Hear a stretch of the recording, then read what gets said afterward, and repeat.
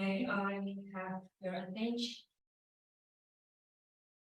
Because our meeting today about to begin. Good morning, ladies and gentlemen. Welcome to International Theological Conference. Thank you for coming and joining to this conference. It's been a great honor for me to be standing here and welcome every one of you in this conference.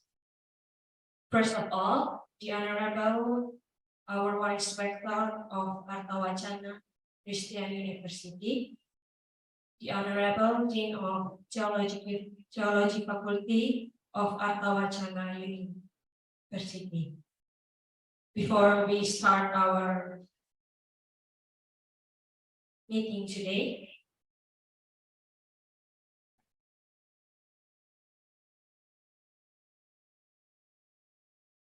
is the participant on the Zoom can hear my voice?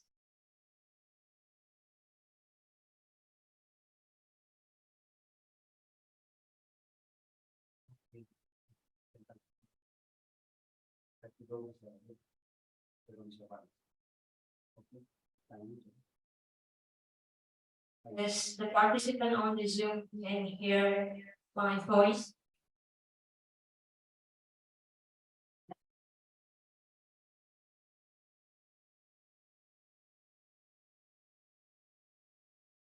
Okay.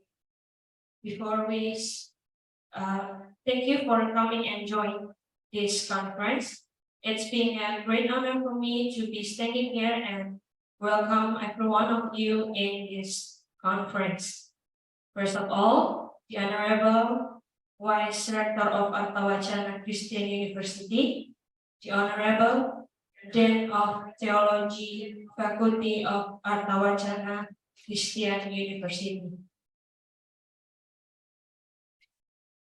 Before we start, I will lead us in prayer. Let us pray. God Almighty, thank you for life and joy that you give to us. Thank you for sunshine and new day. Today, we will discuss and learning in International Theological Conference for Day 1. We will talk about many things, about land and sea with theology perspective. We ask for your blessing. God bless us as a speaker, organizer, and participant of this conference. In the name of Jesus Christ, we pray. Amen. Well, ladies and gentlemen, we proudly present International Theological Conference on the land and in the sea. This conference takes place in time ecological and social justice. This conference will last for 2 days, and this meeting will provide you plenty of opportunity to discuss, share knowledge, and insights. Ladies and gentlemen, without further ado, we would like to invite Prof. Dr. Magdalena Momo to deliver her welcoming speech as a Vice Rector of Artawacana Christian University. Please give a hard applause.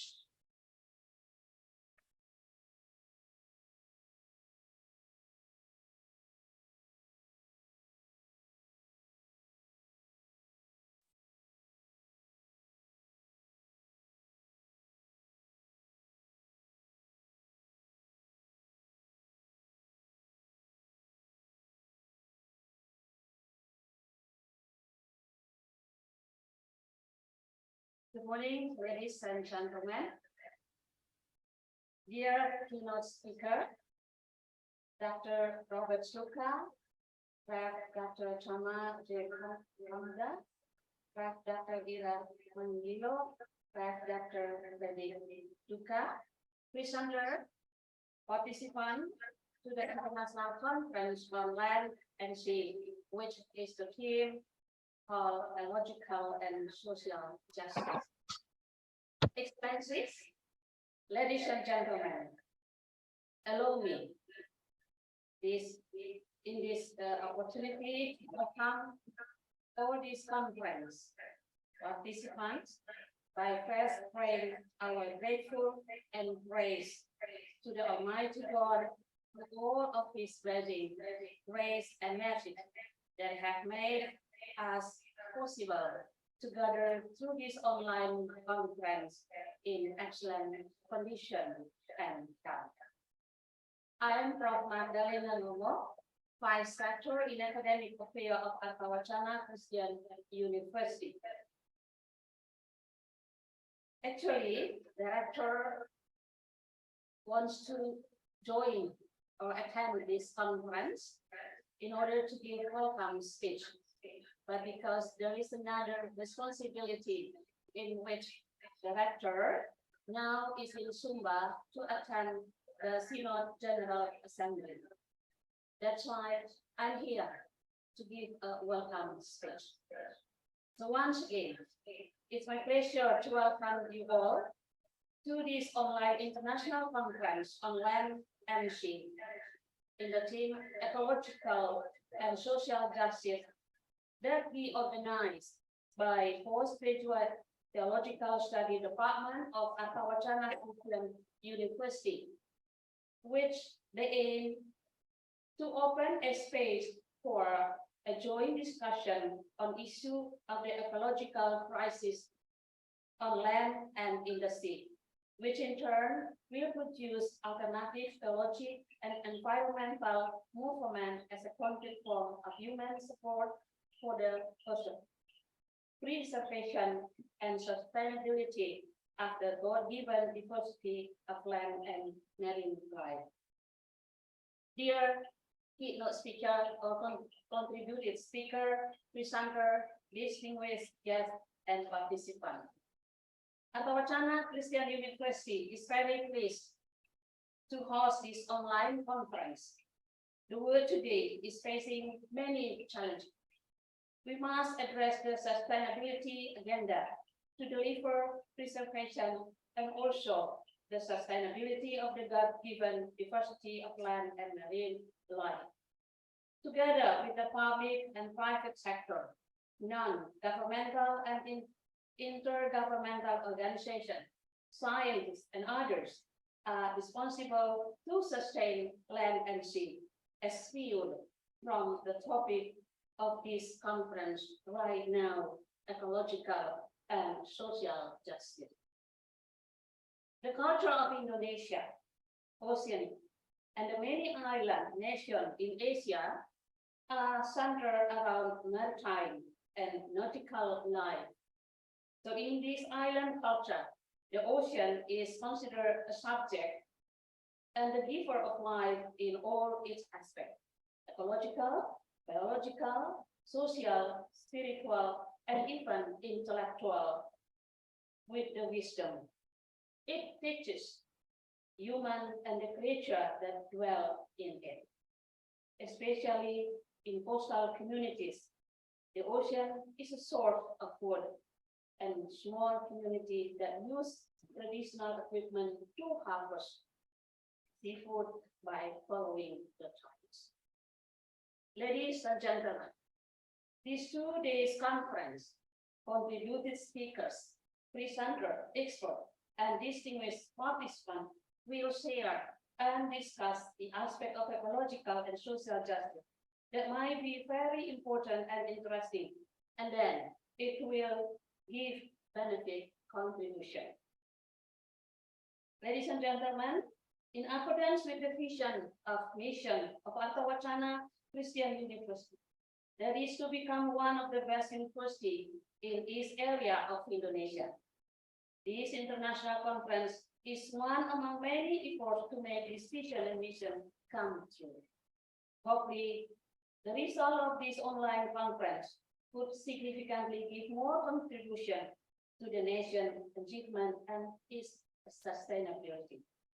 To all the keynote speakers or contributed speakers, presenter, and distinguished guests, all participants, thank you for being here on online conference. Welcome and enjoy the conference. Thank you.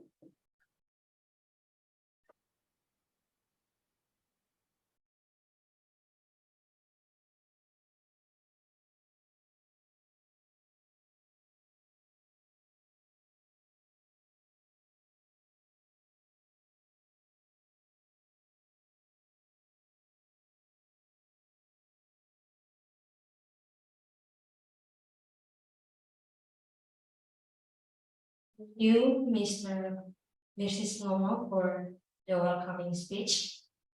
Ladies and gentlemen, now we will come to our main program, presentation and discussion, who will be led by our moderator, Dr. Elia Maga. Please take your time, Dr. Maga.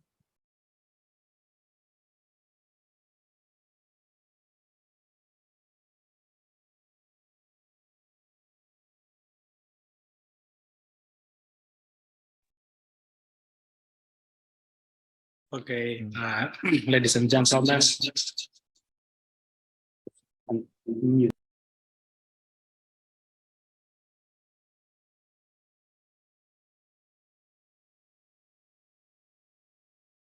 All right, ladies and gentlemen, thank you very much for the opportunity for me to moderate our conversations today and then tomorrow.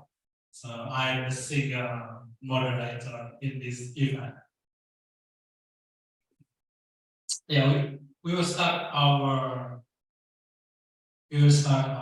conversation today with a presentation by our two keynote speakers. The first one is Dr. Shuka, and the second one is Reverend Dr. Ira. So I think we start earlier. It's fine. It's supposed to be 9:30, but now it is 9:70. So if it's fine, we will have much more time for listening to Dr. Shuka and Dr. Ira, and have very much time to discuss what they have presented to us. So for the first one, in the first place, I will give opportunity to Dr. Sluka to present this paper. May I call you Bob? Yes, I'm ready. Yeah, last time I had a chat with Julio Reis from Aroha, Portugal. And so Good. Yeah, my work colleague. yeah, your colleague, he mentioned your name Bob, so I think it is better for me to call you Bob. And I've really appreciated reading some of your papers. Yeah. Oh, okay. My paper, maybe. Yeah. Right. Yeah. Thank you. Dr. Suga, you have about 40 minutes, 45 minutes to present your idea, then we will have discussions. I'm sure. Great. Well, thank you so much. I apologize for the light. It's actually dark here. I am exactly 12 hours behind of you all there. But so thank you for inviting me. Thank you for giving me the opportunity to share a little bit about the ocean, about my heart for it, and try to cover some basic marine ecology and marine conservation here. And we'll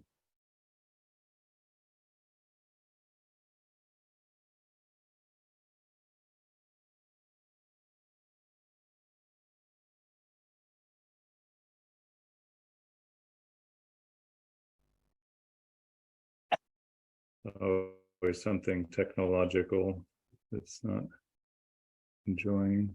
One moment.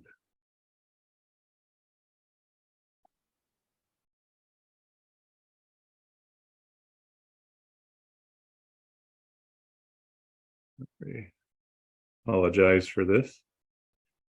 I'm gonna have to restart the PowerPoint.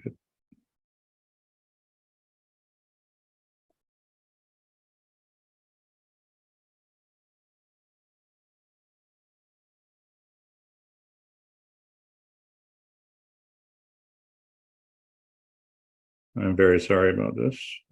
Just 1 second. That's fine. Yeah, of course, I had everything all set up, and as soon as it's time, it has a problem. Okay.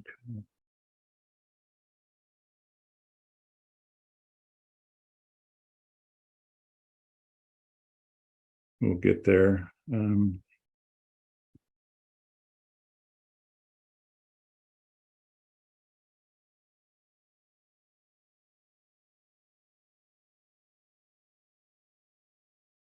All right, let's see if this works now.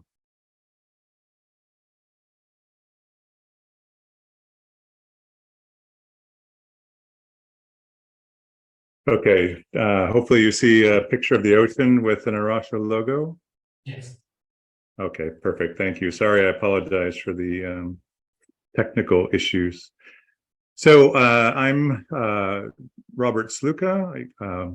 People call me Bob, and I'm a marine biologist currently working with an international organization called Arasha.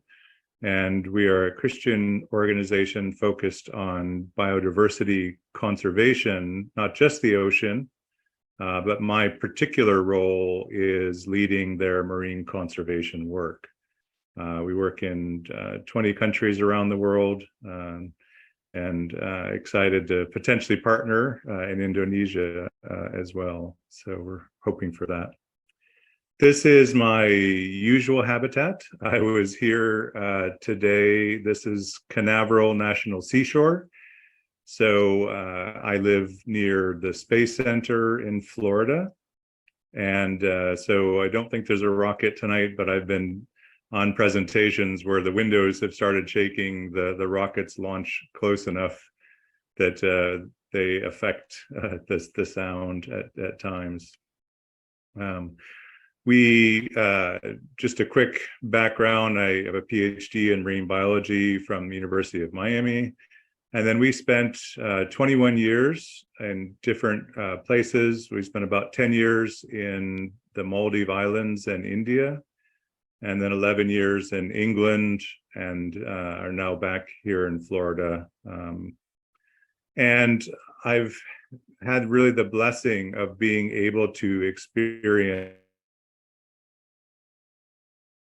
and want to share just a few things that I've learned over the years, particularly about some of the beauty and the wealth of exciting places and things to see in the ocean, but also some of the threats, but hopefully also giving you some ideas of some of the solutions. So the focus of this talk will be to set a stage for the rest of the conference, perhaps, to be able to think about the ocean and some of the impacts that you could expect, and probably of which most of you are already aware. Rather than talking about them generally and just thinking sort of in a very broad way, what I would like to do is take a deep dive into one particular place that I've been able to spend a significant amount of time in. Arasha does work globally, and our family has had the blessing of spending a lot of time, particularly in the country of Kenya. Now, when most people think of Kenya and Africa, a lot of times they're thinking about safaris, lions, and so forth, giraffes. But when I think of Kenya, this is the view that I think about. There's an area along the central coast of Kenya called Watamu, and this is one of the beaches right outside where Arasha has a field study center. And so this is one of the areas that I want to tell you about, and tell you about some of the work that we've been doing there, and some of the problems that are there, and some of the solutions that we're trying to use to be able to meet the challenge of caring for God's world. This Arasha, one of the models that it uses is of a field study center. So Mwamba is the Swahili word for the rock, meaning implying about the rock being Christ.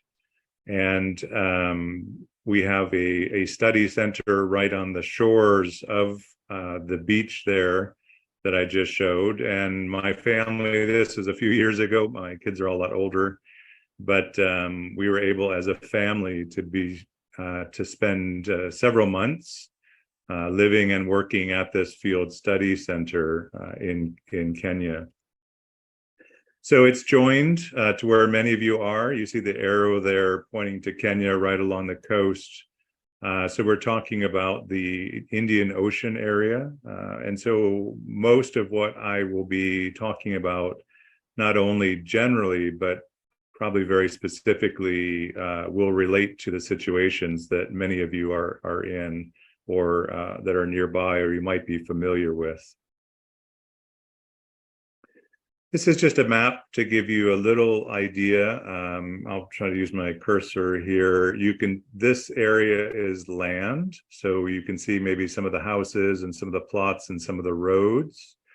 There's quite a large town here with a lot of people who are primarily dependent upon the ocean for their living. Same with this town here, Yumbo. A lot of fishers will go out from here and come out and fish.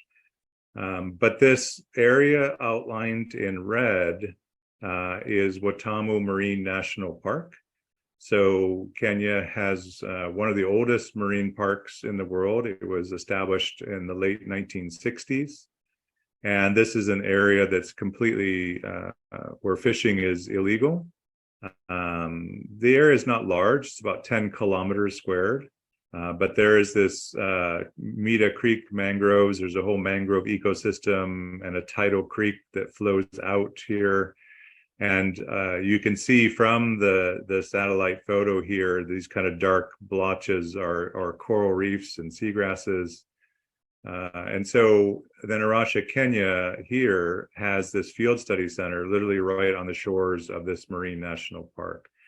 So it's situated in a great place to be able to try to conserve and take care of this really beautiful location. I want to start with the idea of biodiversity. This was a paper we published in a journal called Atoll Research Bulletin about the habitats and biodiversity of Watamu Marine National Park. And one of the places that if you were beginning to do a marine project or you're looking to try to care for your area, you really need to understand what is there. And there's lots of ways to think about that. But one is about the biodiversity. So biological diversity, the different kinds of things. This includes not just the traditional idea of species, so all the species that are there, but it also includes habitat diversity. It includes genetic diversity.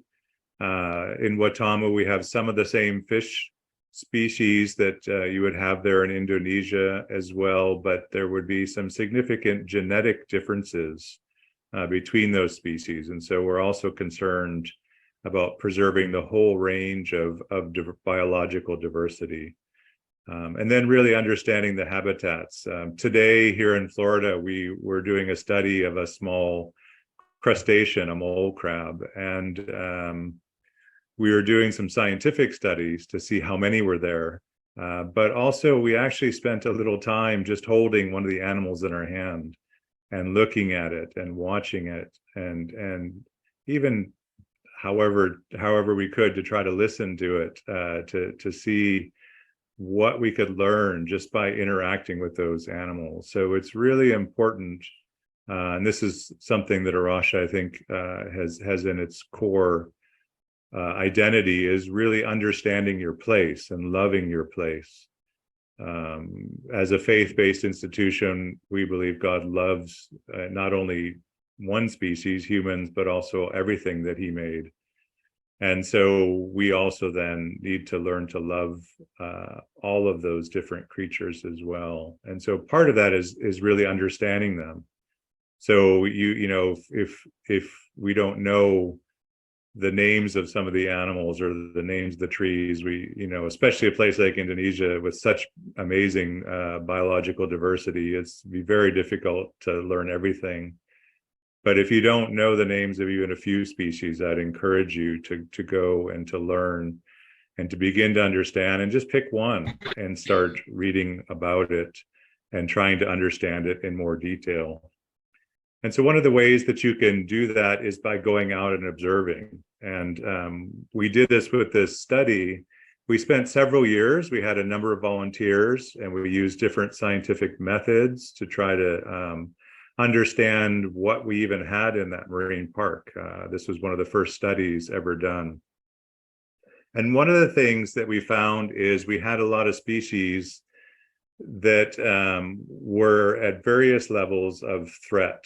And one of the ways in which you can try to understand how endangered or threatened a particular species is through this IUCN Red List. The IUCN is a big organization. It's a network of conservation groups, and there's some very specific ways in which these terms are used. So you may recognize this humphead wrasse or Maori wrasse that would occur certainly in waters in Indonesia.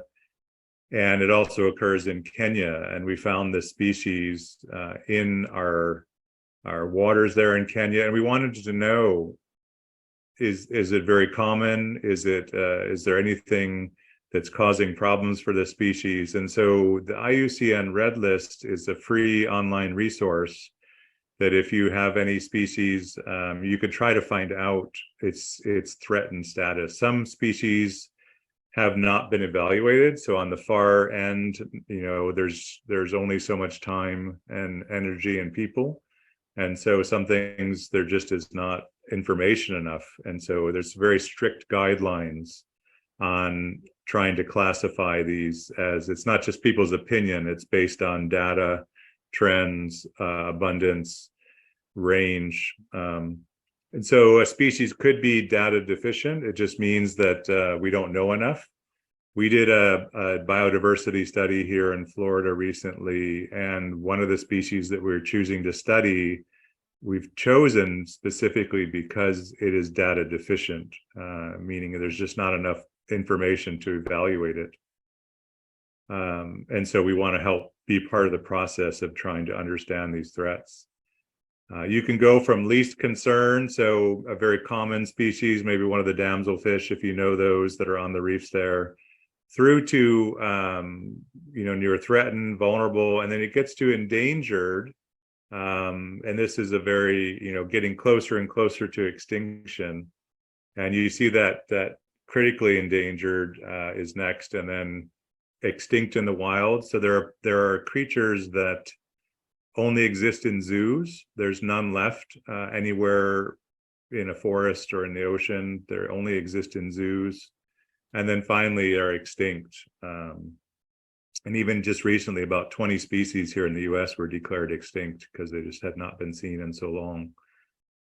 So this humphead wrasse, you may know from the Asian live fish food trade, that is quite a lucrative fish to try to catch and sell live to Japan or China usually. So it's endangered, which means it's getting closer and closer to extinction. One of the species that we found in Kenya is actually critically endangered. So it's just one step away from extinction. It only occurs on the west coast area of Africa. And this is called the Halavi guitarfish. So it's either a stingray with an end of a shark or a shark with the head of a ray. But this is one of the species we found that was critically endangered in the park. You may also be familiar with sea cucumbers. Many of them are very desirable for eating or and lucrative again in some of the seafood trade. This species is also endangered, but we found it in the seagrass beds of the marine park. And of course, turtles, everyone, the hawksbill turtle here, another endangered species. The 7 species of turtles, marine turtles in the world are all endangered. So part of what we were able to do by doing a catalog of the biodiversity of this park is identify some important species that were, really of need of protection within the park. Then it was also really important, and one of the activities that you can do is to map the park. So if you remember the map with the satellite, this is that same area. So this is the land, and our center is about here. These purple patches are coral reefs. The green is seagrass, the brown sand. So it's important to understand what habitats are there. Many of these same habitats would occur in Indonesia with the coral reefs, the seagrass beds, mangrove forests. Each of those has different threats and different species and different ways of trying to conserve those types of habitats. So here's an example of a seagrass bed and a sea star in those seagrass beds. Seagrass is very important as a place where young fish will grow up. So a lot of fish start off life in seagrass beds, and then as they grow, they move farther offshore. So it's really important for young creatures. It's also important for sequestering carbon. So seagrass roots will take the carbon out of the water, and our many marine habitats, mangroves and seagrasses per unit area are better at capturing carbon than even rainforests are. So these are important marine habitats. This is myself underwater. Even some of these, this area here doesn't look very nice, and it was mostly rocks, but we found specific species like certain anemone fish that only lived in this kind of area. So even these types of habitats that to us don't look like much contain important biodiversity that we believe we are called to protect. And this is some of the rocky intertidal zone. So a few hours later with the tides, this area would be underwater, but it leaves these rock pools. And we were able to study some of the fish that just live in these rock pools. And so all of these different types of habitats, understanding them, understanding all the species, then allowed us to develop an idea of what kinds of species were important. It allowed us to help with building a management plan. If you don't know what species and habitats are there, which the Kenya Wildlife Service before that did not know, they were unable to develop plans to try to protect them. So understanding biodiversity habitat is really an important first step in trying to really understand how to move ahead with any type of conservation project. And of course, here's a coral reef that maybe some of you have snorkeled on coral reefs. You see this wonderful diversity. And interestingly, this park was mainly set up to protect coral reefs, and they only actually occupy 1% of the total area of this park. And so even though coral reefs were the idea behind it, what ends up happening is a lot of other areas and other species are protected, even the ones that we don't know that are there. And some of these fish in this photo, we showed a little better close-up photo to an expert, and they think that these are new species, never before named in science. So there's a lot to still discover in the ocean. I want to use that these habitats and species as a chance to sort of think about some of the ways then in which some of those species might be threatened. And so if you think of something like the Halavi guitarfish that is caught by fishers, and fishing in general is one of the, if not the most important impact in the ocean. Coral reefs are significantly affected by climate change, and we'll talk about that, but I think it's important to understand that for most species in the ocean, for most habitats in the ocean, climate change is not the most important threat, not the most immediate threat, but for example, overfishing actually is. And one of the ways in which we find that fish are overharvested is simply just taking too much. When I lived in the Maldives in a fishing village, I was studying grouper, which many of you know, and this humphead wrasse, and finding that they were just taking too many. Even sea cucumbers, for example, within 2 years, almost every sea cucumber down to 100 feet, almost 30 meters, was gone from the Maldives because of fishing pressure.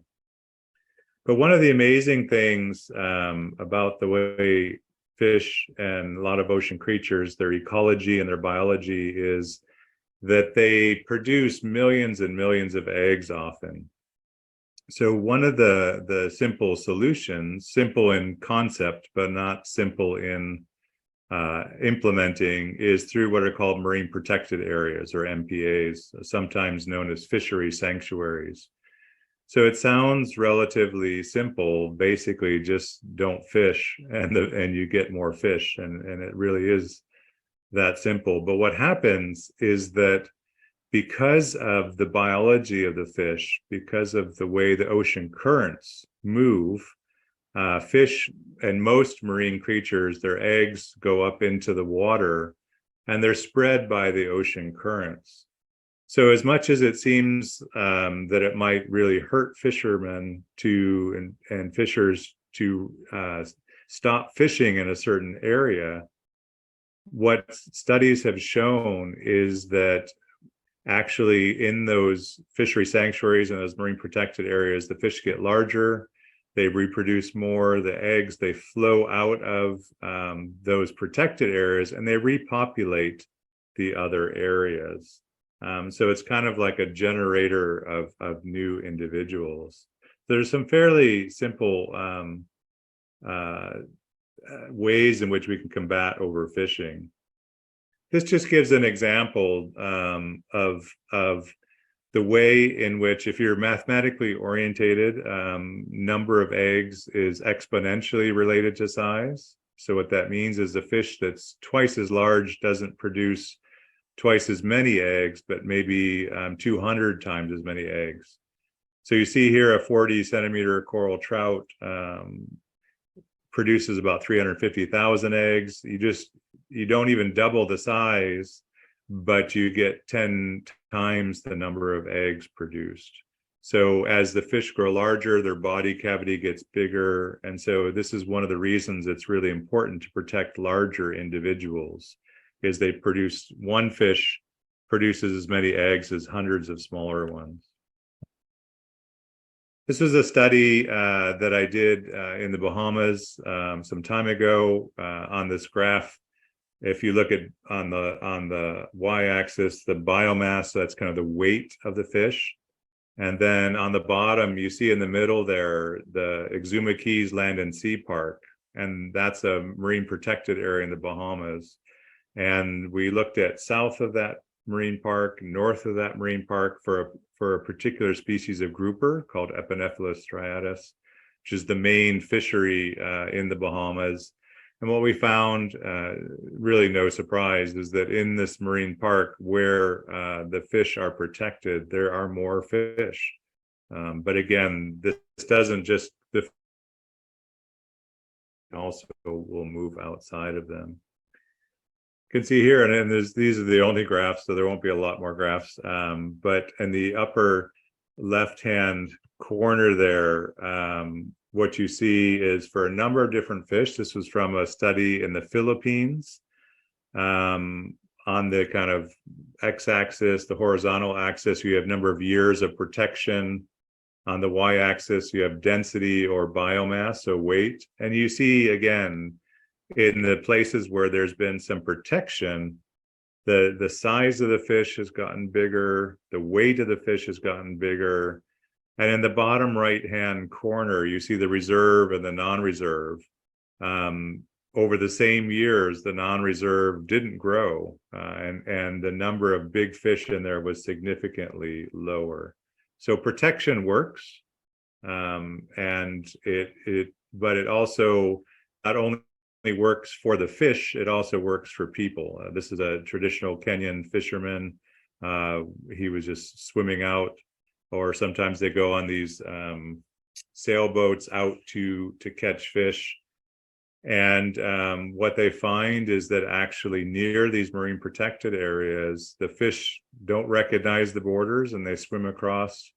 And people like this man are able to actually get a much better harvest, get more fish and bigger fish than they would if the marine protected area wasn't there. So it's not just good for the animals, it's also good for people. And this is myself with a number of the fishermen in the area that we met, and some friends of mine. And I think this is particularly, in East Africa anyway, and in many places, the coastal fishing community is predominantly Muslim. So we really felt that this was a chance to bring peace. We were a Christian organization. Most of the fishers who were trying to really benefit were Muslim, and were able to be friends and to do things together and share our common concern for God's ocean. So it provides a lot of opportunities to bring blessing to our neighbors. One of the things that we also did that may sound very counterintuitive is, in order to help with especially shark conservation and with overfishing issues in the marine park, we decided to have a fishing contest. And so you might wonder, why would we organize a fishing contest? Well, the rules of the fishing contest were that all of the gear, all of the fishing lines, everything had to be of legal type of bait, legal type of net.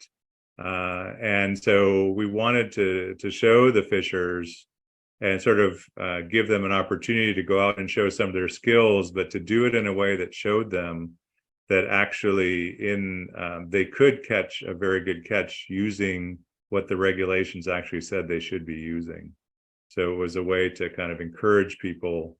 And this is one of our staff people dressed as a shark who is chairing the fishing competition. So there's some creative ways perhaps to help people to understand that the regulation, even with the regulations, they can have a very good catch as well.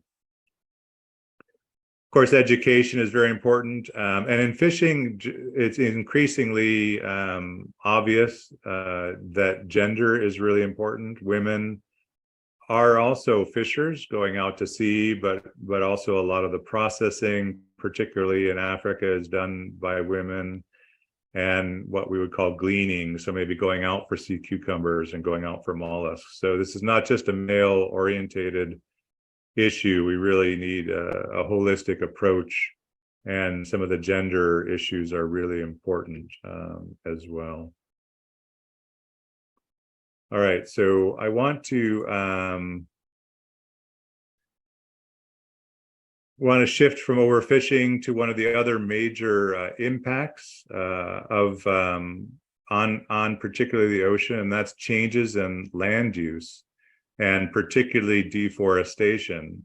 So some of the conservation work that goes on land is really important, because of course all these areas where trees have been cut, as soon as it rains, all of the sediment, anything that happens is going to go into the ocean and impact it.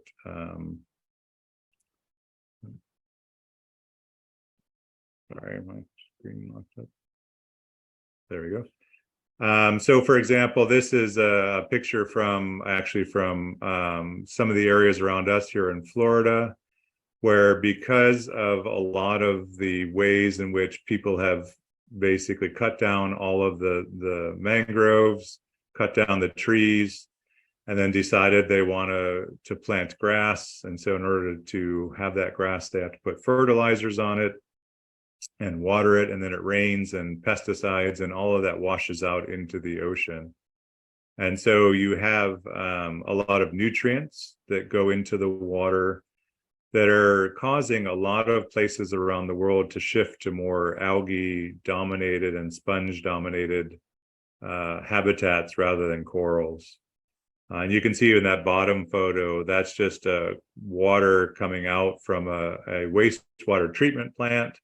There's a whole school of fish there and sort of enjoying some food, but you know, in a lot of places in the world, those nutrients are just going straight out into the ocean. So a major impact on the land is, on the sea, is what we do on the land. So it makes sense. So even if you're far from the sea or don't feel like you're impacting it, the things that you do, the place where you live, is actually a major impact on the ocean as well. Of course, plastic pollution, we've all kind of heard, and I won't talk a long time about that. But plastic pollution is part of that. And so having better waste treatment for plastic and even just refusing it in the beginning. We do a lot of beach cleanups. This is the beach in Kenya, and so it still is one of the best things that you can do in terms of getting plastic out of the ocean, is to just pick it up off the beaches. And so just encourage, again, if you're involved in beach cleanups or aren't yet and want to get involved, it is one of the best ways to remove the plastic from the ocean. One of the areas that we have worked in a lot is at the beginning of the plastic chain. So this is a plastic pellet, also known as a nurdle, and these are made from petrochemicals. So plastic is also a climate issue as well, because it's using hydrocarbons and oil to be made, and then it's made into these little pellets, and they're shipped all over the world, and they get loose, and they end up washing up on the beaches. And so, like around us, this is on our beach, we found this pellet, and we don't have any plastic manufacturing near us. It's all just coming from the ocean. And so containers of these pellets have washed off ships and are washing up on different shores. Maybe you've seen them on the shores near you. Just wanted to put this link up here. We do have a plastics toolbox. So there's scientific and theological resources there, some talks about plastic and faith, as well as ways to get started in starting a project based on cleaning up plastic. And so if you're interested, that's a free resource that's available. Also, climate is really important. This is a coral, and you can see it bleached. Corals, as temperatures rise, for the most part, corals have an algae that live in them, and it expels this algae. And so the color in a coral comes from this algae. And so what you have underneath then is that white skeleton of the coral, and often these corals will die. In 1998, throughout the world, there was an El Nino event, and it was one of the hottest months on record. You can see sort of that spike in the graph right here. And this coming year is supposed to be a very strong El Nino. A lot of people are expecting a really bad year next year in 2024 for coral bleaching. And so throughout the world, this was a really important event. You see here, 16% of corals in the world died. In Kenya, it was actually a 70% decrease. And so you have this sort of event here in 1998. The blue here is coral cover, and you see it got up 40, 50%, and then dropped dramatically to 10%, and is increasing. So this is a little older graph. Now some of it has recovered, but it's still not back to pre-bleaching levels. So climate change particularly is affecting coral reefs. It will affect other species as well. But one of the hopeful things is about coral resilience. So even though coral bleaching will be more frequent in coming decades, and some areas are turning from, really, you can't call them coral reefs anymore. They're sponge reefs or algae reefs. Herbivory is the process of fish eating algae. So some of the fish can help with this, but there are some things that can be done to try to help restore coral reefs, and maybe you've seen some of these before. We produced this report for the national park on the coral reefs and climate change in this particular park, and we produced this sort of diagram where we see in the middle what we're really interested in is coral resilience, and there's both ecological factors that impact coral resilience. So resilience is the idea that the corals can be bleached, they can have some sort of threat, and then they can come back from that. And then so there's some conservation activities that impact that. So I mentioned, for example, the fish, the herbivores that will eat the algae. So we need to manage fishing, and that's an important factor. I mentioned before too about runoff. If you have too much runoff, you see up here managing runoff. If you don't do that, you get macroalgae and others that overgrow corals, and it reduces resilience. We have to protect coastal vegetation and the watershed, manage coastal development where there's things being built.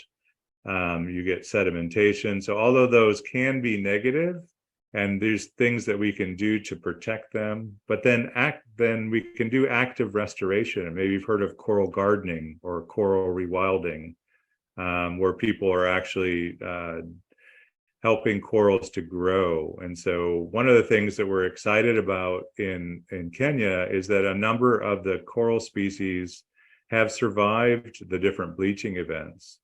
And so we're beginning to use those genetically tolerant species. They have a thermal tolerance, so they're tolerant to hotter water. And we're trying to grow those in a way that we can repopulate the reef with genetically more tolerant species for bleaching. And we believe this is a way to actively try to restore these reefs. Lastly, of course, or not lastly, but there's just a few more. So education is a really important factor. So this is one of the schools in our area. And we have a schools program where we go to the different classrooms, talk about conservation, but then also importantly, brings the students out to actually see those areas. So many, even if they live relatively close to the beach, may never have been out in the water and put a mask on and seen something. But taking them to these areas, this is these rock pools, and being able to do some education programs to help them understand the valuable resource they have. This is one of our marine biologists with a tourist child explaining some of the things that are happening in these kinds of areas. We also do research. My daughter there was able to come out with this as part of her studies, and doing research in conservation. So trying again to really understand these kinds of factors. It's an important part of, I believe, a Christian work or faith-based work, that we really try to understand these things. And we give particularly young people an opportunity to learn and to grow. Lastly, I just want to finish with an idea of sort of a holism as well. These young men are what are locally known as beach boys, and they will basically walk along the beach trying to help tourists to experience some of the wildlife. Often they don't really know what they're talking about. They're just sort of making things up. And often they are, because of the tourist trade, they get involved in a lot of very negative behaviors that goes along with tourism. And then we also have found that in some of these habitats, there's some really rare species that we need to protect. So we wanted to think about particularly these young men, and developing a project that would help them to be trained, in livelihoods. So we gave them some training and trying to understand about the science in the rock pools, what was actually happening, the different species. We gave them an opportunity to be a part of our center. So we're also hoping, that we could help them to stay away from some of these negative influences that come along with some of the tourism.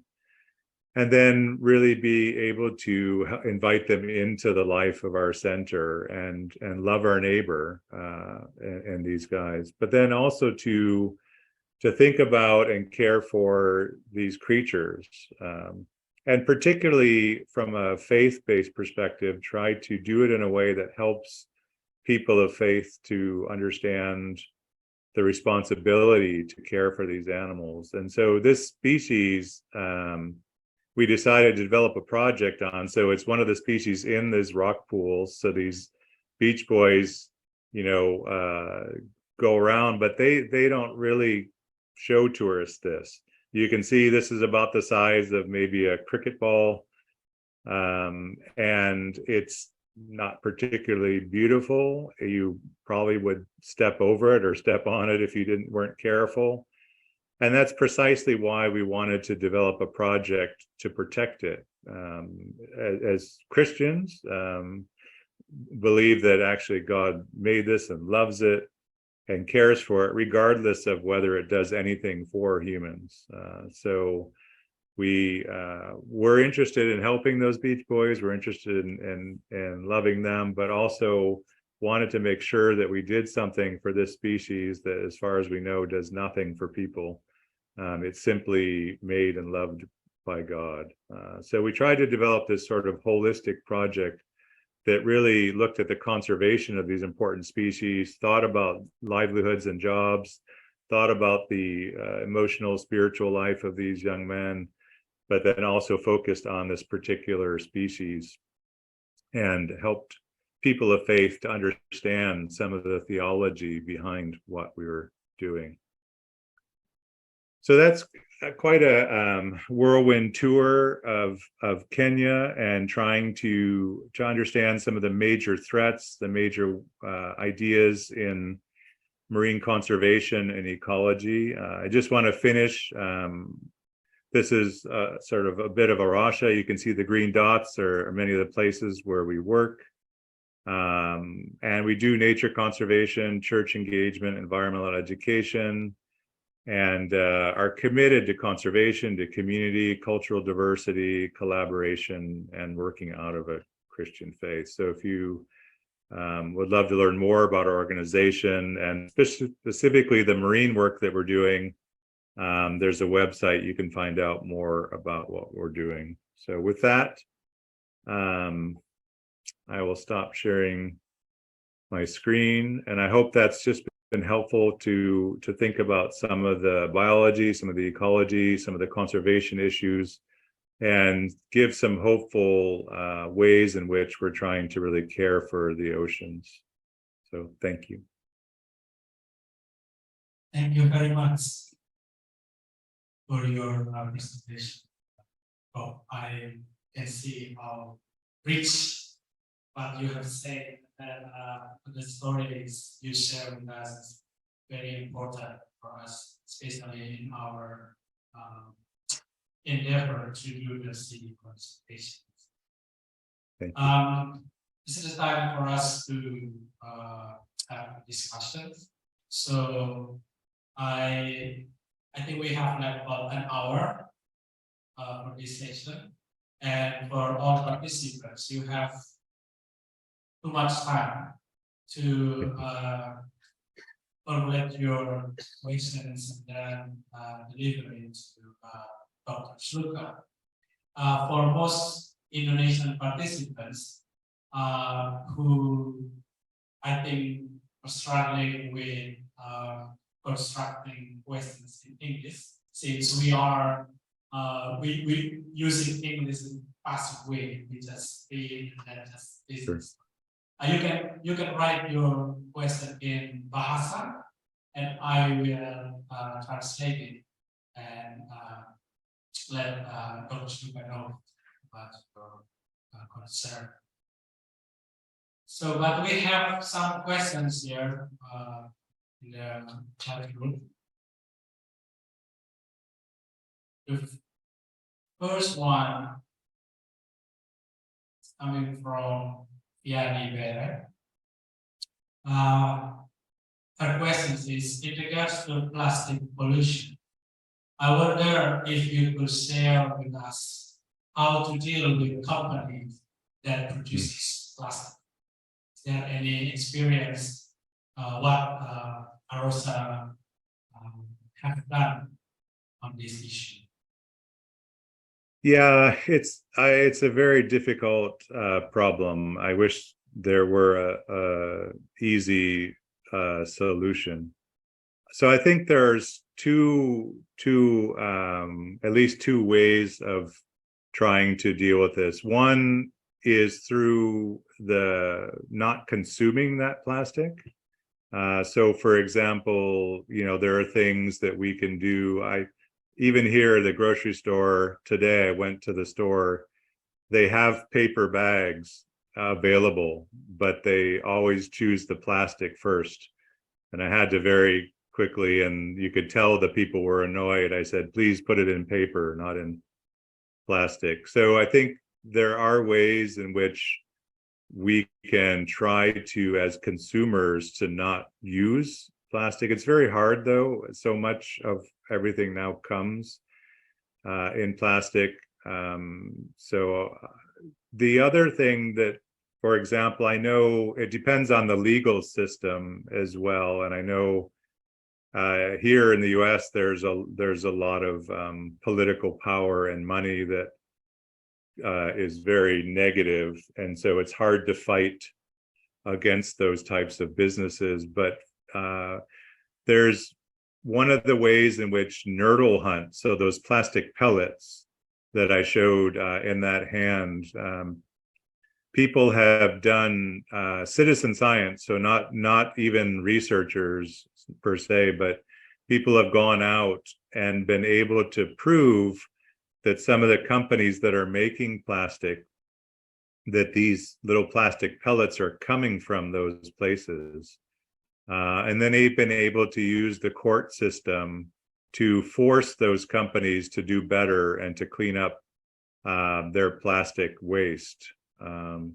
So I do think that there are some legal ways that people can hold companies to account, or even sometimes shame works. We have to be careful, especially if depending, our motives and intent. But a lot of there's a British Christian group called Tear Fund that has a plastic campaign, and part of what they're doing is naming those big companies that are producing most of the plastic and publicly calling them to account through social media. So I think in Europe, for example, I know that they're using some of the plastic pellet data to cause the European Union to begin to change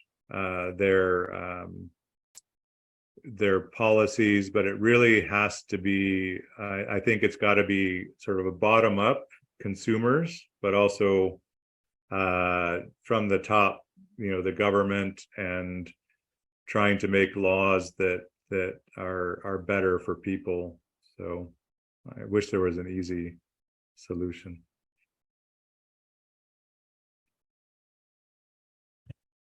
That's that response. The second one comes from Melanie Lasitai. This is in Bahasa, so I will translate. Okay. There are two questions here. The first one is about pollution as well, but from the companies, not plastic pollution, other pollution from big companies. And then the second one, what can you say about the infrastructures, the buildings built on the sea? So is there any influence of that kind of policy to the sea ecosystem yeah, I think it's this. So is the question about actually buildings like literally out on the ocean or more along the coast? Along the coast. Okay. Yeah, there are what at least here is called low impact development. So there are ways in which you could build along the coast that are less negative. If you cut down mangroves or wetlands, it's always going to be worse for the environment. But one of the issues, for example, we have here in the US, specifically where I live, is what to do with household waste, and so if for a long time that has just been being put out into the ocean or being put down into the ground, and the nutrients then go out into the ocean and cause problems. So they can be treated. And so there are, and even for example, there are problems in Kenya along that marine park with how close to the water people develop. So we have a lot of hurricanes here in Florida. And if you compare areas where people build behind sand dunes, so the beach, the sandy beaches, and you have these dunes, and which is vegetation that protects the beach and that sand dune. A lot of places here in Florida, they've just gotten rid and literally built their houses on a sandy foundation. And as the hurricane has come through, those places where they've gotten rid of the natural features like sand dunes are eroding, they're falling into the ocean, they're being condemned. Places where they're allowing the natural features, building back enough from the ocean where they're allowing the sand dunes and the vegetation to hold the sediment. So there is a way to develop along the shoreline that uses natural features. Again, for example, here in Florida, in many places, people build right up to the water and then they use cement or rocks or some artificial structure to protect the land, versus something like mangroves, which have a more natural way of protection. So a lot of projects here in Florida, we're having to reintroduce mangroves along coasts. And tomorrow, in fact, we're going out to a local university to help in their mangrove nursery, because they're having to grow mangroves to be able to go out and plant in areas where they've been destroyed, because now everything's eroding. So we're learning a lot of the ways in which we have developed are not only bad for nature, but ultimately bad for ourselves. So. Good. The next questions are coming from Ostipuan, and I think it's similar to the question from Romero's. They ask you about how to raise people for public awareness about the importance of preserving the sea, and especially to deal with the tension between exploiting the sea and then exploiting the sea for economic reasons and conservation. Because in Indonesia, it's a developing country, and many people's economies rely on the sea. So it's very difficult for us to deal with these things. So how can, if you could share with us, how can we deal with this? And then what concrete actions we can do to deal with this issue? Again, very good questions with not very easy answers. So one, I think we have to recognize, like you said, that there are economic reasons to exploit the ocean. Maybe exploit is the wrong word, because there are sustainable ways to fish. There are sustainable ways to, for example, grow sea cucumbers. I know of people who are working in your area of the world who are trying to work on sea cucumber farms, in order to provide some economic benefit without harvesting from the wild. So a lot of conservationists have given up on trying to get people to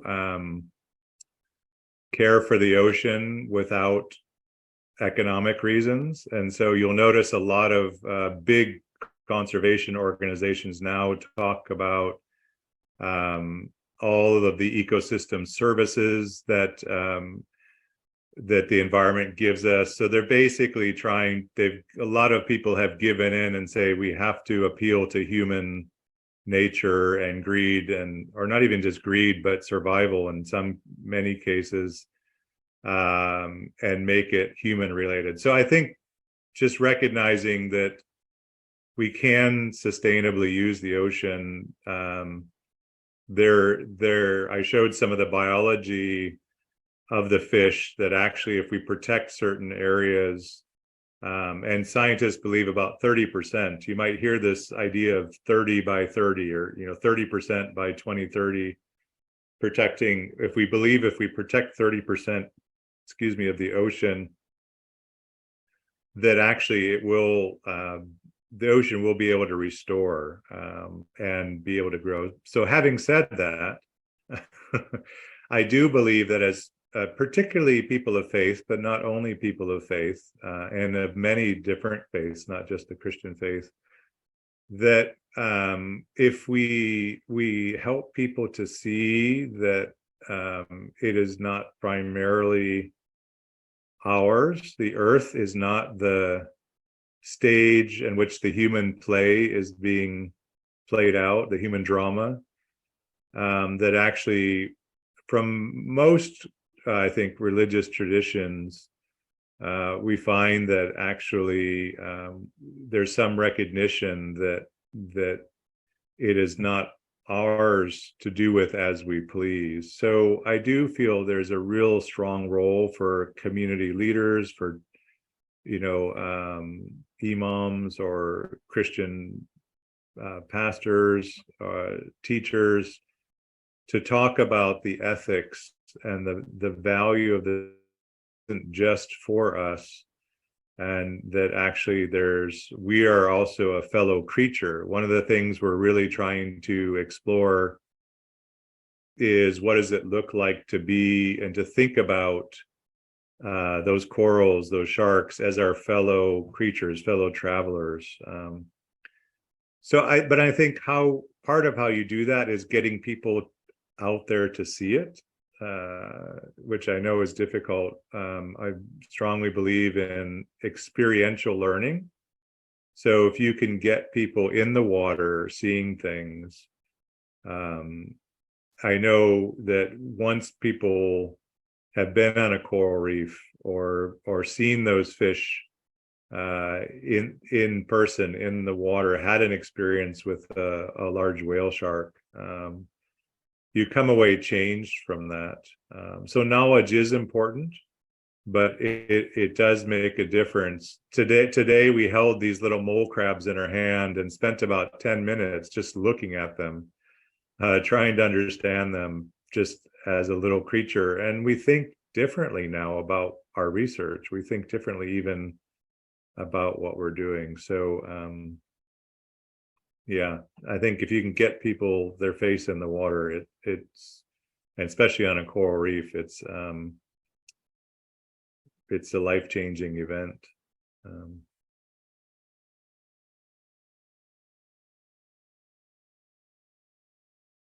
Thank you. And I think that also answered the question of Sarah Uji about the significant role of faith communities, basically. Yeah. Christianity in ocean conservation.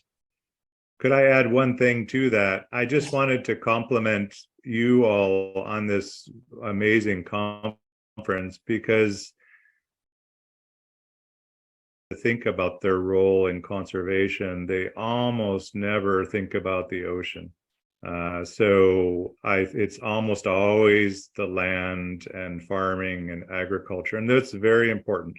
But I just, again, want to really compliment the organizers of this wonderful conference. That it's rare to have one that's focused and has a significant emphasis on ocean conservation. So I just commend you for your foresight and leadership.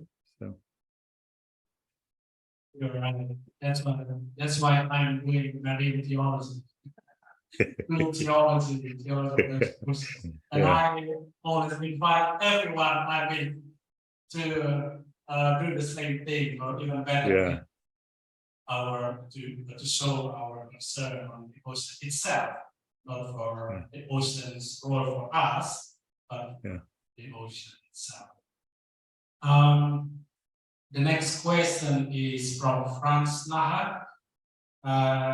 He asks, could you please explain to us how influential is the deforestation? How the impact of deforestation to the sea? It's very important, particularly in tropical countries, partly because, coral reefs, for example, just to stay on that topic, because it's so much of Indonesia is in the ocean is coral reefs. They live in generally clear water. And so in a sense, corals have evolved to live in a desert and a desert of the ocean. So when the water is very clear, that means there's very little nutrients in it. And so corals are little animals, and they have this algae that lives inside of them that helps them to utilize the sun. And so if you have a forest, if you think about a forest and the trees with their roots, or mangrove forest, if you've ever been in a mangrove forest, you know how much mud and organics there are there. A lot of that is being trapped by the trees, by their roots. And it's keeping, so when it rains, the rain then and the sediment, all those nutrients are being held by the roots. So if you cut down those trees, as soon as it starts raining, all of that sediment is going to wash into the water. That sediment is usually full of lots of nutrients like nitrogen and phosphorus. And that's great for plant growth. And so it makes the water less clear. The corals have a lot harder time getting energy because they're blocked out by the light. Then it also provides more nutrients for the algae to keep growing. And so what happens then is algae starts to outcompete corals. And so if you imagine on a coral reef, there's a real competition for space. And so everything's trying to grow and grow on top of each other and compete. And so any advantage that algae can have, it's going to overgrow the coral. It's important too, even for seagrass beds. One of the, right near where we live, is a shallow lagoon, and maybe you know of manatees like dugongs. We have a lot of these sea cows here, and they eat the seagrass. Well, over the years, people have cut down the forests here, cut down the mangroves, and then actually built on top of the wetlands, drained them, and built on them. And so all of that filtering of nutrients is gone. And so all of those nutrients are going into the water, so it's not clear. And we've had most of the seagrass die. And then a lot of our sea cows have been dying. They've been actually having to artificially feed them. They have big truckloads of lettuce come in from grocery stores and throwing it out to the manatees just to keep them from not dying over the winter because of the nutrients that blocks the light that then kills seagrass or algae, increases algae growth that overgrows coral. So it's a really significant and important impact, particularly on coastal tropical areas.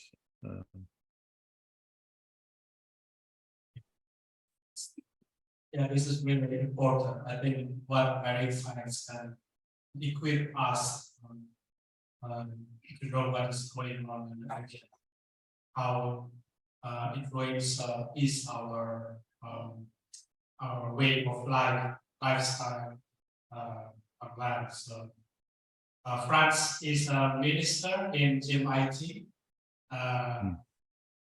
His church, local church is in inland areas, mountains areas. So I think France will have good insights from Dr. Suga today. There are a lot of questions here. Hopefully it's not too late for you to sleep there. No, I'm very happy to keep going. It's unfortunate I'm going to miss some of the parts of the conference, so I apologize for that, but I'll have to go to bed tonight. It's from Tiara. She asked, how does Arosa, I think, deal with socioeconomic challenges faced by coastal communities who may experience negative impacts from marine environmental degradations? What about the people? What about the coastal? Yeah. So, there are, it's a very significant thing, particularly in the situation that you're in as well. Usually it's the poorest of the poor that go out fishing. That, if you don't own any land, at least you can go to sea. It's not only the poor that are fishing, but so it is really important, and that's why conservation is also significant, to really bless those who have very little. There are so one of the ways in which we've tried to help people in Kenya, at least, and in many other places, is this whole idea of alternative livelihoods. It's one of the ways, at least in Kenya, because there are so many people that come to the coast through ecotourism. So being able to provide, instead of a fishing boat, a boat that will take out tourists, and people can actually make more money. We have tried actually to develop family level gardening and farms. So many of the fishers in the Kenyan area, for example, would have a small plot of land, but they're not using it very well, or the techniques that they're using are not very effective. So helping them to be able to grow more of their own food, to protect more of their own land. Even things, for example, like using or developing beehives to sell honey. So there are some creative ways to help people to develop a living that then doesn't require them to go to sea, or perhaps not to go to sea as much, because again, fishing is a noble task, and we want people who want a lifestyle of fishing to be able to fish. It's that it just needs to be done sustainably. So beginning to also help the fishing communities to understand why, for example, here in Kenya, people, after the mosquito nets have gotten a few holes in them, they go out and they use them for fishing. Why that's a really bad idea in terms of catching juvenile fish. And so trying to help them to use methods that will increase the long-term sustainability. So yeah, that's not a great answer, but Thank you. Yeah, I saw, oh, sorry, I just saw the one question about some concrete things for people to be aware of on the plastic pollution. One just idea again is, at least here, a lot of people were unaware, particularly of microplastics, until they went out. So even beaches that might be regularly cleaned or might look very, very clean without plastic, if you look really closely, you find these small fragments. And we just had people take we made a little grid out of, out of say wood, and look within that grid. And people were amazed at all the little plastic pieces. I think people don't understand that plastic never goes away. And having them actually spend a little time looking in the sand, seeing the little pieces, understanding how much is out there, I think is one way to really sensitize and make people aware of the depth and the magnitude of the problem. So thank you. The next two questions about how to clean the ocean and coastal beaches as well. Cindy is asking about, is there any technology, innovative solutions through technology that can be used to clean and maintain the cleanliness of the oceans? And mostly ask about how to deal with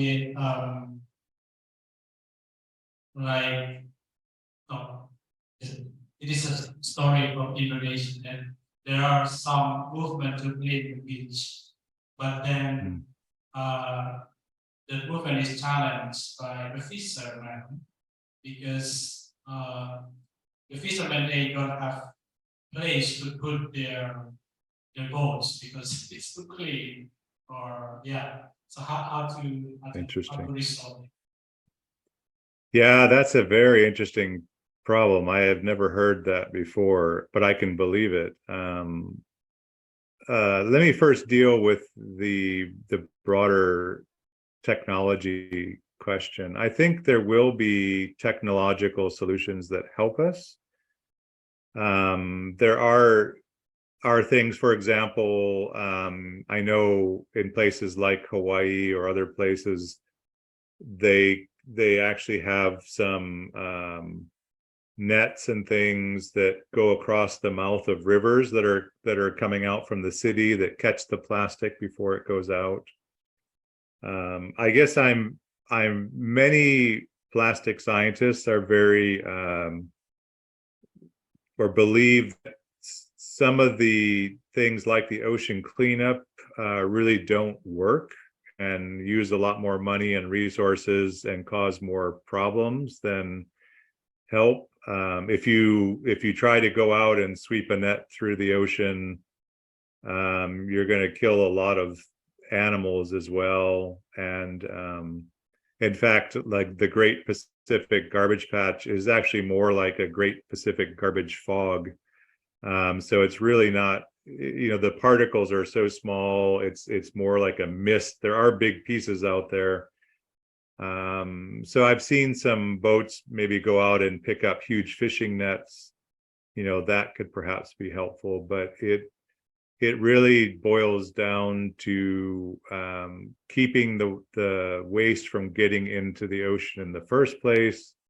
As we've talked about, reducing the amount of plastics used.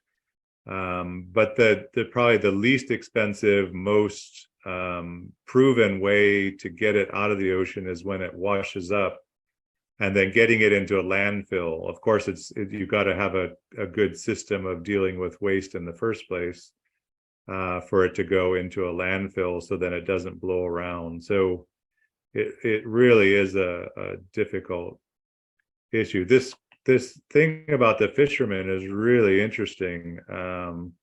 It seems like it's ripe for a project, maybe from a faith group, because of course, isn't it sad that the fishermen need plastic to be able to anchor their boats?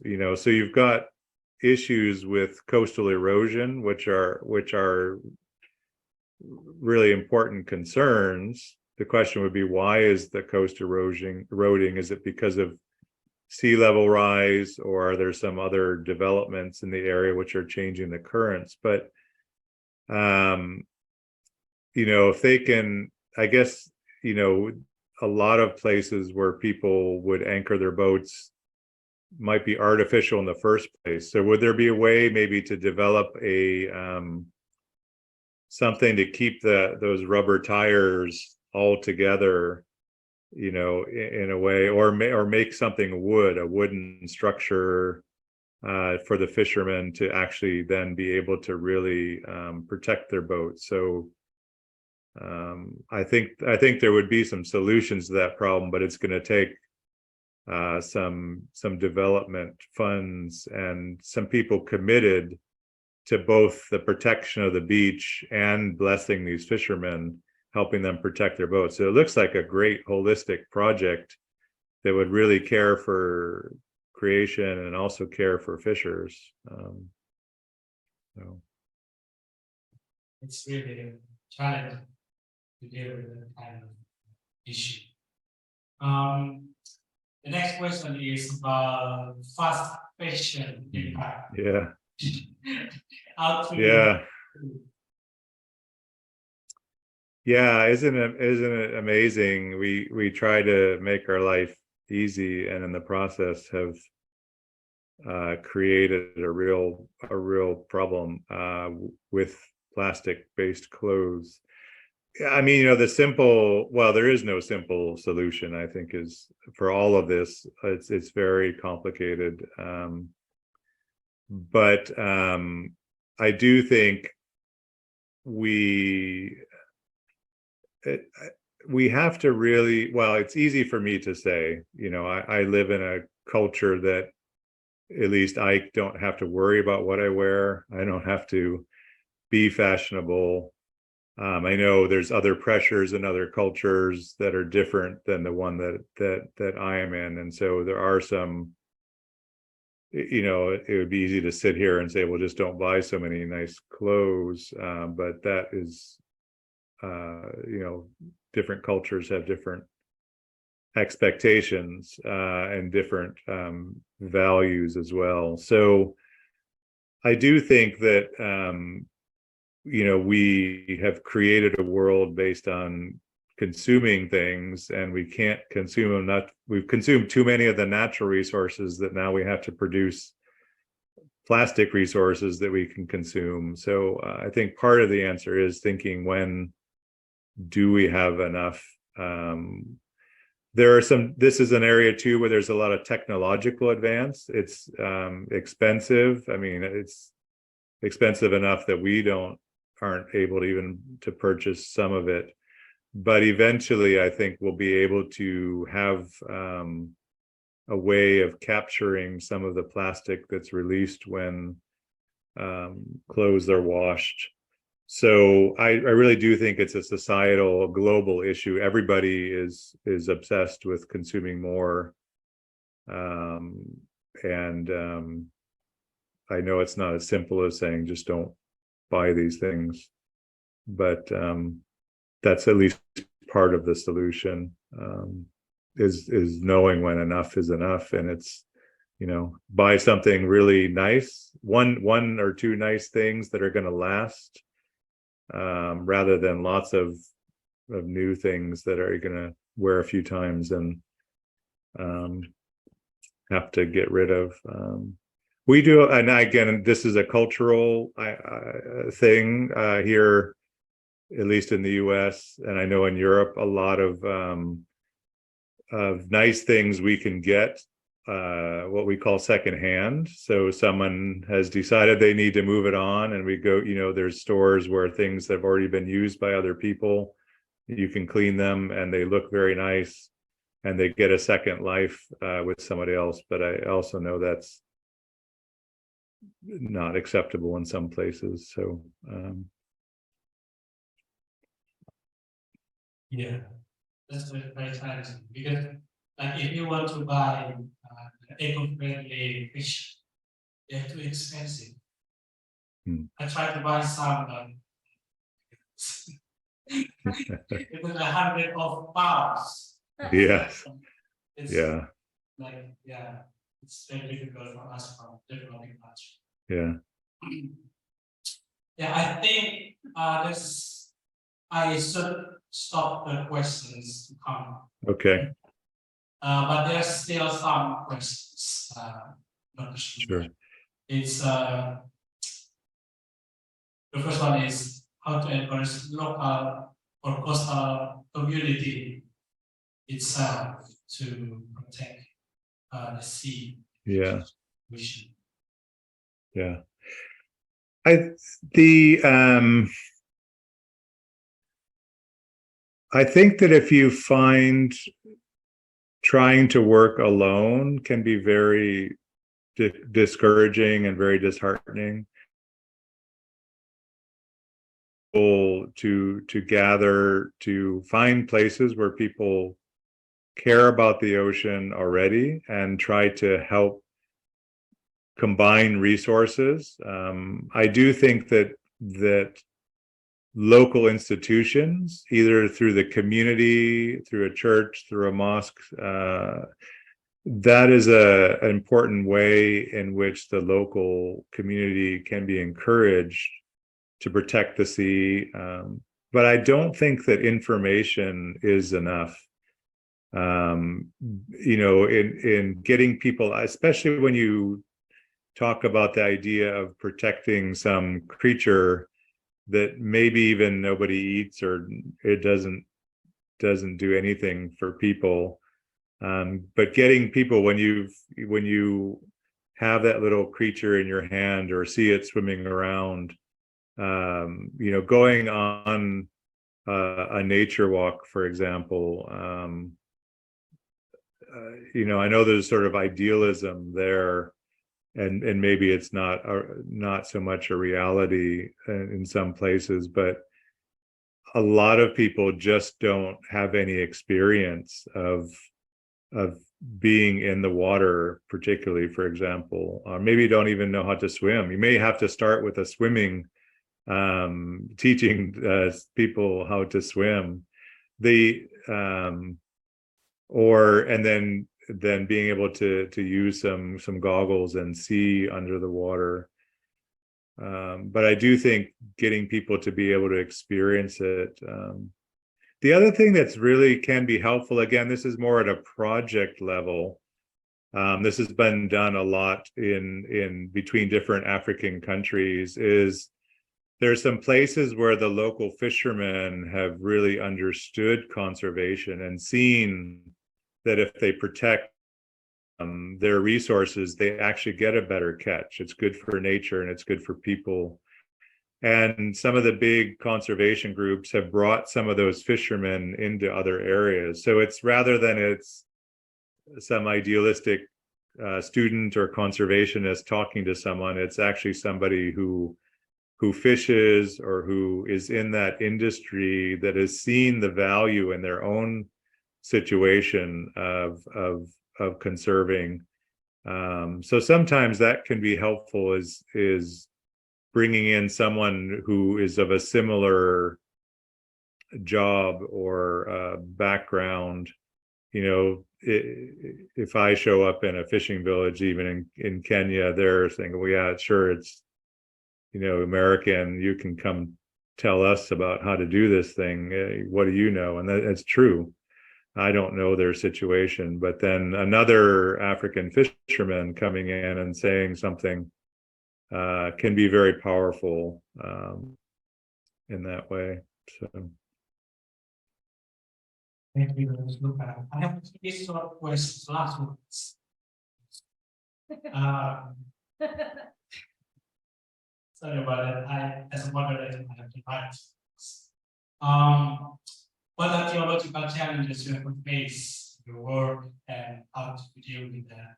Second one, could you just talk a little bit about aquaculture? Is it a solution or is there any pros and cons? Yeah. Aquaculture. And the last Yeah. one, carbon trade. Have you ever had an experience to work with the carbon trade? Like if we want to conserve our mangrove, then we can trade it with the developed country. Oh, the carbon credits. Carbon credit. Okay. All right. I'll deal with the theological question maybe last. So carbon credits are a lot of people are getting involved in that. We thought about getting involved in Kenya, but the idea behind this is that either you plant a certain number of mangroves and that creates a certain storage of carbon, or you protect an area and that is protecting a certain quantity of carbon. And then the carbon credit idea is then some company that is producing carbon in the atmosphere can trade or buy those credits. And so if they put out 1,000 megatons of carbon and this mangrove forest protects 1,000 megatons, they can buy that carbon in the ground that gives them permission to put the rest of the other carbon into the air. So it's not solving the problem that is, we're putting too much carbon into the atmosphere. And so a lot of people see it as kind of greenwashing. It's also very difficult to guarantee the that will remain in the ground. A slightly different issue, which Arasha is involved in, I should say, is carbon offsetting. So the offsetting is slightly different, I think, in that it's, well, maybe conceptually, actually, it's a fairly similar idea that if you're going to travel, if you're going to expend carbon, you can plant trees, which will then capture carbon and eventually end up being neutral. So you're offsetting the carbon. I think the difference is probably the scale, and that there's not the one is used by businesses primarily, and the other is often used by individuals and organizations. So there's a lot of questions about carbon credits and carbon offsetting and the legal issues. I think right now it's one way of dealing with the problem. That we can try to plant more to offset some of that carbon. With aquaculture, I think it can be both good and bad. It like everything, if you're cutting down a mangrove forest in Indonesia to plant a shrimp farm, a prawn farm, to export those prawns to Europe, I think what you have often is that the people that will suffer are the local fishers who have reduced the value of the mangroves for protecting the fish populations, who maybe then have less access to fishing areas. And often the people that are making the aquaculture ponds perhaps are from a wealthier background, and it's an export market. So you're exporting protein to a protein-rich place. Now, it could be a lucrative financial arrangement, but often who is benefiting locally? It usually isn't the people that are displaced. So it's a real issue of justice. I know that part of the conference is about justice. I think that is a real justice sort of issue. Even things like salmon farms, say in Scotland, in the UK, there's huge issues with feeding fish that could have gone to people or other fish into these salmon that are being raised for people. and some of the environmental problems surrounding those salmon farms, with all of the feeding and some of the bottom areas around those farms are a big problem. But having said that, there's a lot of for example, like tilapia, backyard tilapia farming, where a family can raise enough food through aquaculture to feed their family, you know, in a self-contained pond that's not going to be creating any probably any problems for the environment. So aquaculture is important, but there are much better ways than others of doing it, and some of the ways do, I think, create really important issues of justice for who's benefiting from the situation. And then lastly, you're probably all tired of listening to me. I guess I would just leave you with something that I'm trying to really understand for myself and growing in is what I would call creatureliness. You know, what does it mean to be a creature? At least in the Christian tradition and in many faith traditions, there is a special status afforded to human beings. However, when we compare ourselves to God, you know, we're still nothing. And so what does it mean to be a fellow creature someone who will never be God, who could never, even in the future, wouldn't be like that, like a God? And so how do we learn to live in that idea that we're a fellow traveler on this planet with, you know, millions of other species? And I think there's a lot of really interesting theological resources. The one I know, of course, particularly is from the Christian tradition. So I'm trying to explore that, and we'll just sort of leave that maybe as a theological challenge and a discussion. How do we balance this idea of the specialness of people versus this fellow, one theologian called the community of creation, you know, that we're part of this wonderful, amazing biodiversity, and you know, how do we live in that dual reality? So maybe that's a good place to finish. I don't know. Well, thank you very much, Dr. Smith. It's really, really great conversation. You have enriched us with many things from the science and even theological reflections. Please, for all participants, you can express your thanks to Shluka with reactions, clapping hands, or anything you want to. Well, thank you again. It's really is an honor. I am sorry I'm not going to be able to be more involved with the time zone. It'd be very difficult, but thank you so much for being just really having the honor of speaking with you all. So I look forward to hearing more. I'm going to try and stay on for a little while and listen in to next, and but at some point I'll have to drop off. So. Thank you with us for your presentation and conversations. Yeah. Really, really helpful. And it is like for an opening for theological conversation. This is important because we start from what's going on in our oceans and our land. So it is really, really important, helpful for this conference. Again, thank you very much, and enjoy your rest of the day. All right. Thank you.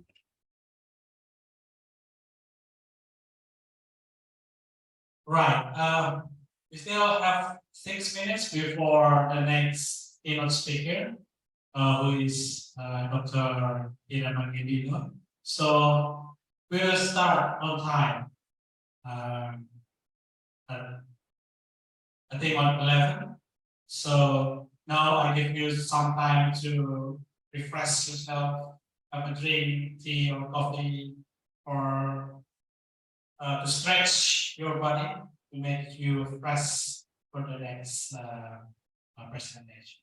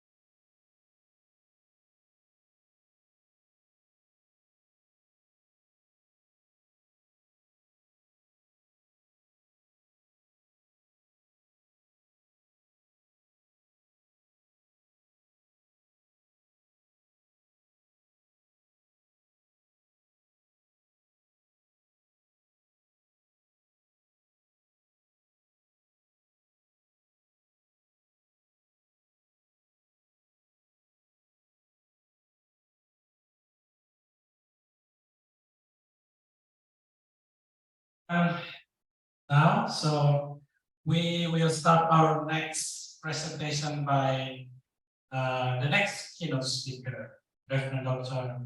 Ira Mangililo. So you can, Dr. Mangililo, you can just introduce yourself for 1-2 minutes, and then go ahead to your presentation. Thanks, yours now. Can I use that? Thank you so much, Dr. Elia Magang, for nice introduction. I will introduce myself a little bit. I'm Reverend Dr. Ira Mangelilo, and I'm one of the lecturers in the Theological graduate program of Anakawacana Christian University. My major concern is in Old Testament, and I'm doing a lot of stuff on feminism and also eco-theology. And yeah, so today I will talk about an feminist reading of Genesis 1 to 2. I will share my slide now.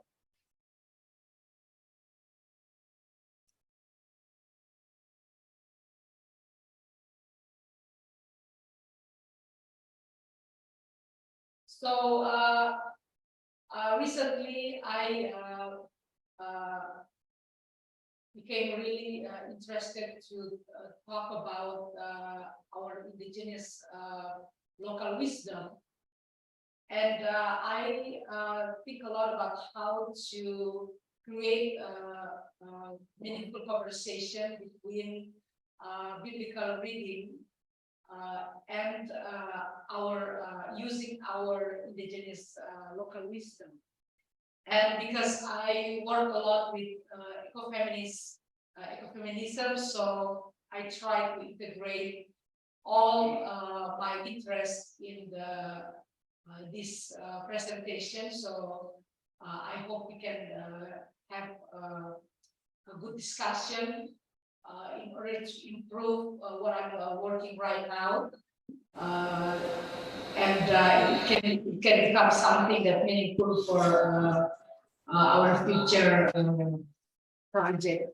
So the title of my presentation is Meu Tabuan Nekap Mese and South Mese. That's Uap Meto or Dawan language for working together, one heart and one mind. And Atoy Meto, a feminist reading of Genesis 1 and 2. I will start with talking about our context regarding the environmental crisis that has threatened the continuity of life on this planet. The atmosphere we breathe is being polluted.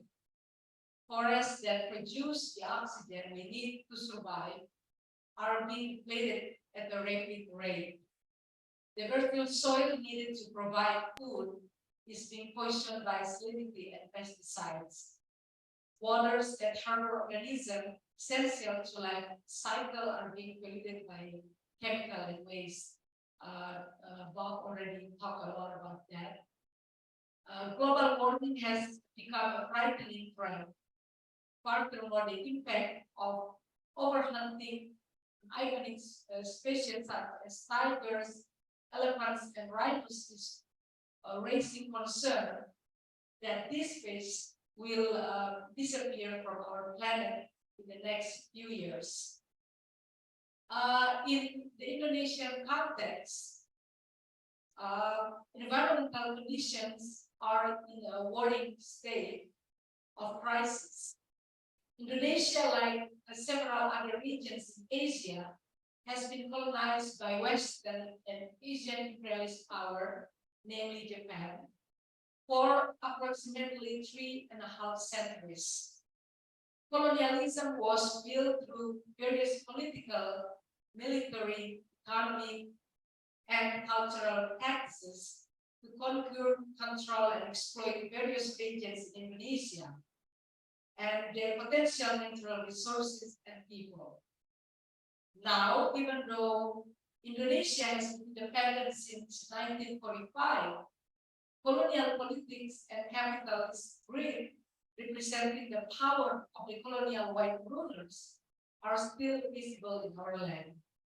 These colonial practices can be seen in a system often referred to as neocolonialism, where ex-colonial powers and newly emerging superpowers, such as the United States, continue to play a decisive role through international monetary bodies that collaborate with countries in the world to plan economic development.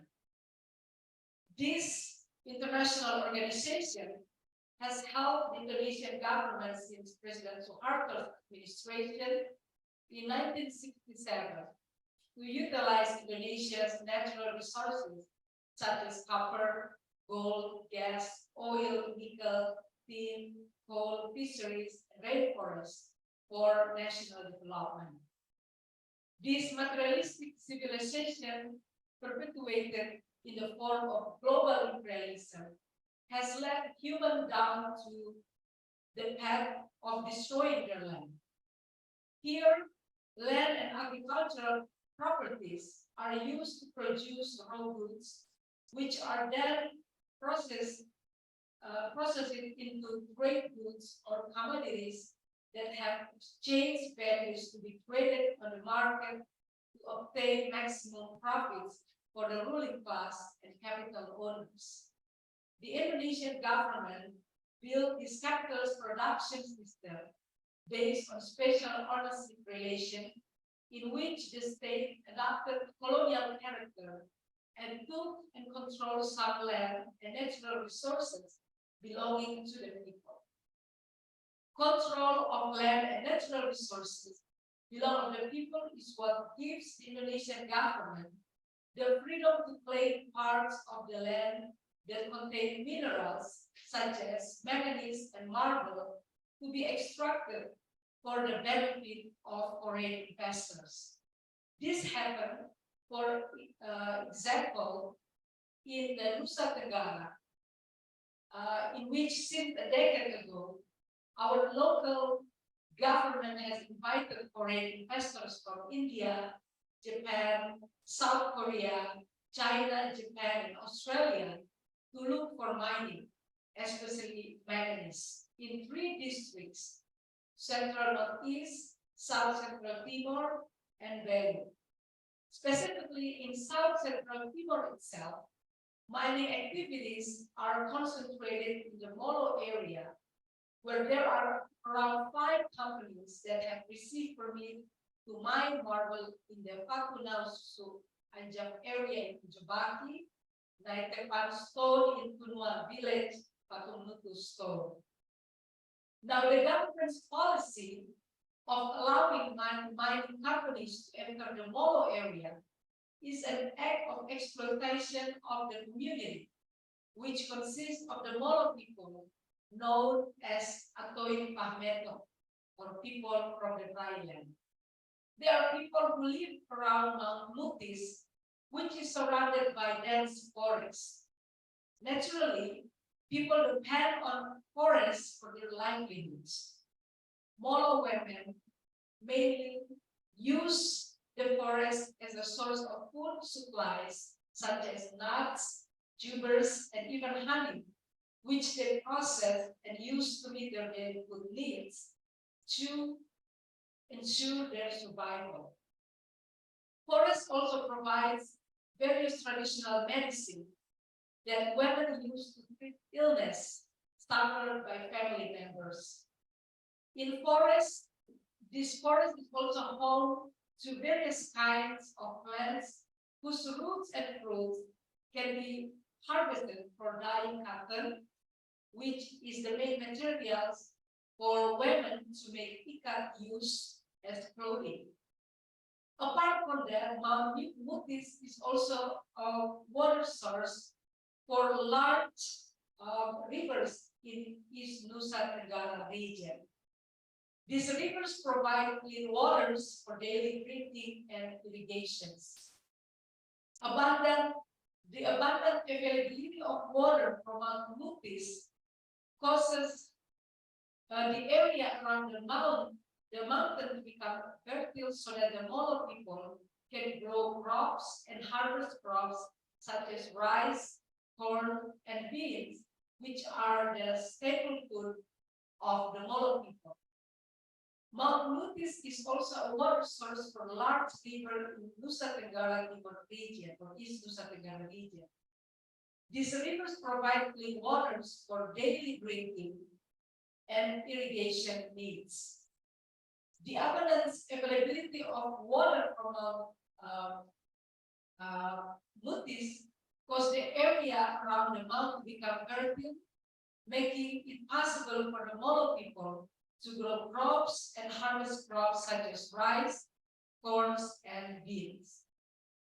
Now, mining activities in several places in Molo area have left deep wounds on the Molo community. Along with the destruction of forests, the destruction of people's agricultural land for mining purposes, in the Molo area, landslides often occur in agricultural area and rice fields, making people suffer and helpless. Women are the most disadvantaged among those who are victims of the selfishness and greed of both local governments and mining companies with a colonial and capitalist spirit. The impact of mining on indigenous women is enormous. The household life of women living in rural areas is usually characterized by activities providing food, clean water, energy, and other basic needs that are useful for supporting their families. These roles requires women to have more contact with natural resources, land, forest, and water resources. This role cannot be separated from women's reproductive roles, including the role of giving birth and raising children. Illustrations like this show that limited movement of women in the domestic space not only causes the role of women to diminish and become more fragile, but also causes the life of the family, community, and even society at large to become fragile. In other words, the improvements of impoverishment of women means the improvements of all members of society. Here we are dealing with the identity of some other women who experience double oppressions, namely new colonialism in the face of imperialism and the patriarchal system. Now I will talk about Atoy Beto's perspective on the environment. Atoy Beto is the name for a large group of tribes on the western part of Timor Island. Etymologically, the words Atoy and Meto come from the word Dawan or Uak Meto. Atoy means people and Meto means dry or no water. Therefore, the term Atoy Meto refers to a group of people who live in a certain topographical situation. Atoy Meto is a group of people that lives in an area that is topographically dry and has arid land with minimal rainfall. Geographically, the Atoy Meto people inhabit almost the entire island of Timor, the western part of Nusa Tenggara, of East Nusa Tenggara. They live in 10 regions in West Timor, namely Bugoki, Insana, Niomafo, Amnuban, Amnatun, Molo, Amarasi, Amfoan, Patoleku, Kupang, and Ambelu in the country of Timor-Leste. Now, the life of the Atoy Meto community itself is demonstrated by the community's loyalty to the values inherited from the ancestors, to the adat for costumes, and the practice of subsistence corn cultivation. What is desirable and beneficial in the Atoy community is that they can preserve the legacy of noble values from generation to generation. These values emphasize that to live together in society, people must live in balance with each other and with nature like family. The Atoy community preserves ancestral values in the form of subsistence farming, planting and preserving corn under the kitchen roof, and maintaining omong adat or customary call to resolve problems related to ancestral land and forests. The role of father, mother, and child are based on their conception of the world and on the shared values of the clan and family. Community spirit is increased when community members remember the accomplishment of their ancestors, which in turn reminds the individuals of their role in maintaining a sense of belonging and allocating scarce resources fairly.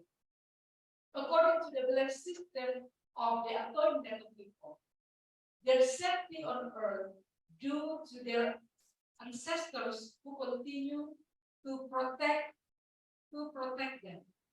Here Atoy views of the world and its contents as a family, where heaven is the father or Usneno, who protects the cosmos and humanity.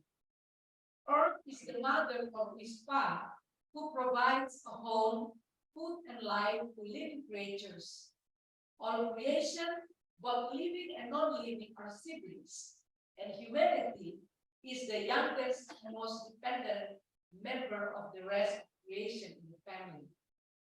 In the past, before European colonization, the Atoy social systems was maintained and strengthened through the implementation of rituals that increase community spirit.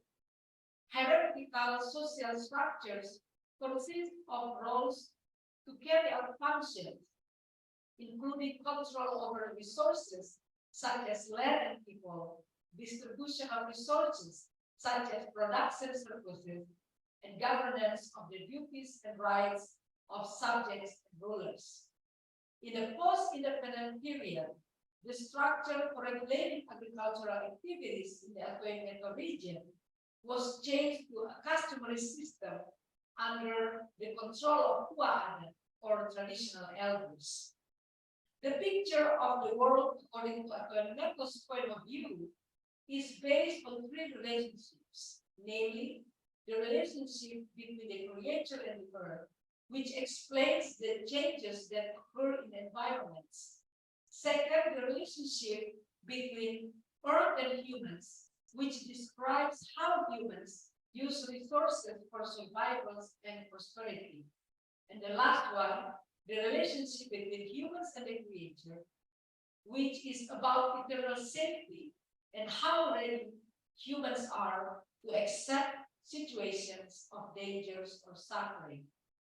This world concept influences the way the Atlantic people understand natural disaster and extreme events. This also shapes their understanding of their rights to take and use available natural resources to maintain their welfare. Just as humans need their older sibling, nature, to survive, there must be a purpose when they take and utilize something from nature. This goal must be held accountable to their father, who is Neno, and mother, who is Pa.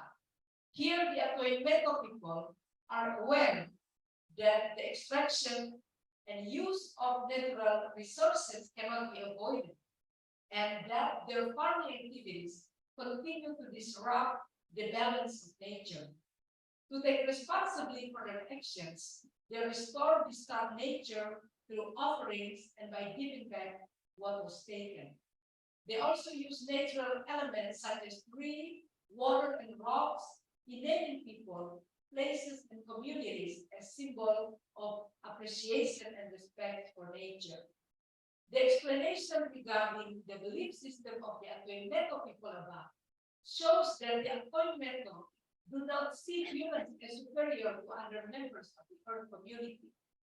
On the contrary, humans are an inseparable part of the Earth community. Humanity and other members of the Earth community are therefore interconnected as a family where the lives of each member are interconnected and dependent on one another. And now I'm going to talk about Atoimeto feminist biblical hermeneutics. Biblical interpretation in Indonesia is carried out by dialoguing the meaning contained in sacred biblical texts with contemporary issues to produce theological meanings that influence the practical lives of readers. One of the issues that need to be discussed in biblical studies is the environmental crisis. The responsibility to face the current environmental crisis challenges biblical scholars, theologians, and religious leaders to look again at the way we do theology in the 21st century, including the way we read the Bible.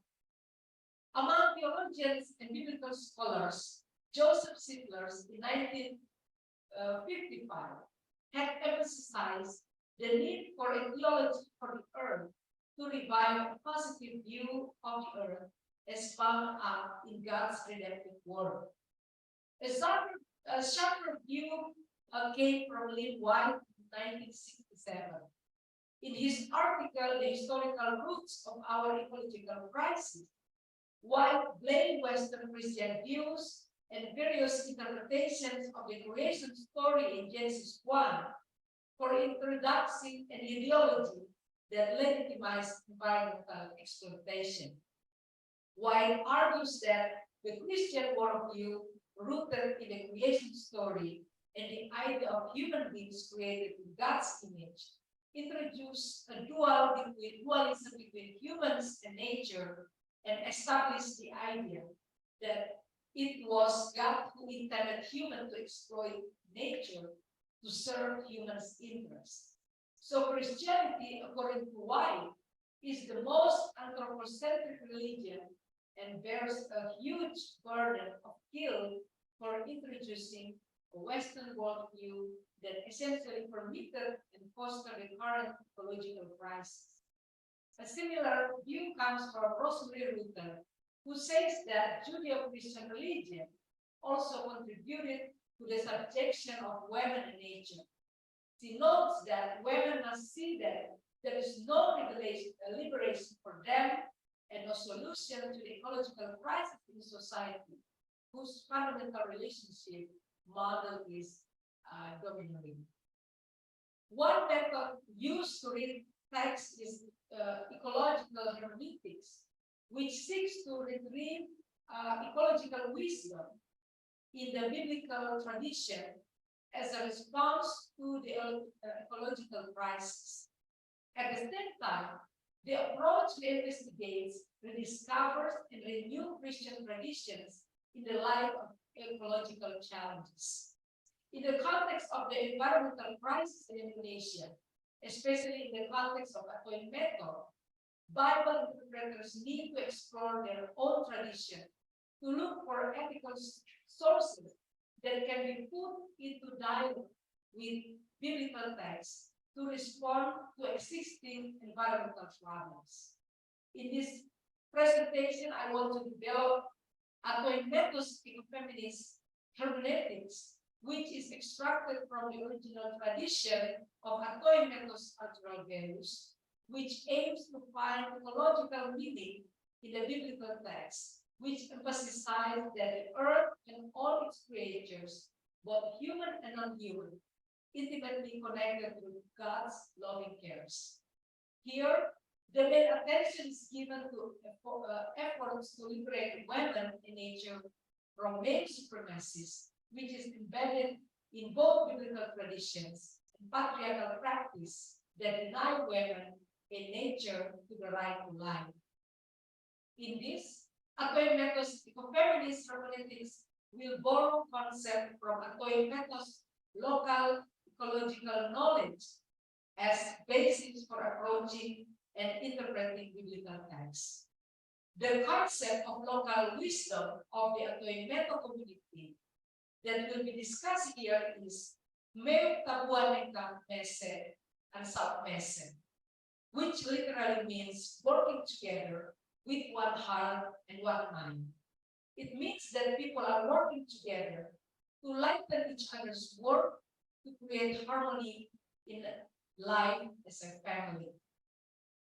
The second concept that we'll use from Atoymeto local wisdom is the concept of Tam Purnaka Mese Yun Oil Mata Mese, which literally means eating from the same land and drinking from the same spring.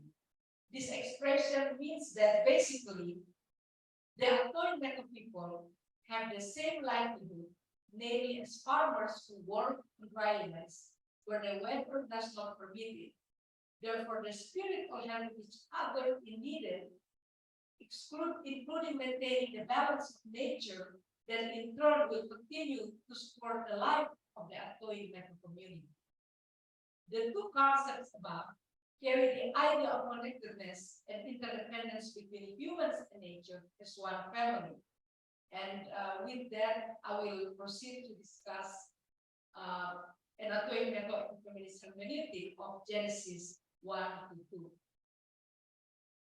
The origin myth of Genesis 1 narrates the story of human creation, which emphasizes human domain on earth. This text is used as a basis for human domination and exploitation of natural resources. Scholars propose that the concept of the image of God was borrowed from the Enuma Elish myth, which originated in Babylon around the 6th century BCE during the Israelites' exile in Babylon.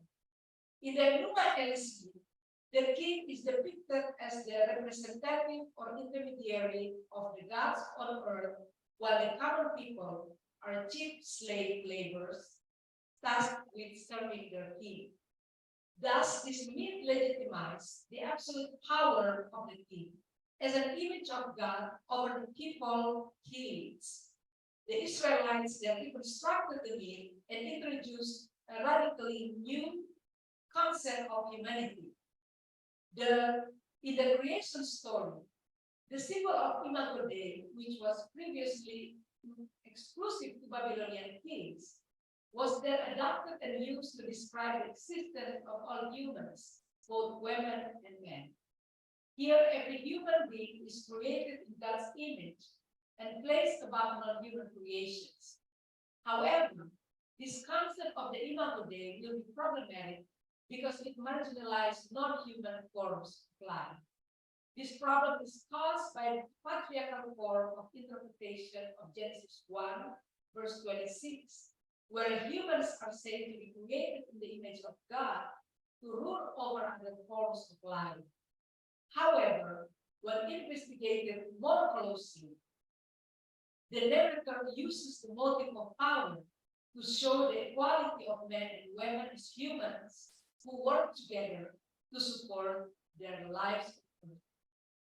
Furthermore, in the Genesis 1, verse 26 to 29, there are two Hebrew verbs used to describe God's commands to humans, namely rada, to rule, and abbas, to conquer.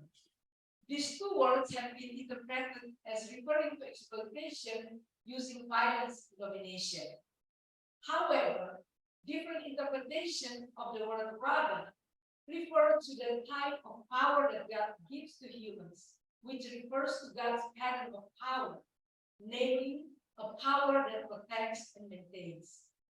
Thus, God's mandate to humans is actually a form of delegation of responsibility to protect creation and maintain it.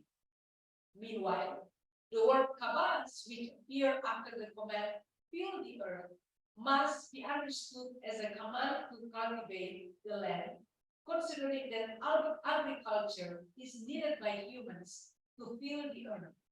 In other words, the word conquer refers to gardening activities that are carried out carefully in order to make the land productive.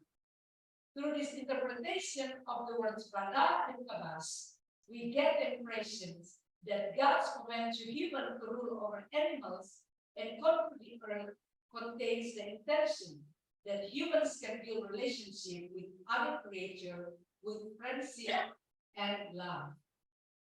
The story of creation of humanity ends with the act of God stepping back to admire the beauty of God's creations. The time to rest to recreate shows a recognition that the land and the human forms of life do not belong to humans, but to God. This means that humans must respect the rights of land and other creatures to rest. Human actions to exploit them excessively can damage the earth and the human beings. The interpretation of the term Rada and Kabas is in line with local wisdom of the Atoimeto people, who see their relationship with nature as their own sibling. In this, they see soil or nija like human flesh. Stone and patu is likened to bone. Water and oil is the blood that continues to flow in the body, while forests are the lungs. Hence, the responsibility to take care of the earth is mandatory. I will go ahead to talk about mutual relationship between man, women, and nature.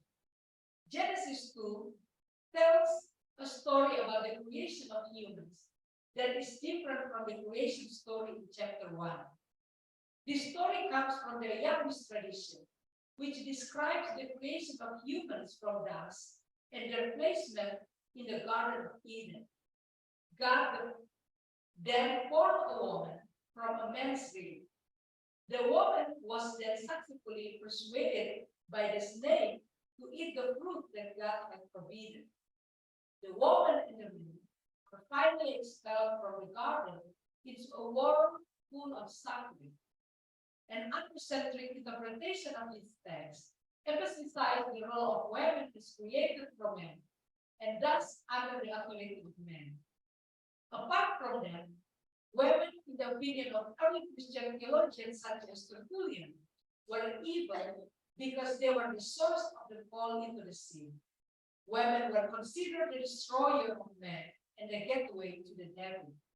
This view supports male hegemony and is deeply rooted in the socio-religious ideology of Western civilization, which was later carried over to various regions they conquered, such as Indonesia. This anthropocentric interpretation is challenged by feminist biblical scholars, such as Phyllis Grable, by explaining the meaning of the term used to designate Eve's role as Ezer Kenegdo. The word Ezer is traditionally translated as helper. According to Grable, this translation is misleading because in English the word means an assistant, subordinate, and therefore inferior. While in Hebrew, the word Ezer does not carry such meaning. Here, Grable proposes the word companion as a more suitable meaning of Ezer. This word is also often used to describe the God who created and saved Israel. Furthermore, the word Ezer is accompanied by the word Kenegdo, which is translated according to it. It connotes mutually and equality. Thus, God realized that what Adam needed was a companion, not a subordinate or superior. Eve is the source of life that prevents Adam from feeling isolated and alone. Now, the concept of equality that underlies this collaborative effort is also found in Atoimeto's concept that I mentioned before, Me Tabuan Nekapmese and Saumese, where all members of the Atoimeto family both men and women can work together with one heart and mind to preserve life. This is demonstrated, for example, in the garden making or moeplele, the local practice of traditional subsistence corn growing in Atoy Metal community. Making a garden is the responsibility of an adult man, in this case husband, who works in the fields and brings home the harvest. Meanwhile, the wife stores corn under the kitchen roof and cooks it for the family members every day. Thus, family unity is very important, and the presence of women symbolizes water and food in the family and community. She is what Atoymeto call Abihak Nahat, which literally means food keeper. As Abihak Nahat, a woman is very careful in estimating, measuring, and allocating food, as well as in cooking and serving food and drinks that are so that is enough food for the needs within a predetermined period. She is also responsible for paying attention to the nutrition of each family member, which is demonstrated through the preparation of various food ingredients that are not only delicious, but also nutritious. Now, the relationship between women and men in the spirit of Tumeo Tabuan Mese and South Mese, which is based on the understanding that they are eat from the same land and drink from the same spring, or Takun Nakamese, Makamese, is parallel to Carolyn Merchant's concept of a partnership ethic, which refers to the mutual relationship between men and women as guardians and custodians of nature. But here, Merchants expands the scope of this partnership also with non-human creatures. Merchant defines it as a synthesis between an ecological approach based on moral consideration for all living and non-living things, and a human-centered approach based on the social good and the mutual relationship between men and women as guardians and custodians of nature, fulfillment of basic human needs. Here, all humans have needs for food, clothing, shelter, and energy. But nature also has needs for survival. Therefore, humans must not selfishly think only about their own interests and ignore the interests of the earth and non-human creatures. If this partnership ethical is applied, the relationship between humans and non-humans nature will become dynamically balanced and equal. Here, humans as the party carrying ethics will recognize non-human nature as an autonomous actor that cannot be predicted or controlled, except in a limited domain. This recognition will help humanity to manage resources in such a way that they can restrain themselves from reaping benefits for a few that expects of the many. So I end my presentation there by leaving us with the idea. I will go back to those wonderful pictures that we see from Mount Mutis. Like here, women's role in providing waters, providing food for the family, and also how the Mount Mutis can provide fresh water for all living creatures. Here are the pictures of food that are collected by women, preserved by women, and then how the earth can provide also for the need of clothing, all those wonderful things. We can always have them when we remember that that nature, all creations are our siblings. We need them as much as they need us. Therefore, we need to create balance that we already mentioned before. Meu tabuan neka mese and submese. We work together with one heart and one mind. Thank you so much. And back to you, Liam. Thank you very much, Dr. Magalila, for your fascinating presentation. It is very interesting. For me, it's always interesting to listen to how biblical scholars combine their indigenous perspective in reading the Bible. Because I think that's what we did today, to make our theology more textual and more authentic. So it's the same. We have about 45 minutes for Q&A.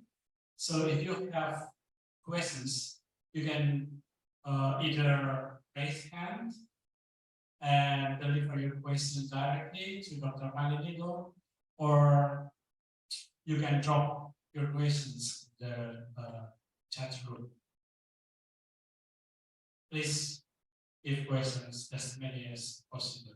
Dr. Malinigo is more than ready to answer all questions.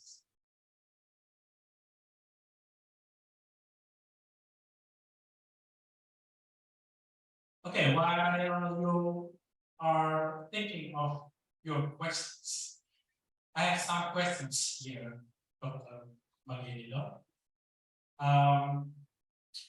From your whole presentations, I can sense like the equality about all created beings. And from your indigenous perspectives, you raised that idea. And for me, that is fascinating, that is really important. What I haven't seen is non-human agency in human relationship with the rest of creation. So I wonder if you could say more about how your indigenous atonement perspective on humans' relationship with non-human creatures gives a clear place to non-human agency. That's the first one. The second one would be our understanding of the word rada, abas, in Genesis 1. Yeah, we struggle with the notion of God. And then lately, some biblical scholars use the word steward. The concept of stewardship is quite strong in biblical scholarship and also in our church in GMIT. So, and you say the word is better to be understood as working hard on land or gardening activity. Conquering means gardening activity for the common good of all created beings. But I reflect on this word as well, trying to see the context of the Israel and connect it to our context here, where to do farming is a hard job because of our land. We say Timor is arid land, the rainfall is little, and you need to work hard. And so can we understand Rada or Kabas, which means conquer, in the context of working hard in this hard land, arid land, so that we can produce something out of it? Or is there any problem in understanding that Hebrew word that way? Because in fact, like I was like involved in farming. My mom was a farmer, my son, and we used to go to farm. It's hard job, even though it's a rice field, like the land is not that big. But if you do the farm in Cuba, it's rocky lands. It's really difficult, and you need something like you have to conquer it. You have to work hard, and you can conquer. So it's kind of like motivational notion. So can we understand these people were in that way, or is there any possibility from indigenous perspective, or indigenous perspective, to understand this word that way? I give these two questions because I still have two, but that's how it is. Thank you. Thank you, Elia, for your questions. Both are very complicated to answer. The first question, if I understand, is that as about where's the position of animals here. Well, that is the topic that actually I will expand this paper because originally I'm thinking about doing Genesis 1 to 3. Well, when we come to Genesis 3, we talk about the relationship between Eve and snake, and it allows us to talk more about the position of animals in these creation stories. And that's just the next thing that I have to work on, because I plan to publish this paper. So in order to do that, I need to go to that direction, the Genesis direction. But well, if I can talk a little bit about the relationship of Eve and snake. When we read the Genesis 3, because this is gonna provide a bridge for me to talk about the concept of the role of animal in Aquarius perspective. But first, when we talk about the relationship or the role of snakes in the Genesis 3, because of the Western interpretations, we always see the snake as the embodiment of evil. And when you try to find some resources regarding snake as evil, then you will find out that the perspective of snake as evil developed over a period of times, over centuries. First, it's only snake, but then, like in the middle century, the enlightenment, the concept of evil is not only for snake but also for Eve. And at some point, the snake was painted in the face of woman, which is pretty similar to Eve. So in this case, in this sense, any feminist reading will say that this is the slow but sure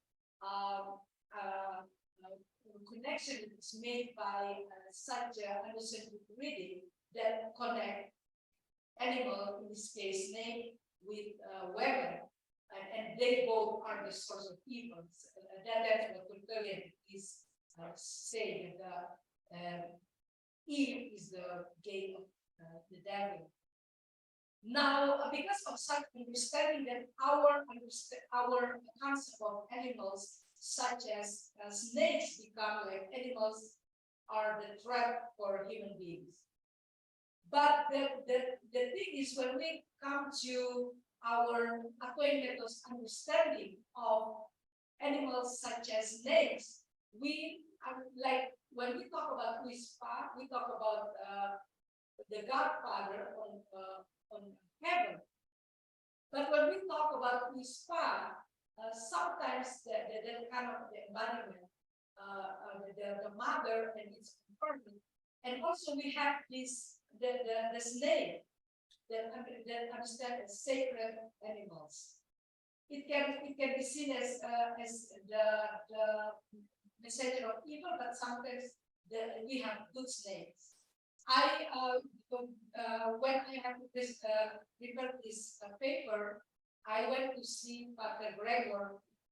Sooner and then I asked him about the role of a snake in Atoimeko's perspective, and he said the snake in Atoimeko's perspective is actually the reflection of human's desire. So he said at one time he went to this Buniong mountain, and there he meditated a little bit there, and then snake came. And then the snake just came all over his body, but then he just stand still, and at the moment the snake just came all over him, and then he sensed that the snake tried to make connection with him. But then he said, what happened if I was afraid at that time that the snake became evil, the snake became a source of threat for him. So that's the human desire. So when we talk of animals, that's what Atoimeko's belief projects for us. But since childhood, my parents, especially my mother's part of the family, they are Atoimeko. They always teaches us and taught us about these sacred animals like snakes.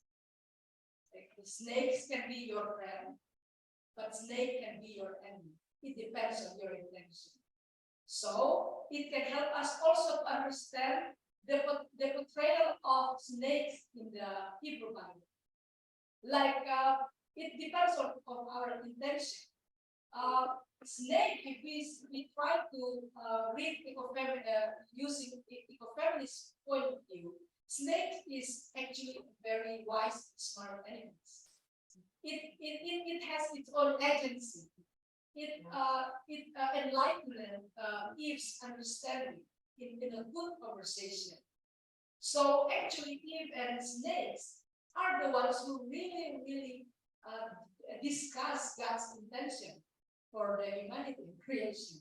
They talk about that during the short faithful conversation under the tree.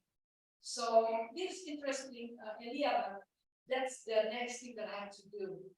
I have to go to the Genesis 3 and really dig deep with that. But thank you for your question, because that just really tells me that I really need to do the Genesis 3. There's no escape. Okay, and then the next question is that the way you translate Rad and Kabasians, I read some of the interpretation, and truly those who study the Testament and study the topography of the Israelites will understand how difficult the Israel land was. It's almost like Timor situation. Like there's like areas, some of the parts, especially in the southern parts, you just see what is that? The desert, and we call the Sinai or Horeb Mountains, but that's really just the collection of rocks that makes things very difficult. And the rainfalls, the depth of the rainfalls, the amount of the rains was also very limited. So, in some sense, we can agree that the word kabas or to conquer, when you open the new land, or moelele in Atoimeko's language, moelele, when you open, you make garden making, you have to really conquer the rocks and the hard land, just exactly like in West Timor. That's why when I studied Hebrew Bible, things that connect me most with the Hebrew Bible is that we have the same, a little similar, the land condition. That's what impressed me the most. And the agricultural struggles, things that have been said in the Bible about working hard, just for eating, and the thing that is being told to Adam, you have to work hard so that you can eat. It's really resonated with our Timor human culture. So I agree with that. But in the past, I also like to use the word stewardship. I also like to use that, but the more I studied this, using this ecofeminism, actually nowadays this term stewardship is seen with skeptic understanding, because that's also very anthropocentric, because it's only talk about human agents. Only human can take care of human, while we understand that in most of the time, the land, the earth, the animals are the ones who really take care of us. So the agency that does not belong only to human, but also to the animals, the earth. So the word, the title that's given to human as the steward is something that is really needs to be considered, knowing that we are coming to this kind of ecological understanding, ecological awareness. And so we talk about the impact we only give this title only to humans. So talking about animal agency, earth agency, we give them the right to speak as this the partnership, as the real partners, the companion, as the Nico that we already taught. This is something that really fascinating to think about.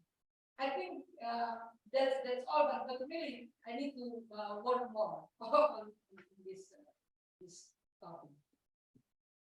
Thank you very much, Dr. Mangilir, for your response. Yeah, I think as a church, JMIT, we need to think of the notion of stewards that we use, that is really problematic. Yeah, I have two questions here from the participants. First one coming from Franz Mahat. He says that there is a tension between the Anthropocentrism perspective on human relationship with nature and that of Christian's perspective. In our indigenous perspective of Timor, it is more like biocentrist, and in Christianity, as Nimrod exposed it, it is like 100%. So, can we use theocentrism as the third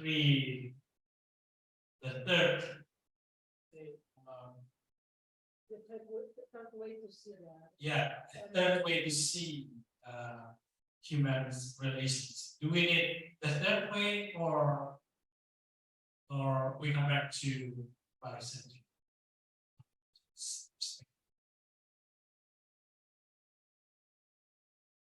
Yeah, I mean, when we talk about anthropos, the way to read Bible anthropocentric, using from the anthropocentric anthropocentrism. Oh, okay, like this. Oh, Yeah. yeah. This is just like this. Yeah. Okay. So I think when we talk about the way to read the Bible using human-based perspective compared to Atoimetos biocentrism way of understanding the relationship between human and nature, is it possible to use a different approach, which is theocentrist approach? I think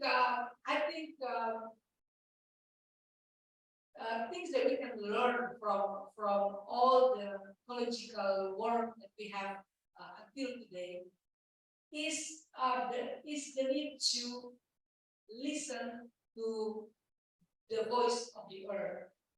So reading the Bible from the earth perspective, Norman Hagel and many biblical scholars have done much work on this hermeneutics way of reading the Bible.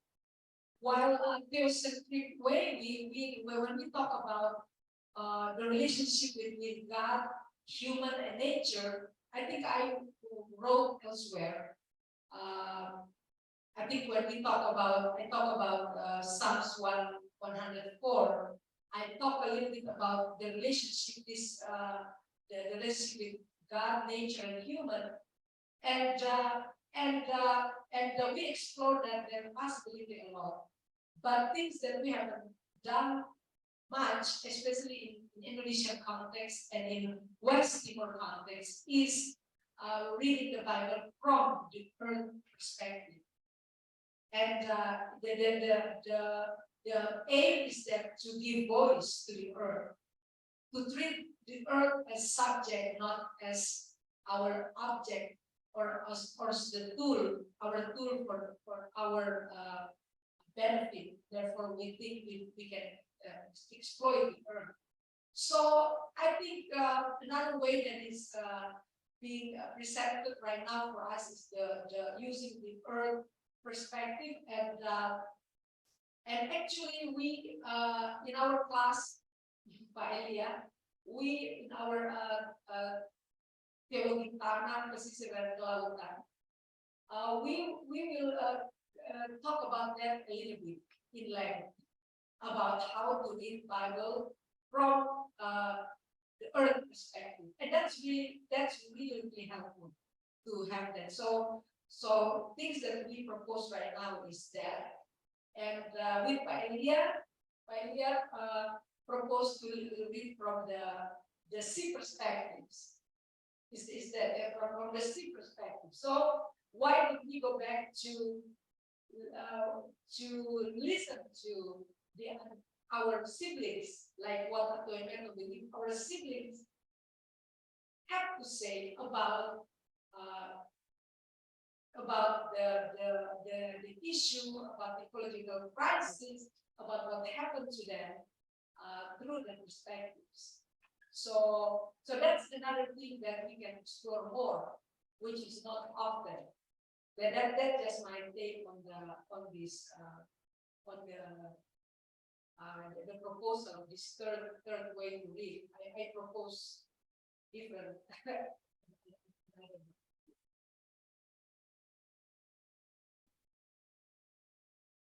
you so much.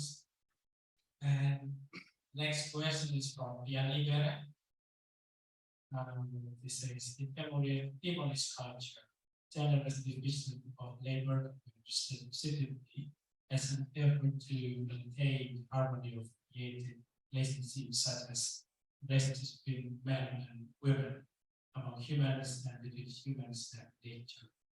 How can we restructure this perspective in the context of relationships that are currently marked by various forms of oppressions?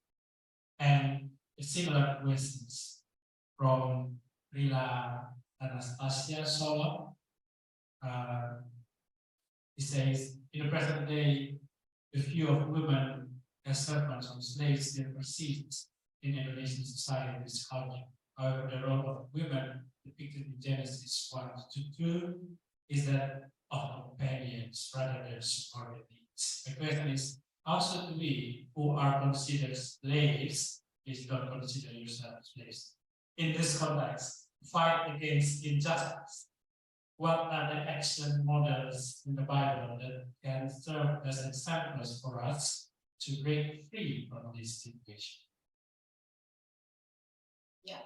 Yeah, thank you. I think for Yanni, I think this is exactly what I'm trying to do with this paper, is trying to reconstruct the different model of the relationship, not only among women and men, but also to other creations. That's exactly what I'm trying to do. And like what we learn as biblical students, as biblical interpreters, that the way we read determine the meaning of the text. So if we the tools to reconstruct is that we can use different methods, such as today I'm using eco-feminist methods to reconstruct and to renew the old perspective that mainly resulted from the anthropocentric Western kind of reading that see the relationship of women and men as the subordinate and superior ones. And with this paper, I go one more step to create this dialogue between the result of this eco-feminist kind of reading with the indigenous local knowledge that actually can provide a good wisdom, a good understanding that when we act with our reinterpretation of, for example, Genesis 1 and 2, that it can create this wonderful meaning that really belongs to us. Because the source for this patternistic ethics doesn't come from different places, but also come from our local family. So what I'm doing to give you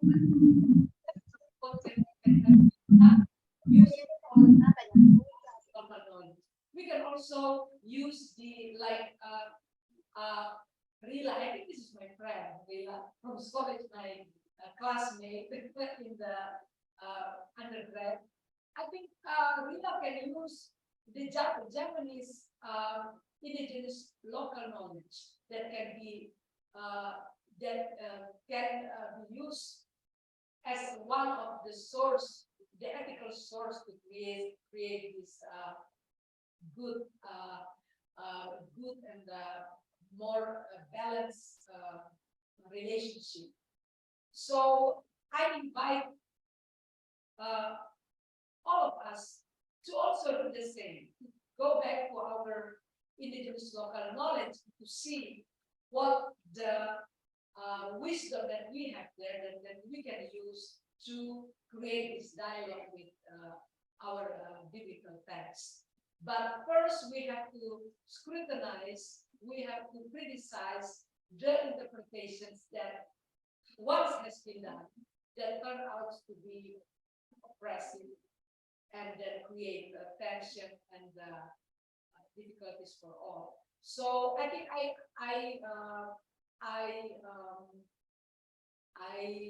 answer Piana's questions and I continue. I also actually answer Piana's questions, but I will continue to say that in order for us to fight the injustice, we have to begin by providing a strong theological foundations, because just if we listen carefully to what Lynn White said, like that I mentioned before, that one of the problems that we have is because of the understanding that actually came out from the interpretation that is really Western-oriented, Androcentric based kind of reading. So we can start from there. We can start from the reconstructing our theological understanding about the relationship between women, men, and natures. After that, then we can implement our new progressive understandings to different projects that we have. Like what Robert Lucas shows us today is very important. It always starts from the concept. It starts from the data. And then it creates strong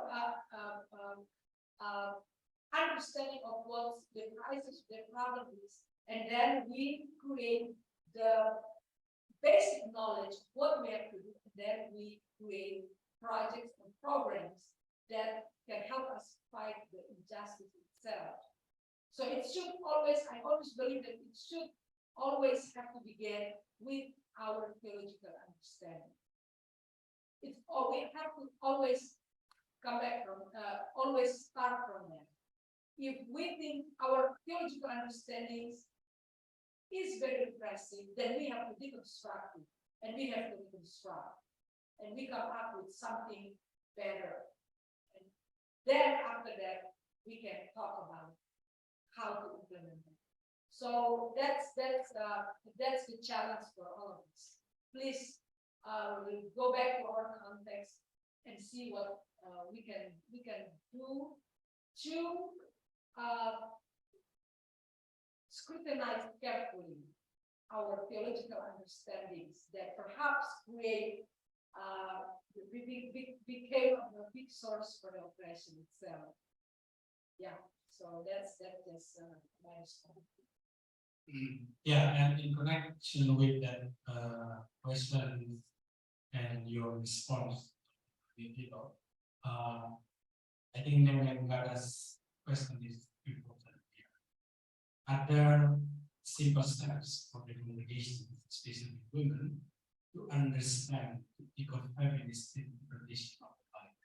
If our theology is constructed from our way of reading the Bible, then if you offer a feminist indigenous interpretation of the Bible, where should we start from?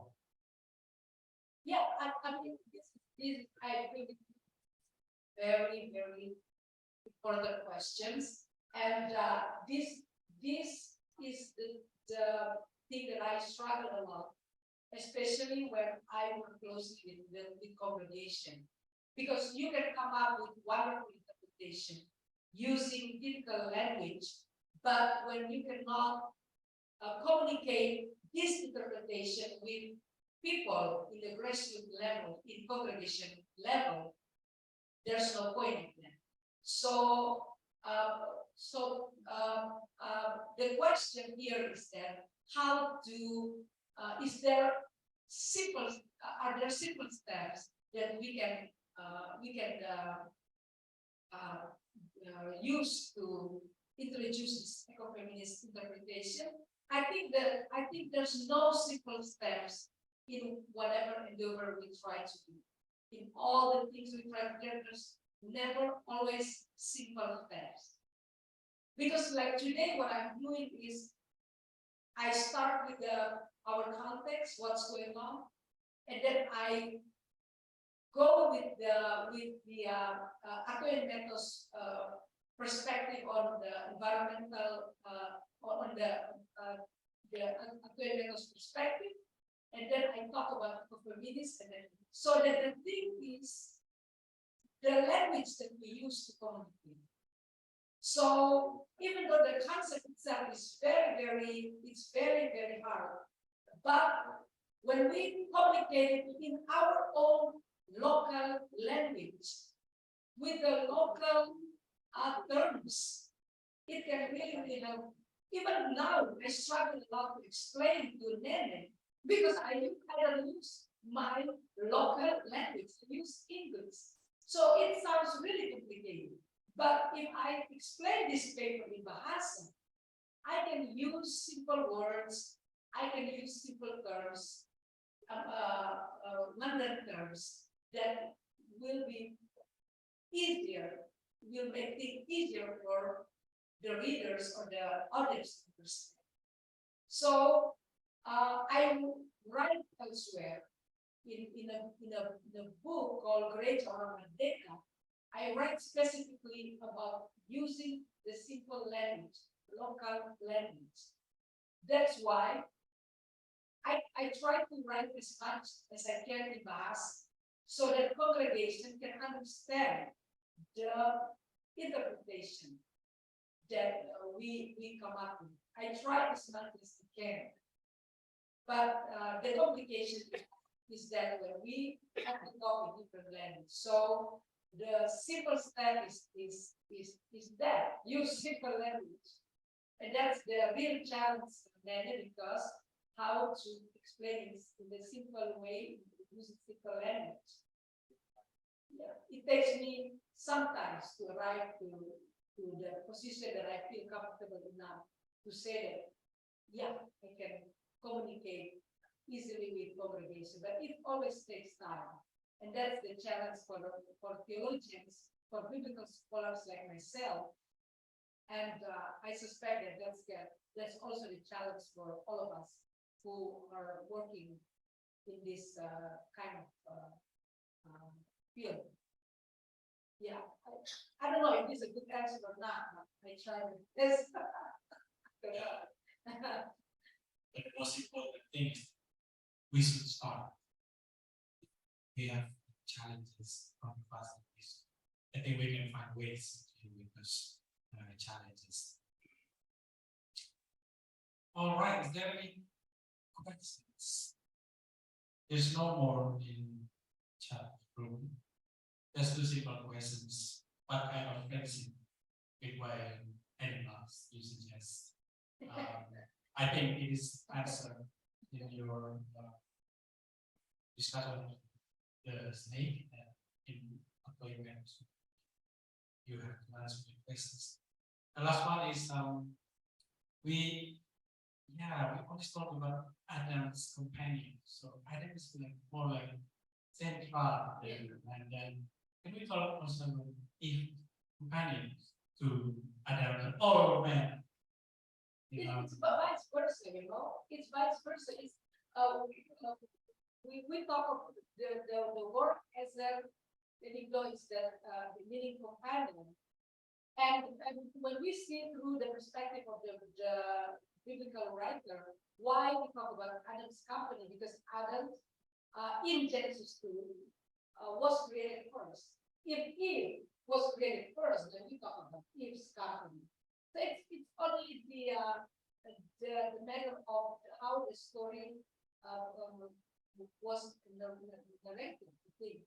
But that's not the whole point, because the whole point is that how to create this partnership ethics between women, men, and the nature. I think that's the more profound issue, because we put so much attention to talk about the relationship between women and men, which is really important, because until today the oppression of women still happening. So we should keep talking about it, but we should act on a conversation that not only we don't stop on men and women, but we go ahead and include the other creations, which is really, really important, which is really important in these days. Okay, thank you very much, Dr. Mayanendra, for your presentation. It is so fascinating to listen to how biblical scholars talk about humanity's relationship with nature through biblical feminist indigenous perspective. It's very rich, and of course we are engaged with your perspectives, and I believe all participants who listen to your presentation will be motivated to study more about the indigenous interpretations. They can come to Facultas Theology in Tawe to study undergrad there, or they want to deepen their skill in this model of interpretation. They can come Pastor Saja to Tawe to study with Dr. Mandilil. Yeah, it's a promotion.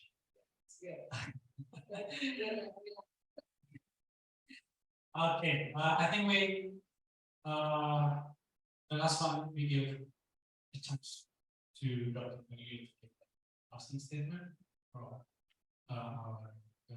your presentation. I will close my presentation by reminding again about this concept of may Papua Mese and South Mese.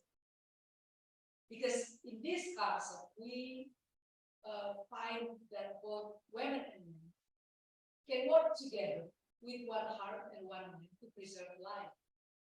And I find it is also very important to extend these collaborations with other creations, because the more we understand about the situation of the earth right now, we can sense that our earth is really sick right now. It suffers from human beings' decisions to exploit the earth, etc. The reason is that because we never treated the earth and other creations as subject, as agent that have their own independence. So my paper actually wants to invite us to expand our collaboration with other natures, with the earth, in order to create better earth. And since human beings are in the position to accompany the earth to raise its voice, then let us use our agency to be good friends, to be good family. Because we talk a lot about how the Environmental sees the other creation, including the earth, as siblings. So how this sibling, how we extend our compassion to our hurting sibling who suffer right now. I think that's my closing statement. Thank you so much again for this opportunity, and back to you. We can express our gratitude to Dr. Manililo with reactions, anything you like for a wonderful presentation. Right. I think that's all for our first session today. We still have the next session after lunch break. So we'll pause our conference now for lunch break, and we will meet again in this room meeting. I think 2 p.m. Yeah, so at 2 p.m. we come back, and then I believe after lunch break we all will have more our strength to come to discuss with I think more than 7 presenters for the 7 papers. If you can see in the title of the papers, they are really great papers. So I think you should not miss this. Yeah, the papers are great. Not just on the title, I believe the contents is great as well. So we will post our conference now to allow us to be human and eat food, and we will come back again 2 p.m. Enjoy.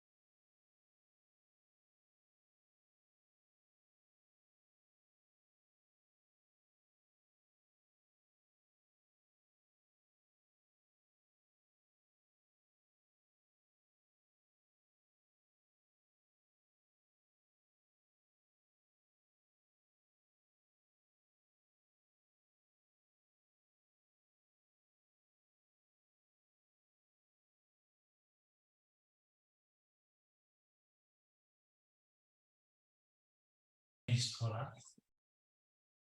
And there are some suggestions in chat room to make this session more like interactive,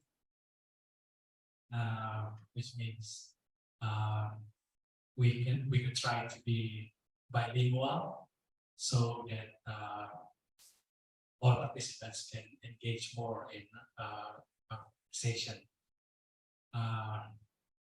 Yeah, we've discussed about this here,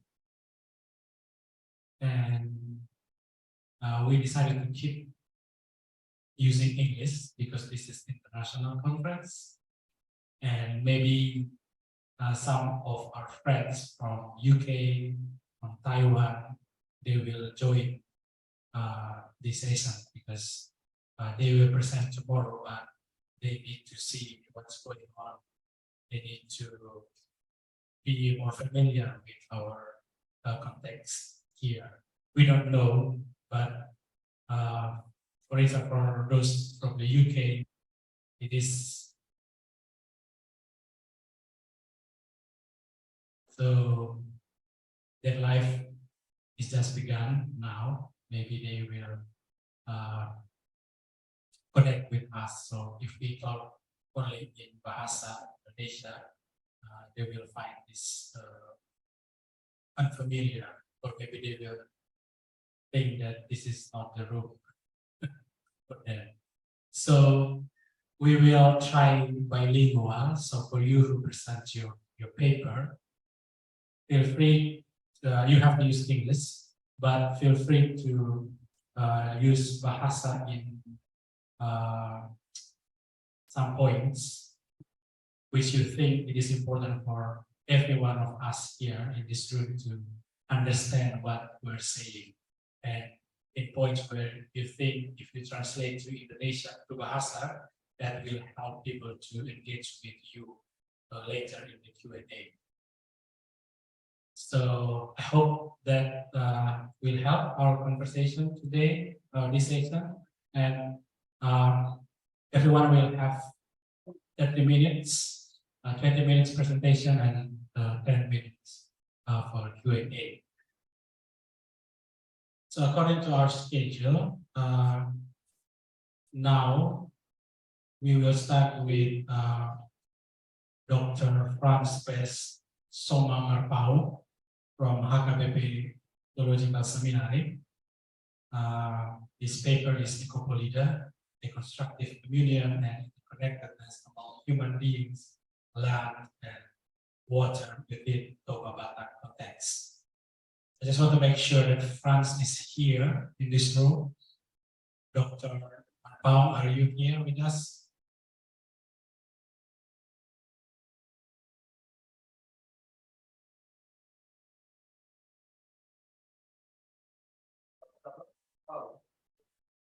Yeah. Franz Marpao. We have Franz Nahar here, but not Franz Marpao.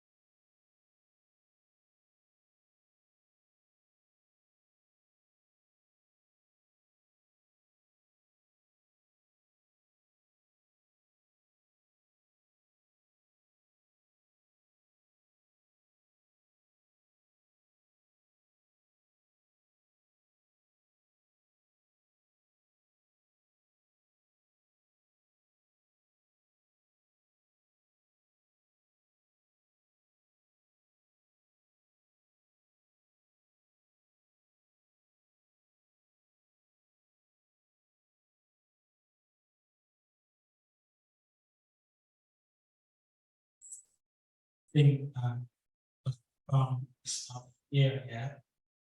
If anyone from today's presenters want to go ahead and present their paper first, you are welcome. While we're waiting for Dr. Mapao. Mr. Kruger,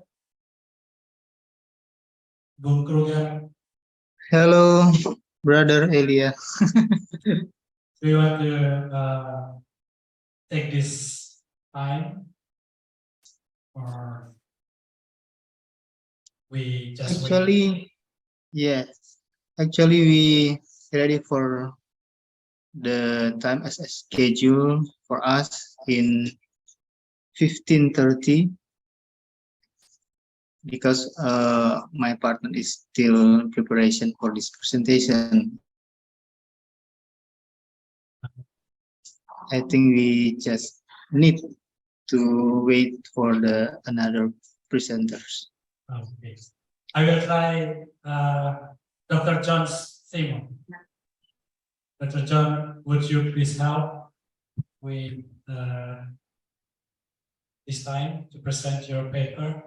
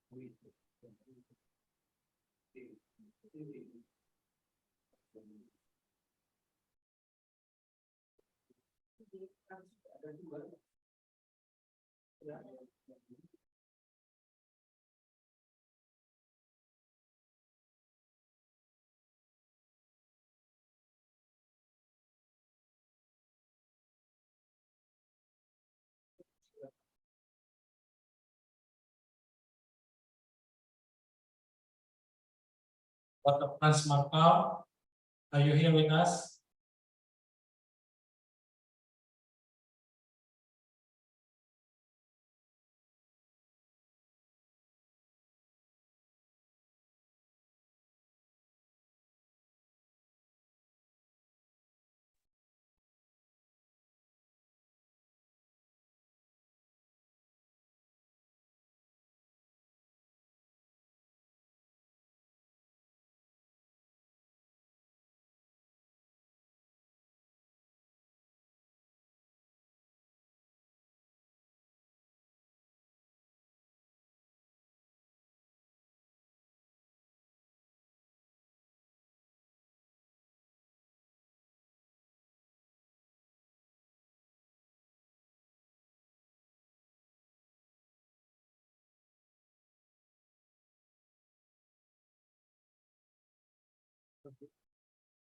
Okay, it seems like Dr. Marpao is not here yet.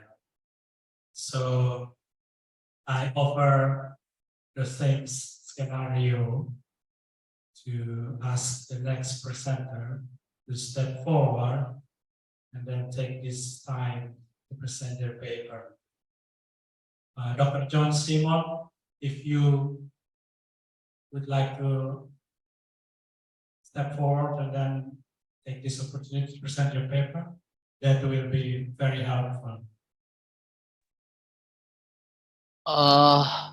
Hello, Mr. Elia. Can you hear me? Yes, yes. Okay. Okay. I'm presentation my paper. Mr. Franz Besoma Marpau. Where? Pardon? Hello. Hello. Yeah, can you hear me? Oh, yes, Pak. Ya, Pak Elia. Ya. Yes, you can replace Dr. McFarland's Oh, place okay. now, so Okay. that will be very helpful for all of us. Again, thank you very much, Dr. John Seymour, for your willingness. And now I give you time to present your paper. Maybe you can use 1 minute to introduce yourself and then go ahead with your 20-minute presentations, followed by 10 minutes Q&A. Time's yours. Okay. Thank you so much, moderator, Pak Elia. Good afternoon, brother and sister. Let me introduce myself. My name is John Simon. I'm from Makassar. Warm greetings from STFT Inti Makassar. I will present my research plan with the title Institutionalizing Ecological Justice. Yeah. For this conference, I not only send an abstract, but a paper in finished forms to get input through this discussion. This research will be divided into 4 parts, where the third part is the main part of this paper. First part is introduction. The second part is research method, and in the third part, I will discuss three things.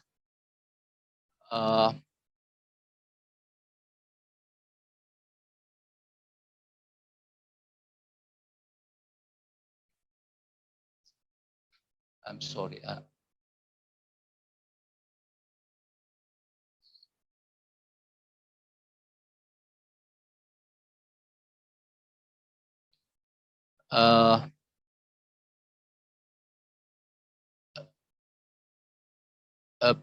First, ecological crisis as a personal analysis crisis, and second, personal analysis through the encyclical Laudato Si and the AJP document, and third, the institutionalization of justice, long detour through Paul Ricoeur, and finally, in the closing section, I will explain some conclusion. Okay.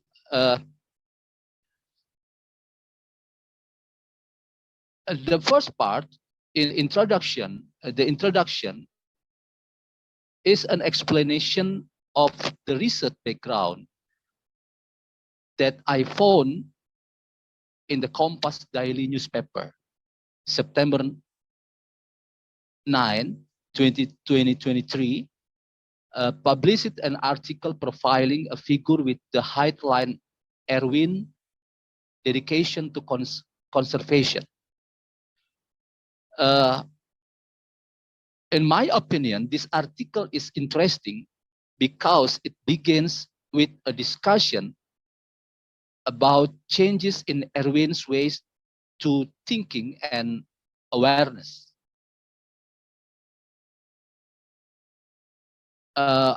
Awareness and understanding made Erwin, 46 years, who was originally one of the perpetrators of destructive fishing with drugs and bombs, now actually become an active marine conservation activist.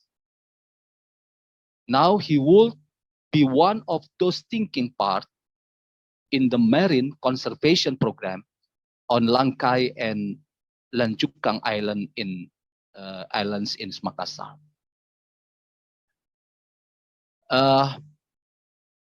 This article carries the thesis that personal analysis or repentance is the main and first step for the emergence of a praxis of justice and ecology. Through hermeneutic self-consciousness, according to David Tracy and Paul Ricoeur, the task of moving towards the institutionalization of ecological justice can be realized in real terms. And second part, I discuss research method, and I was helped by the method of theology developed by David Tracy, which is called mutually critical correlation, which is precisely described by Paul Ricoeur.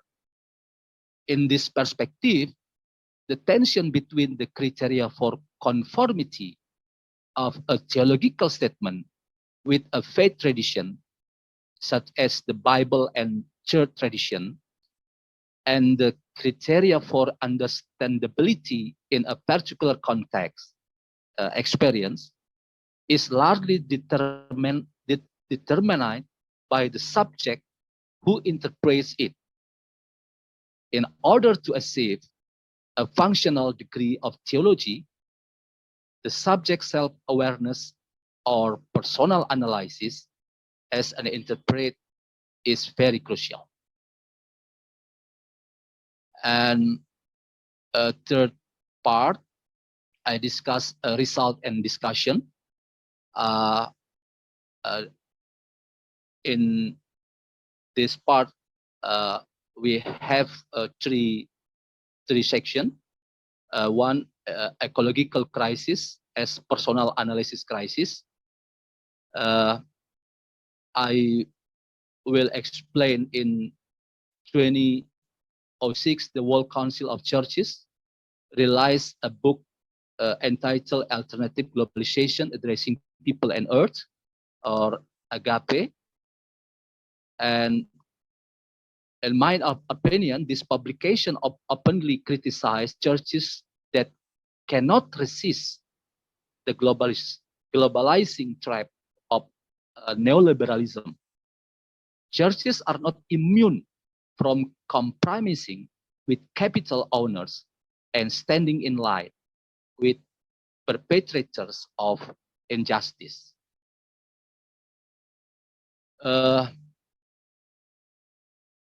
Second, I will explain personal analysis through the encyclical Laudato Si and the AGP document.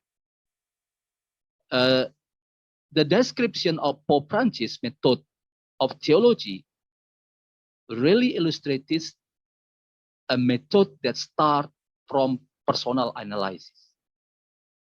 The encyclical Laudato Si is the result of personal analysis or repentance towards the facts of ecological injustice. Pope Francis in the encyclical Laudato Si refers to the state of our home or our earth and what happens in it. Now, meanwhile, Agape document is a response to a question posed at the General Assembly of the World Council of Churches in Harare, Zimbabwe in 1998.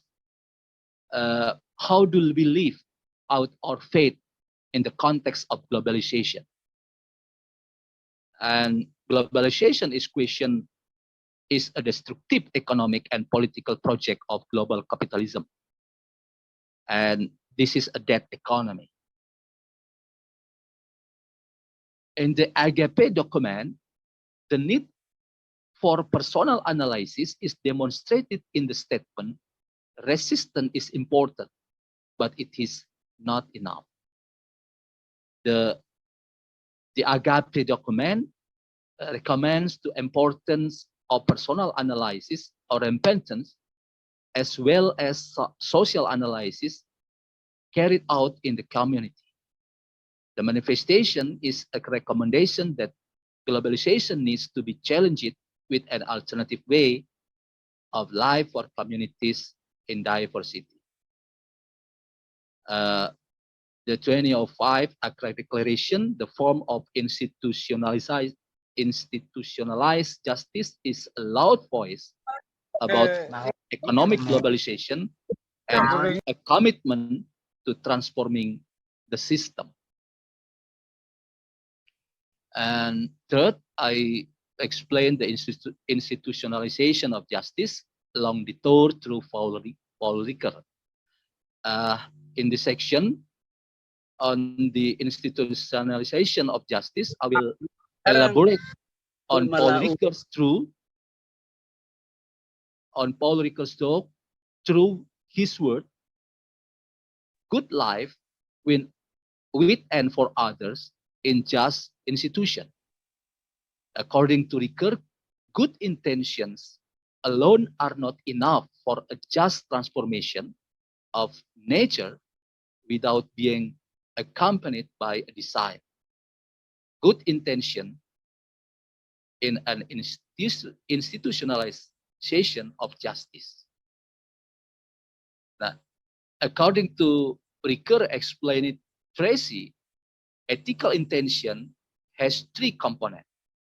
First, good life with the other, nature and human. Second, solicitude and desire to live together and for the sake of nature fairly. And third, mediation by just institution, including state, church, NGO, and etc.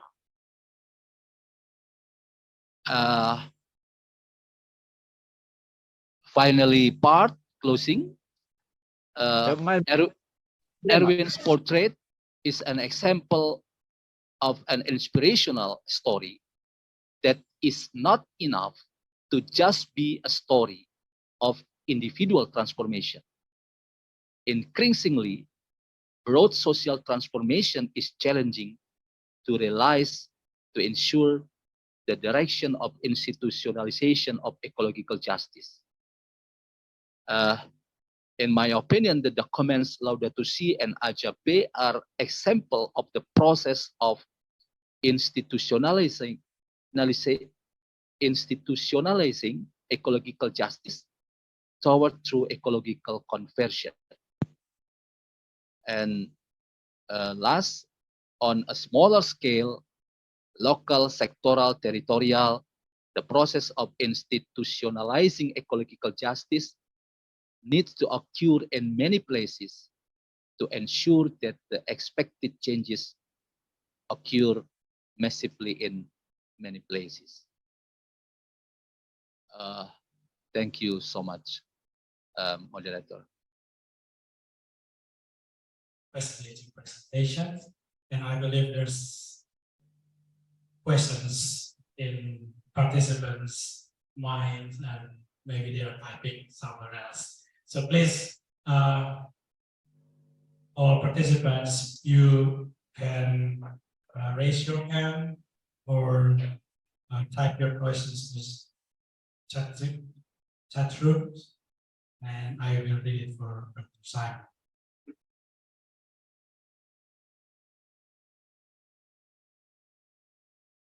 Is there any question?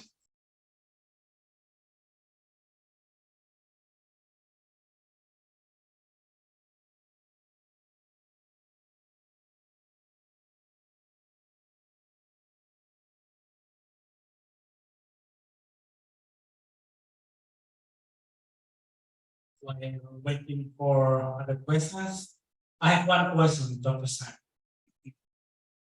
Thank you for your full paper.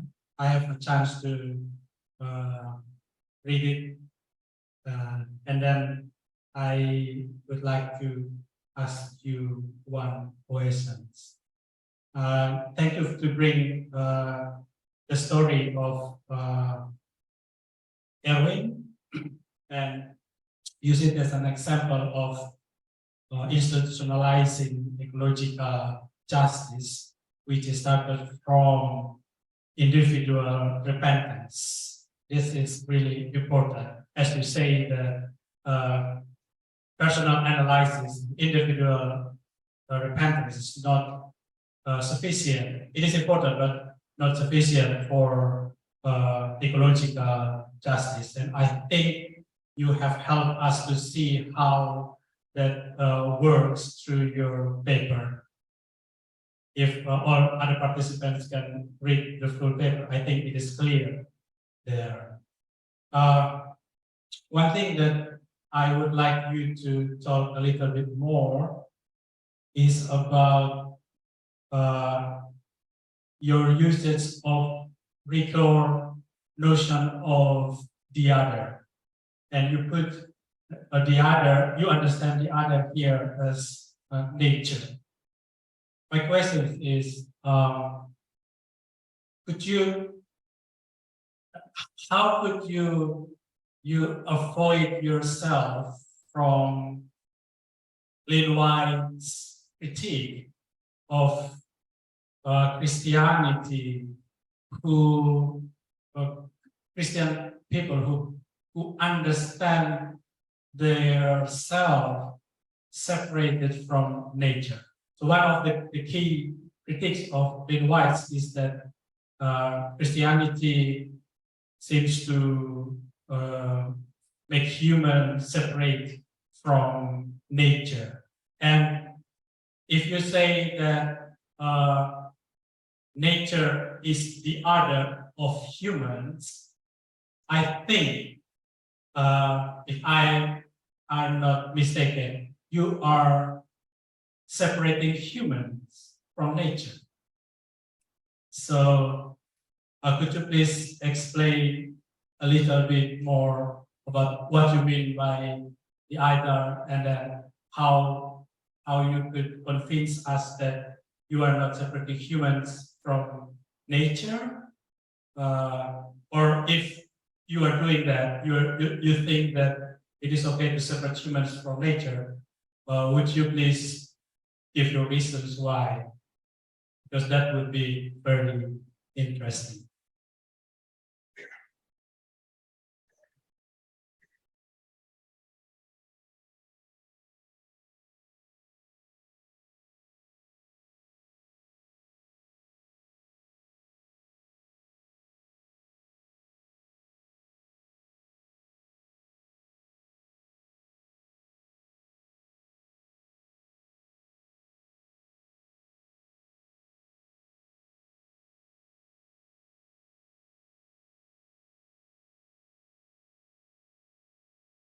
Steinbach, are you with us?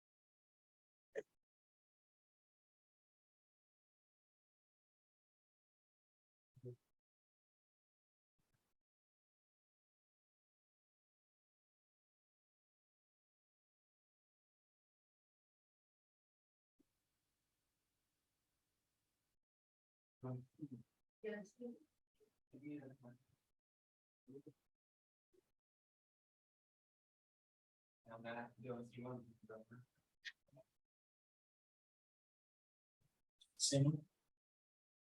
You with us.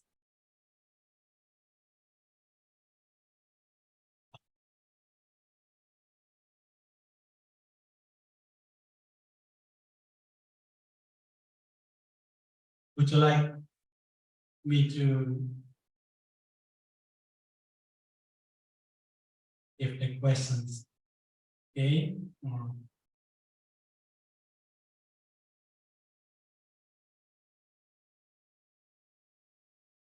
And for other participants, please feel free. Oh.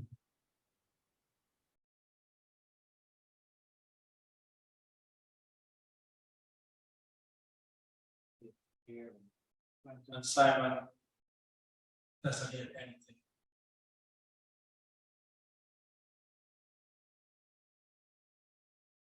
But can you hear my voice? My voice?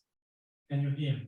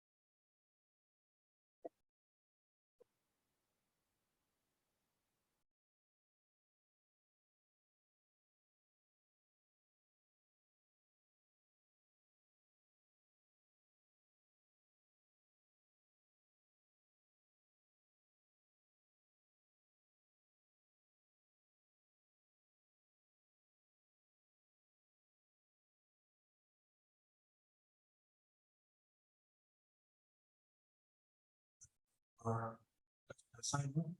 Just want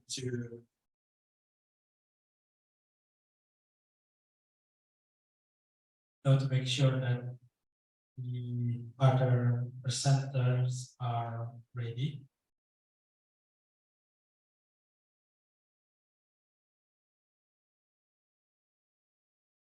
Once again, for Dr. Marpal, are you here with us? Oh yeah.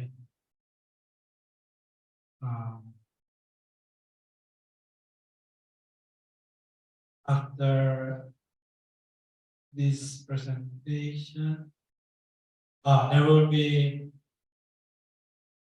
Arlie Dehan and Rolling Tanner. I can see my colleague Arlie Dehan here. And after that, Bung Kruger Cristanto and Ronaldo Sola. Kruger is there. And after that, Dr. Agustina Samosir. Oh, we will have a tea break.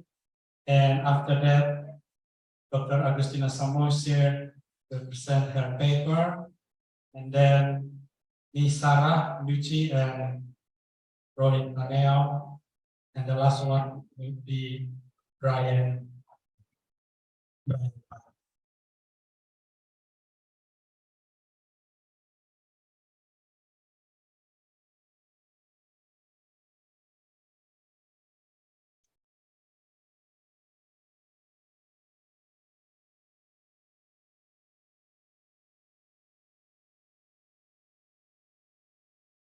Dr. Sama, are you with us now? Are you able to hear us?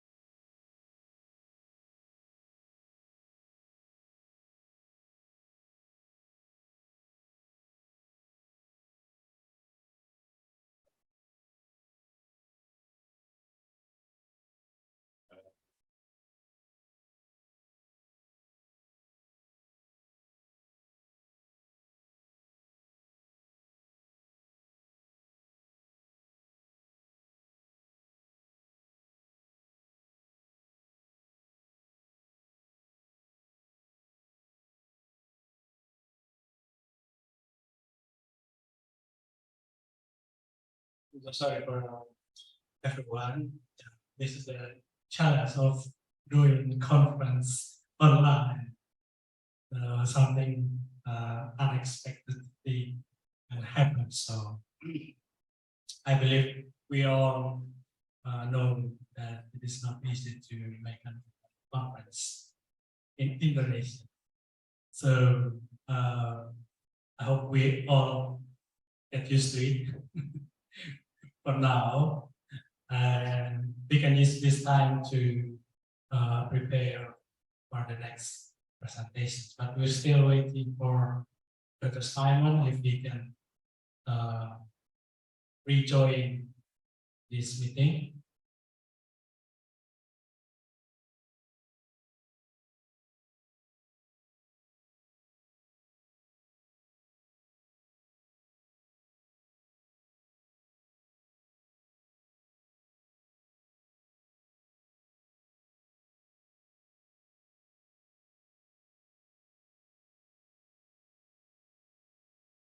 Center Pagilihan and Rolling Taneo.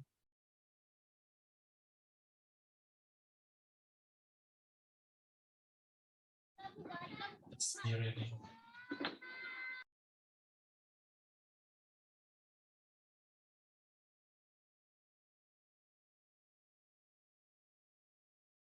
yeah, I think you can just put your questions for Dr. Simon in chat room, and when he come back to this meeting, we can ask him those questions. I know if he's kicked out and coming back, he will not be able to read those questions, but we can just re-type or copy paste the questions when he is here with us. And the conversation, if it not take place like in this way, like in this room, maybe in chat room will be fine. So please feel free to drop your questions on chat room.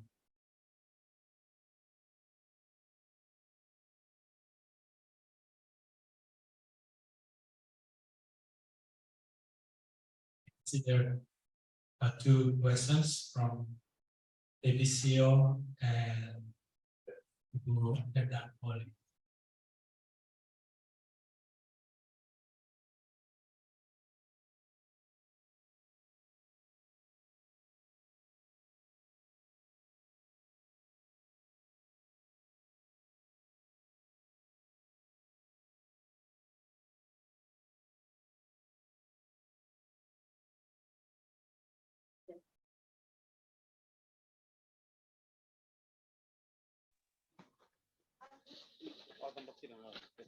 Potong ame ini kalau kita makan dulu.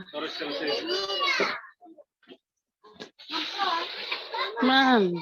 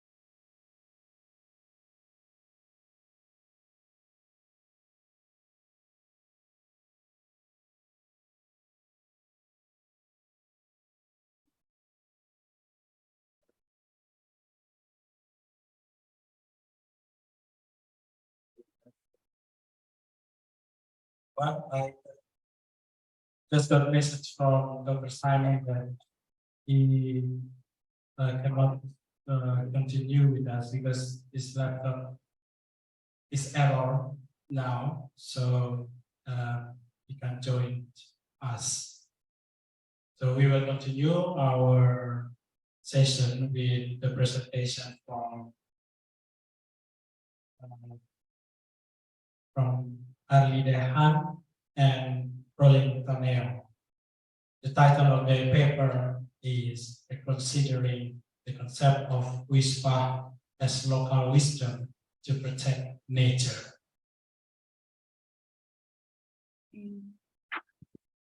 Hello everyone, can you hear me?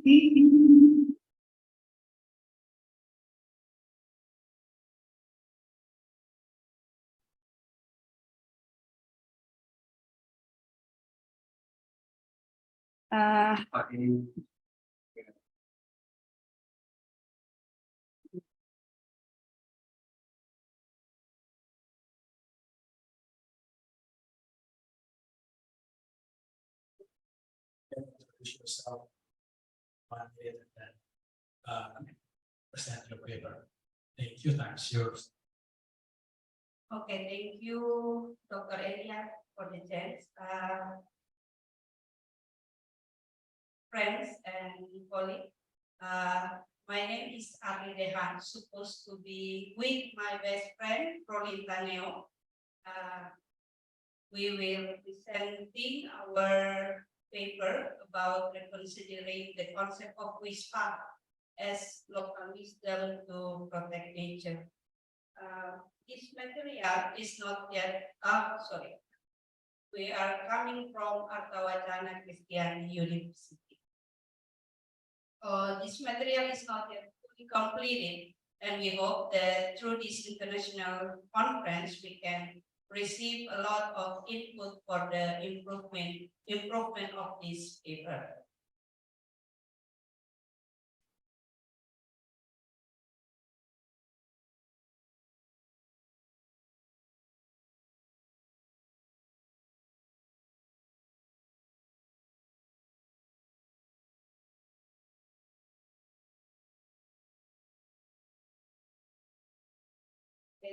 This research starts from the changing perspective of society regarding nature and the role of humans in controlling it over time.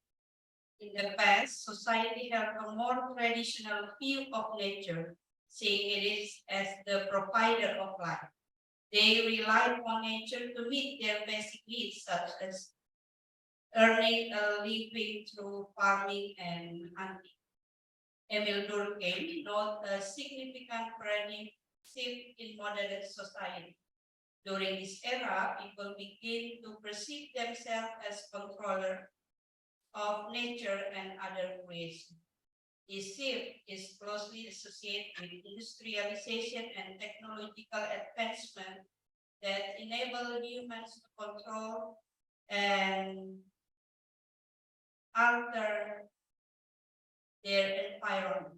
Technology allows humans to be more efficient in the production of food and other goods, reducing their dependence of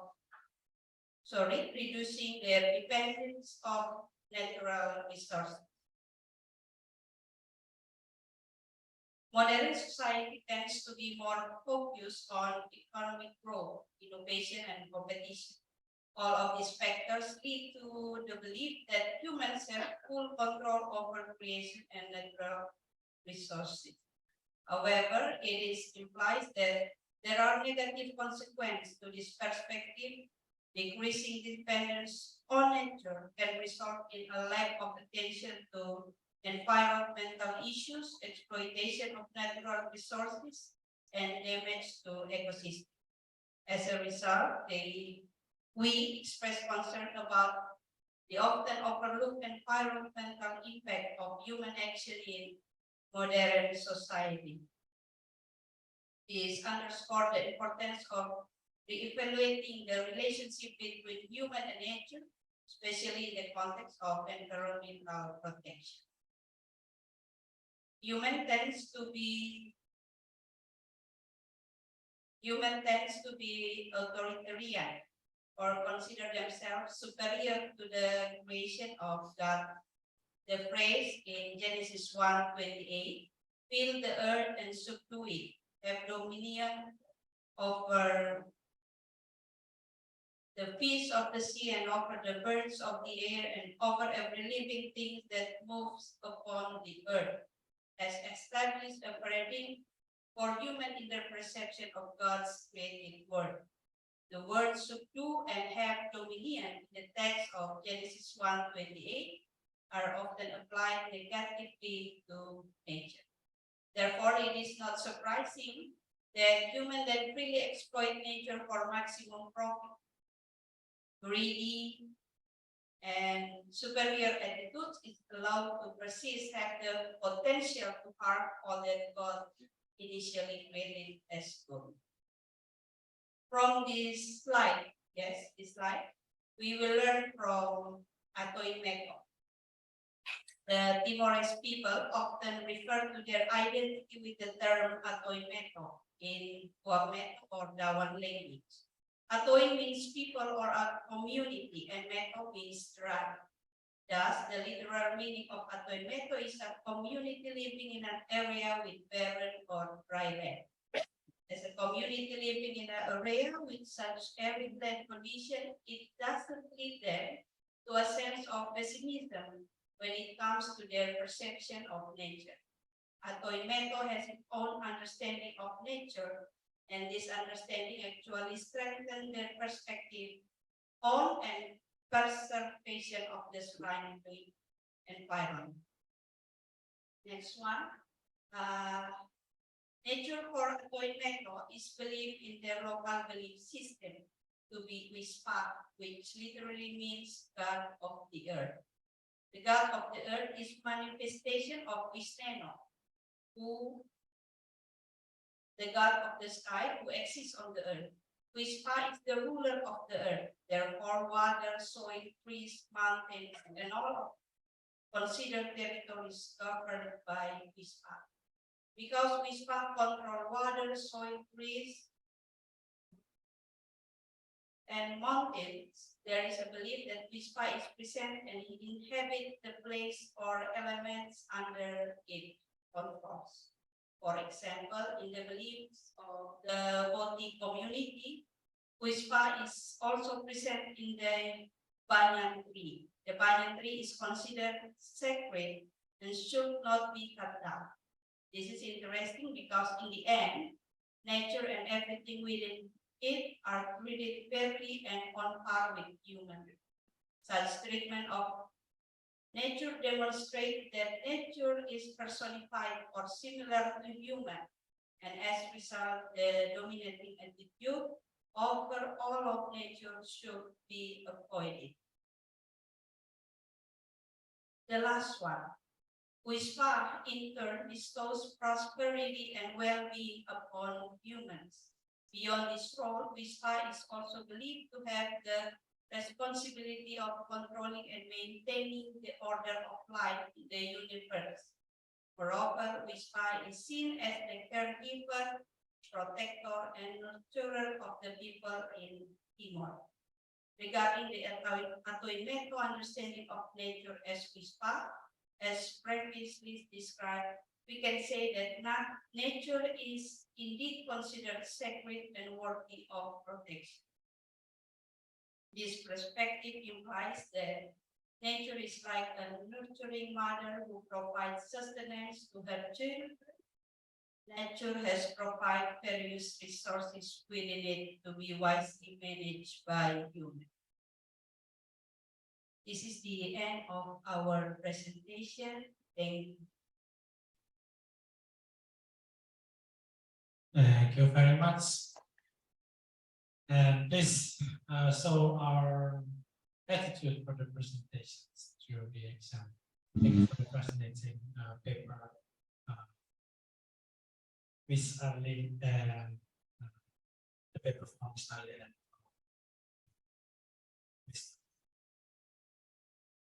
yeah, and then our participants, you can ask any questions to the presenter.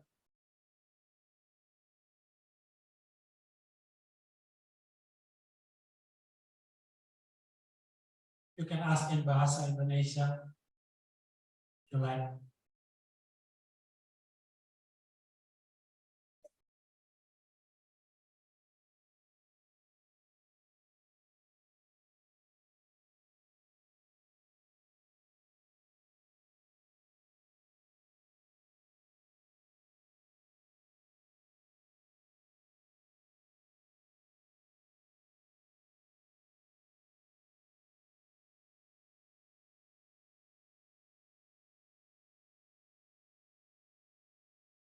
If we're waiting for the other, I will give some questions. Thank you for this great paper presentation. I just have some questions regarding understanding nature as wispa. And if I'm not mistaken, wispa is a god of theories. And to understand nature as wispa sounds like pantheism, that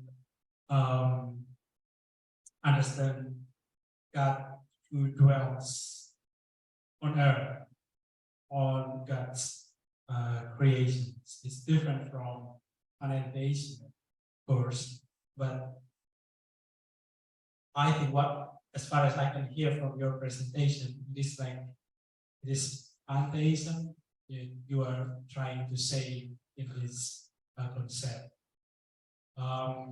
In ecological discourse, eco-theological discourse, people tend to avoid pantheism because it puts God in God's creation, and then the control. How can God control the creation if God is in creation? And then the pantheism coming from theologians, many theologians say that God is in creations. We can understand that every natural element has suffered because God is there, but God is beyond. God is also beyond nature. God is also beyond creation. That puts God in control of everything. So,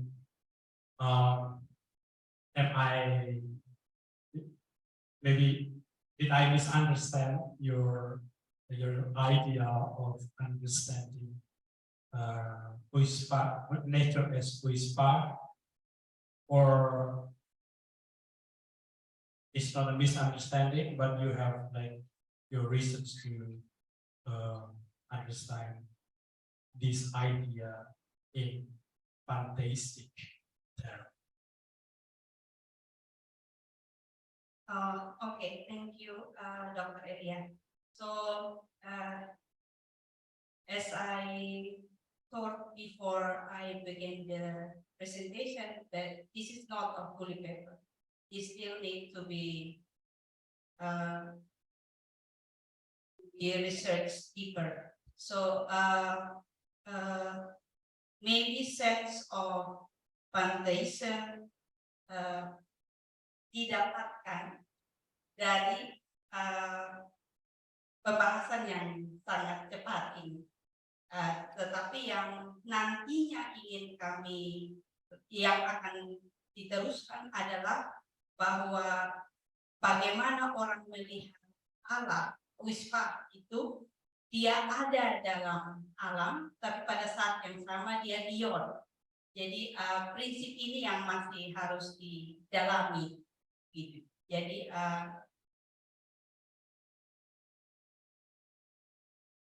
fanatis, jadi dia akan ada di titik itu harus, tapi memang belum selesai seperti yang kami sampaikan di awal presentasi. Thank you very much. I'm going to read the completed paper. Is there any other questions?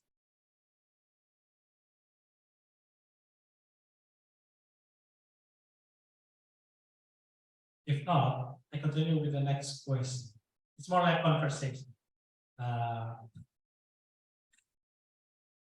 Yeah, one of the critique to the indigenous perspective like this is that we seem to put indigenous community, indigenous ideas as how to say flawless, is all true. So, but in fact, yeah, we have to acknowledge that there's some indigenous ideas or practice that are destructive to nature. If not destructive to the environment where they live, then it could be destructive to different nature, different environment. For instance, in Timorese people, they understand the sea negatively, and usually the sea is a dangerous place. This is the place to put all bad things, and therefore in the ritual usually they put something in the river, the bad things in the river will bring it to the sea. It's not a problem for the coast, for the sea, for the coastlines, until plastic come to the inland areas, the mountainous areas, like in Timor. So in that case, the idea of the sea as negative, it's a bad place, is destructive to the sea, because that idea is followed by their practice of throwing all things to river, and then the river will bring it to the sea. So in your thoughts, how you deal with this, how you address this issue in understanding Earth as Wispa? Do you think, is there any potential to develop the idea that brings together other environment in that understanding? Yeah, it seems to me that we understand nature we understand as Wispa is land, water, river. What about the sea? If I'm not mistaken, the Timorese, they have another perspective of the sea, because they come from the crocodile and things like that. So would you please say a little bit more about that? Okay, thank you, Dr. Elia. So in our mind, talking about Wispa need to be diperluas, because lots of Atoinmeto lives in Kupang. So this concept dapat diperluas dengan memberi sense yang tadi disampaikan itu. Sebenarnya kalau bicara tentang orang Timor, mereka sangat mengagungkan atau sangat berprinsip pada keharmonisan. Jadi segala sesuatu ada dalam harmonisasi. Alam dalam bentuk apapun dia harus ada dalam keselarasan, termasuk laki-laki, perempuan, kiri kanan, muka belakang, panas dingin, itu semua harus kami jaga untuk menjaga keharmonisan, sehingga prinsip ini dapat dikembangkan dengan memberi perspektif baru seperti yang tadi disampaikan oleh Ibu Ira berkaitan dengan membangun ekoteologi dari perspektif membangun ekoteologi untuk masyarakat di Timor, terutama para perempuan ekofeminis. Jadi ini sesuatu yang bisa dikembangkan. Nah, berkaitan dengan bagaimana orang Timor memandang laut itu merupakan sesuatu yang datang dari secara sosiologis, kan memang mereka hidup di tempat yang berbeda dengan kita yang orang Rote, orang Alor, orang Semau mungkin ya memang sangat dekat dengan besi. Nah, rekonstruksi seperti ini akan menolong untuk mereka punya pemahaman baru terhadap laut dan bagaimana menjaga. Kira-kira sejauh itu dulu, nanti baru akan dikembangkan. Terima kasih untuk masuk. Thank you very much for this conversation. Is there any other questions? Dapatkah memberi kesempatan bagi teman saya? Rolling is in the Zoom right now. Yes, please. Rolling.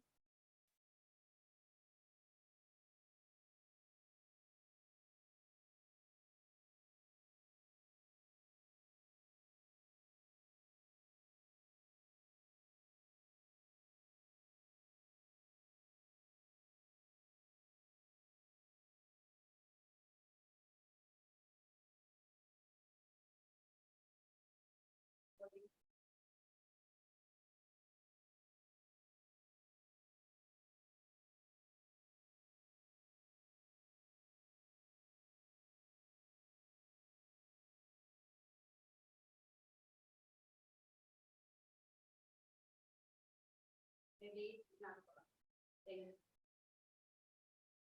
Good. Other folks, do you have any questions for the presenter?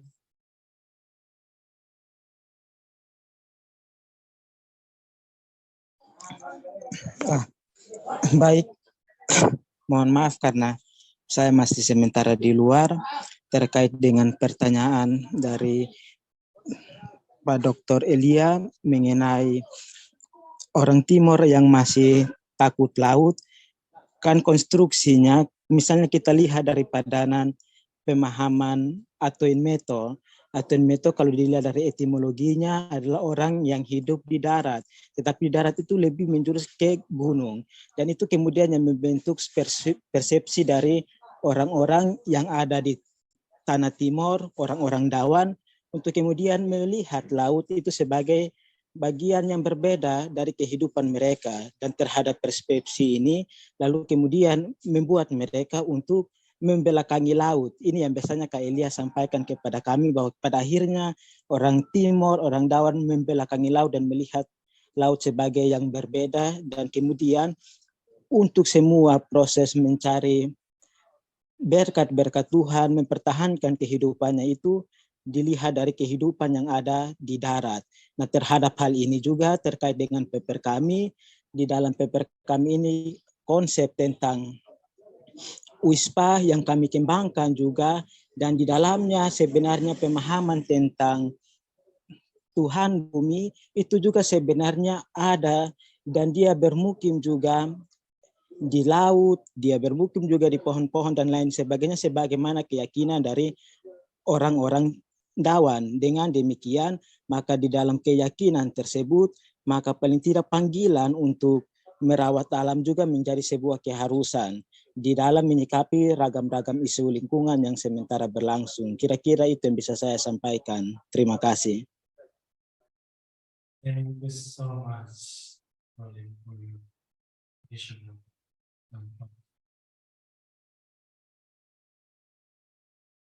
Yeah, is there any, we still have 2 minutes?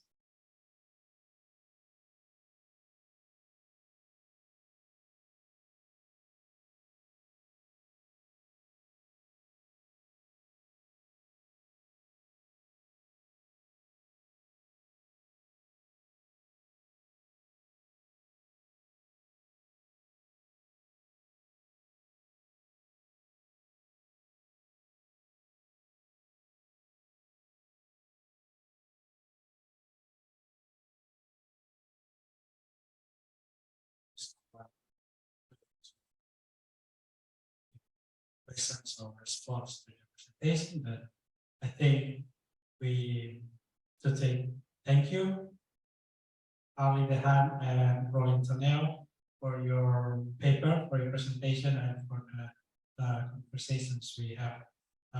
Hopefully, you will finish your paper and we will read it in the completed form. Thank you very much, and then we all can clap hands for our presenters. Thank you very much for your time for this conference. Now, the next presenters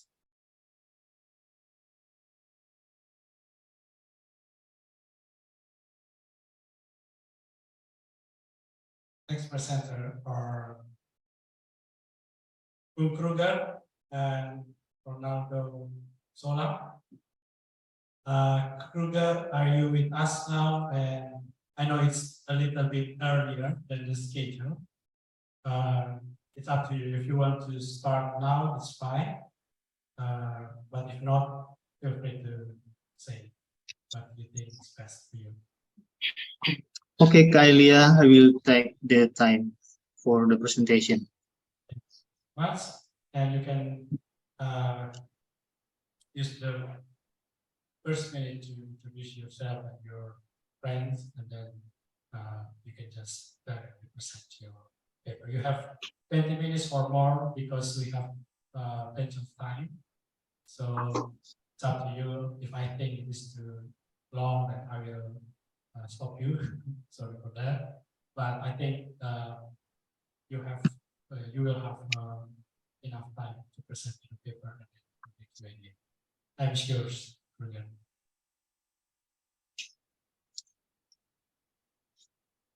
Okay, thank you. My screen is appear in your Zoom.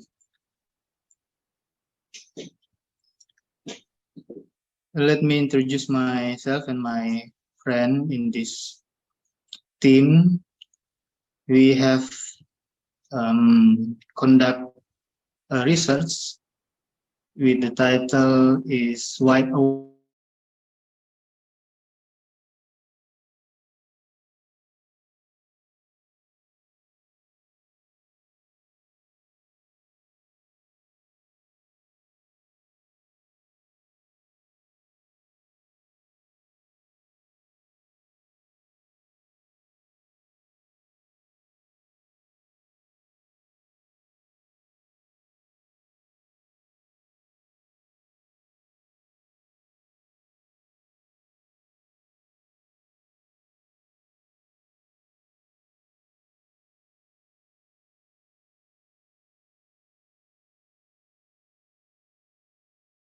Hello?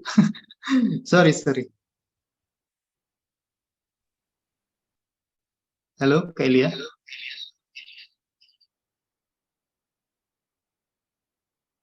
Please go ahead. Okay. Wait. I want to share my screen. So, okay.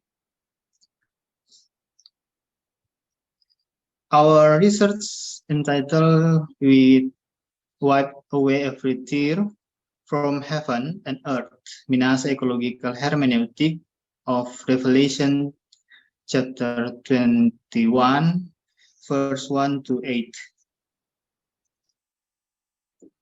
So we put the main theory in our research from Earth Bible team leading by Norman Habel.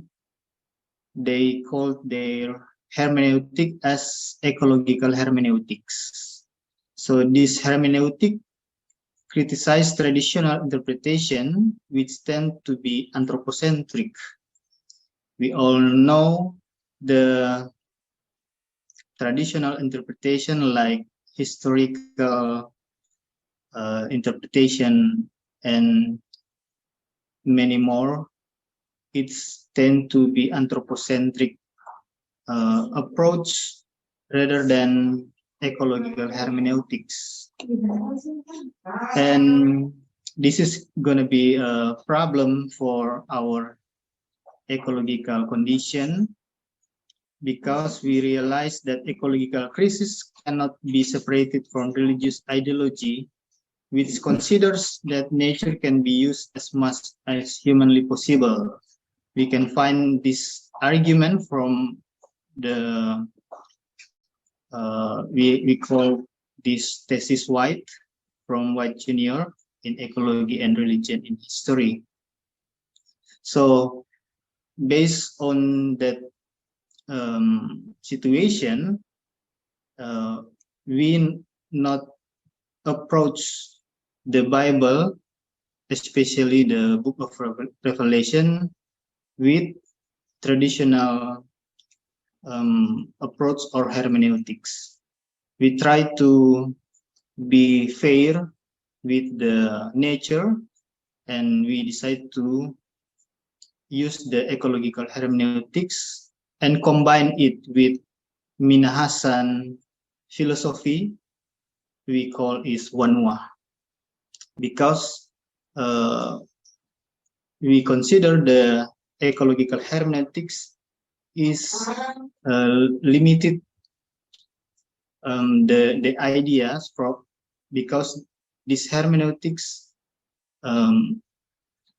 bring out from the white scholar in West universities, and we combine the idea from the indigenous people in Minahasa.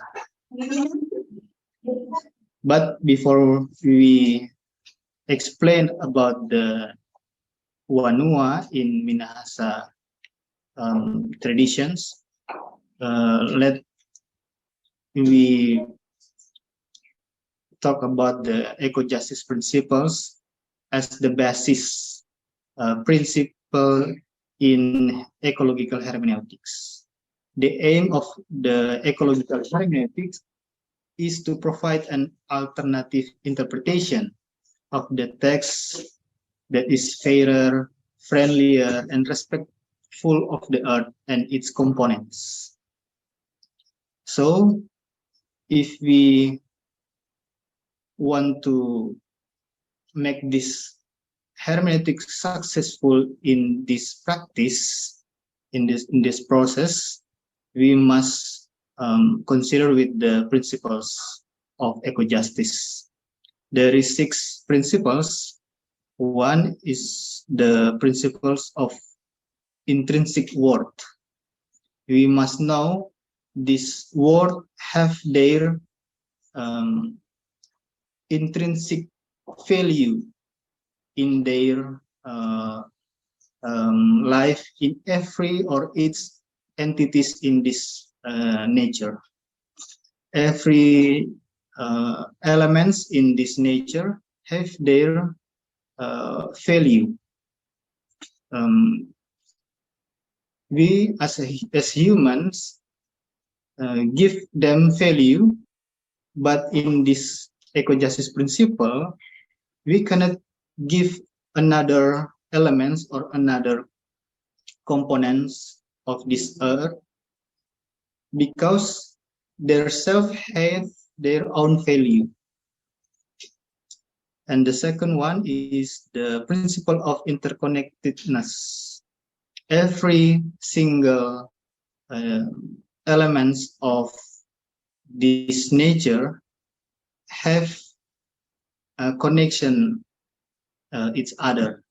We cannot separate human and the water, sea, mountain, and many more. Because in this life, we must have a good connection each other to make this life better. The principle of voice.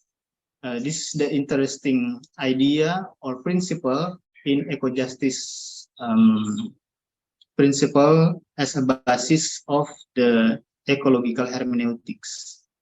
If we approach the text in the anthropocentrical approach, we cannot hear the earth voices.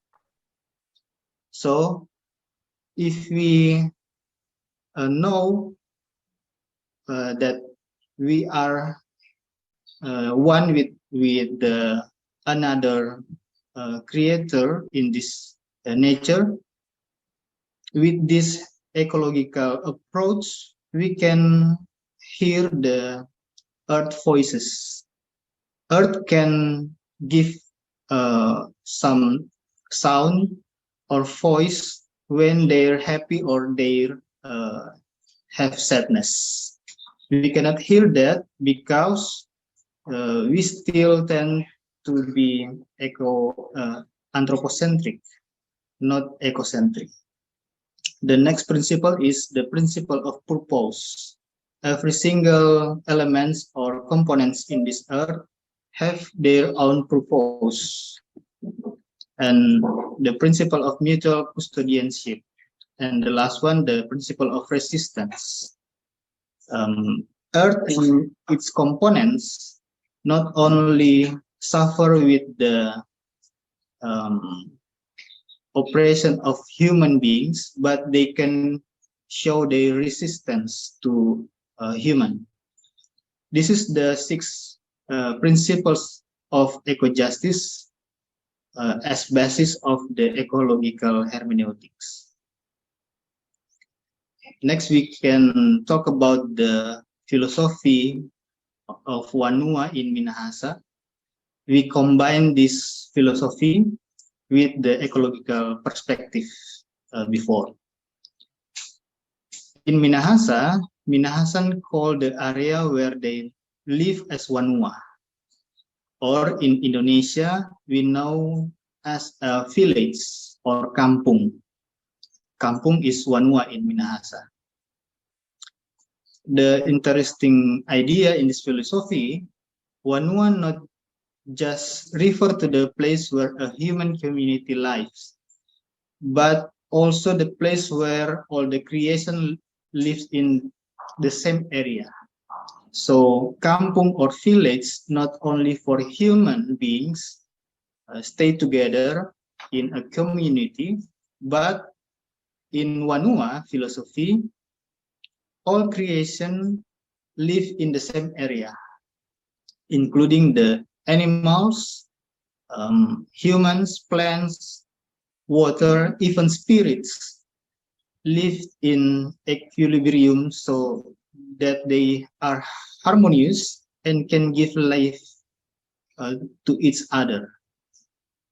So in Minahasa, when we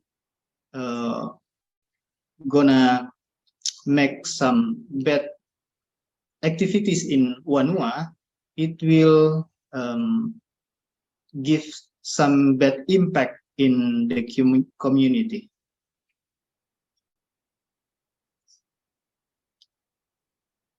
If there is an disequilibrium or disharmony in its entities in Wanua, it will have a bad impact on the entity in Wanua. For the example, people will get illness, hunger because there is no food. Even they try to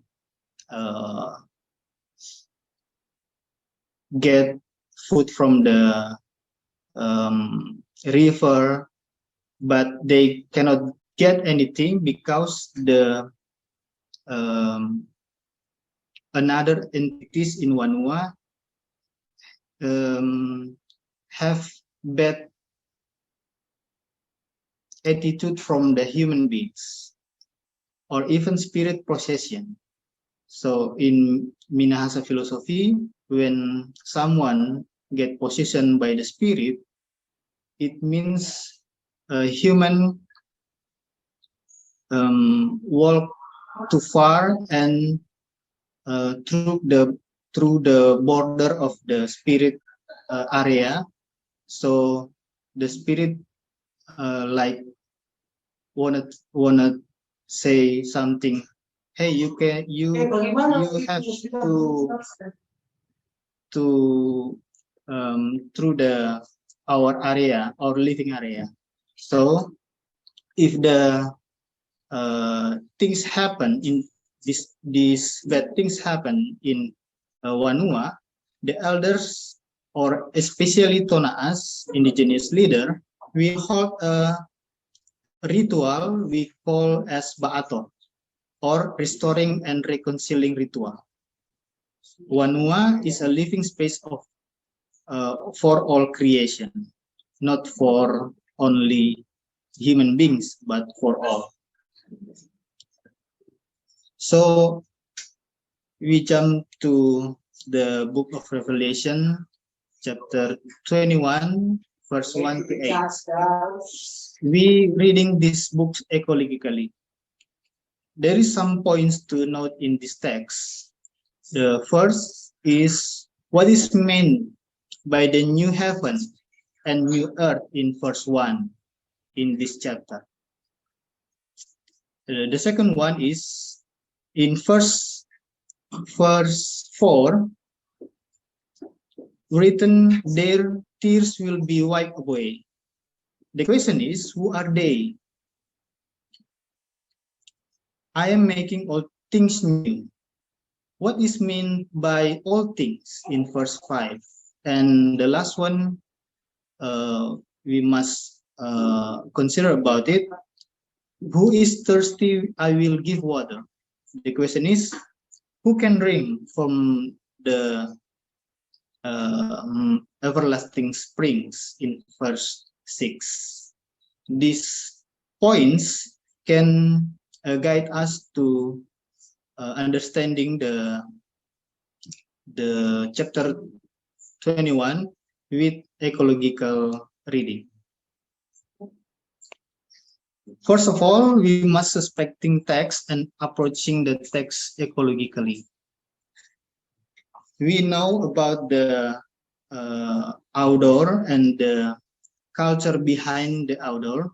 So we must some suspicion about the production of the text. The production of this text is influenced by anthropocentric ideology. Why we argue like that? Because in this text, verse 1 to 8, the new heaven and new earth seem to be simply ignored in the whole narrative of the text. New heaven and new earth just mentioned by the narrator in verse 1. And the entire of this chapter, new heaven and new earth, not mentioned again by the author. So, considering the principles of eco-justice that we talked before, and cosmology of the Minahasan or Wanwa, we have some idea or findings based on our analysis of this text. The first is heaven and earth are an inseparable part in God's recovery. Especially, we can read that in verse 4. Those whose tears are wiped away, they not have to sorrow again. Those in this case mean the heaven, the earth, and all its components, not only human beings.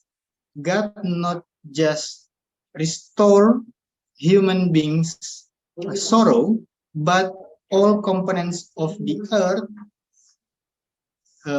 have restoration from God.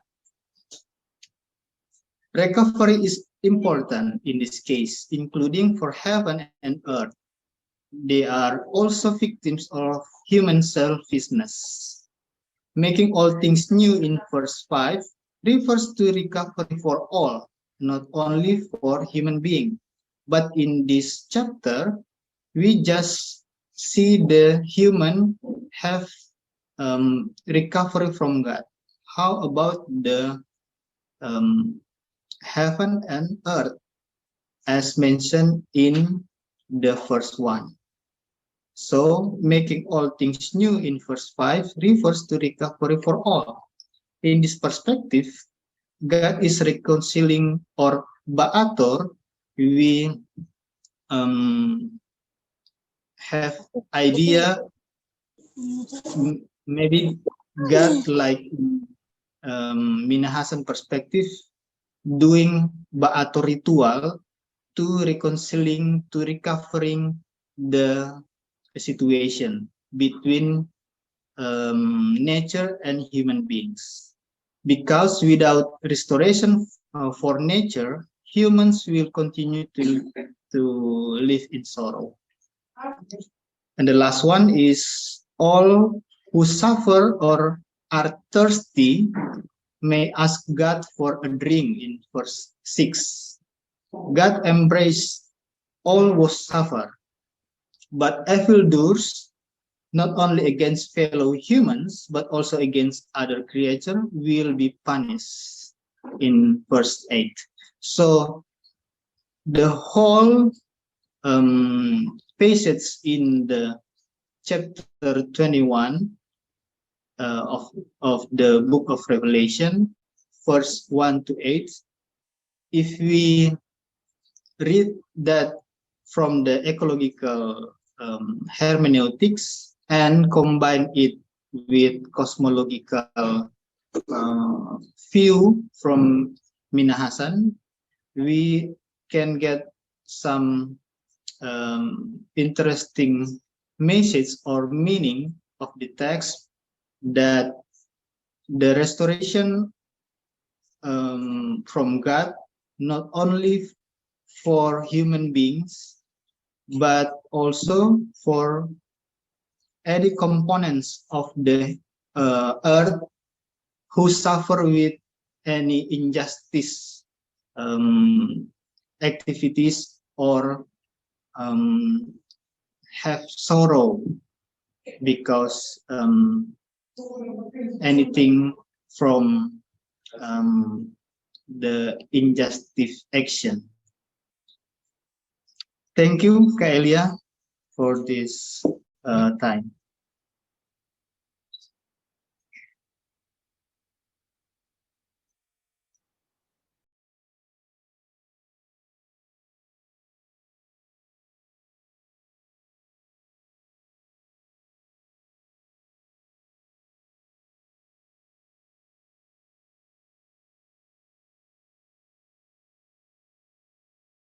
The chat room, or if you want to directly talk to Kruger and his friends, just raise your hand and then I will let you give your question.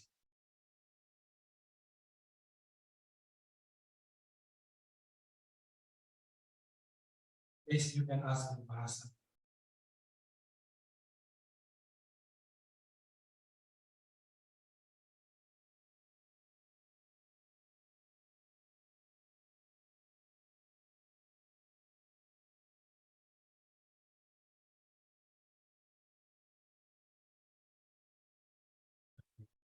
Some friends say they're typing the chat room. I'm waiting for them. Kruger, I have some questions for us to discuss about your presentation. I think you are aware that the text Revelation 51, there's a problem with the sea there, and I think you already know how to deal with that. I don't know if the sea is important for the Minahasa community. Wanua, yeah, Wanua, right? Wanua, but if you can say a little bit more about that, that would be wonderful. But my main concern is on the notion or the action of Ba'ator. So this is very interesting because I think we are in Kupa, we also have this kind of word, and the meaning could be similar, Ba'ator. And but yeah, sometimes we say, yeah, we can just Ba'ator and then resolve conflict, things like that.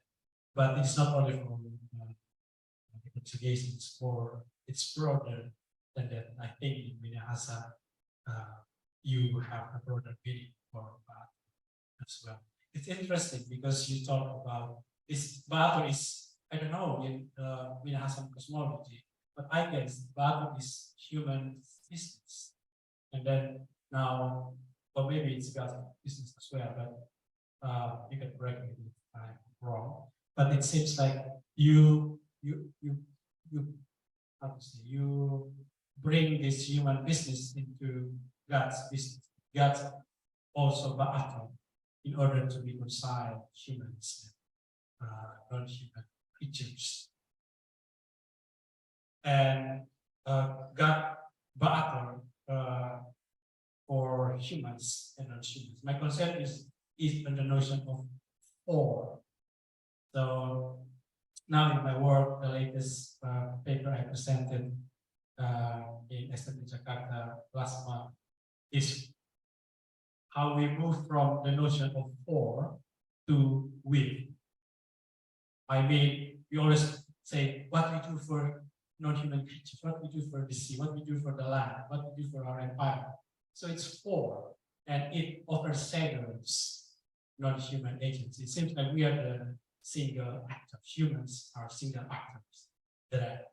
And now you talk about God, Ba'athon. It seems to be that God is a single actor. My question is there any room for humans to participate in that Ba'athon of God? And how that looks like? And if humans if humans have room to participate in that way, how is there any room for non-human creatures to participate in God's Ba'athon for reconciliation? So what I would like to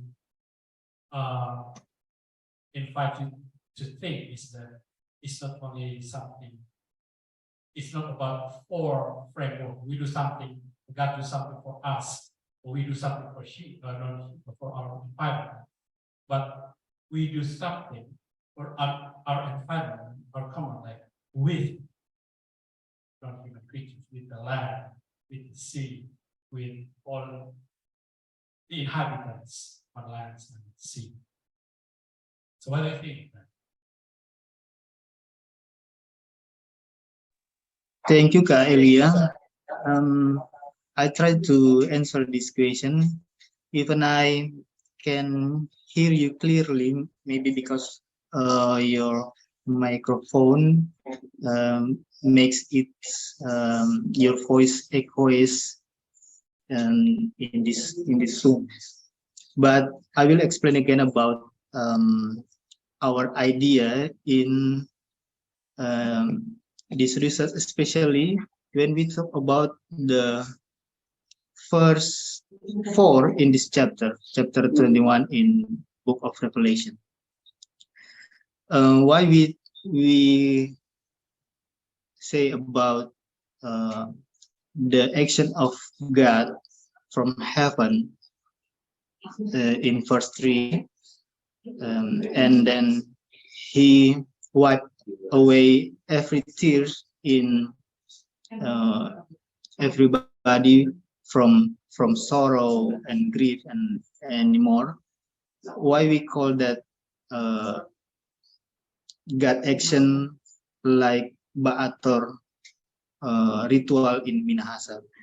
Because when we use the cosmological perspective from Minahasan, we cannot ignore every single entities in Wanua when we want to recover or make restoration in Wanua. For the example, when someone possessed by spirit in Wanua, we must try to bring back the spirit in the forest like example. So we can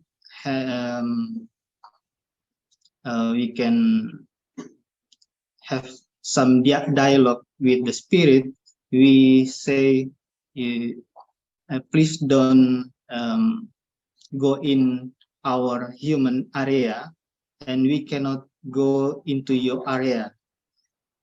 This perspective can be same if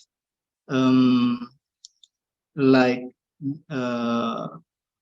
in the Wanua have some disaster, like people cannot have anything from their land, so we can hold rituals ba'ator to back the land to be to produce some food for human. So this is the reconciliation action in Ba'ator, and we can see that in verse 4 in this chapter. When we try to reading this text with the ecological approach, we consider that God action in verse 3 and 4 not only for human beings. The tears can weep away not only from human, but from the sea, from the earth, and every single entities in this nature. Why we say that? Because tears is a symbol of the suffering. Sea, land, and many more suffer from the injustice action from human. So the sea, land, and many more have their chance to be restored by God, and we can read it in the verse 4. So we talk about God Ba'ator. This is our imagination about God in chapter 21, verse 4, when he come down to restore and reconcile every human being.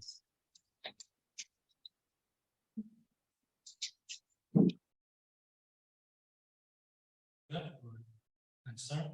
I can see 3 questions in chat room. I can read it for you. First one from Dr. Iramanililo.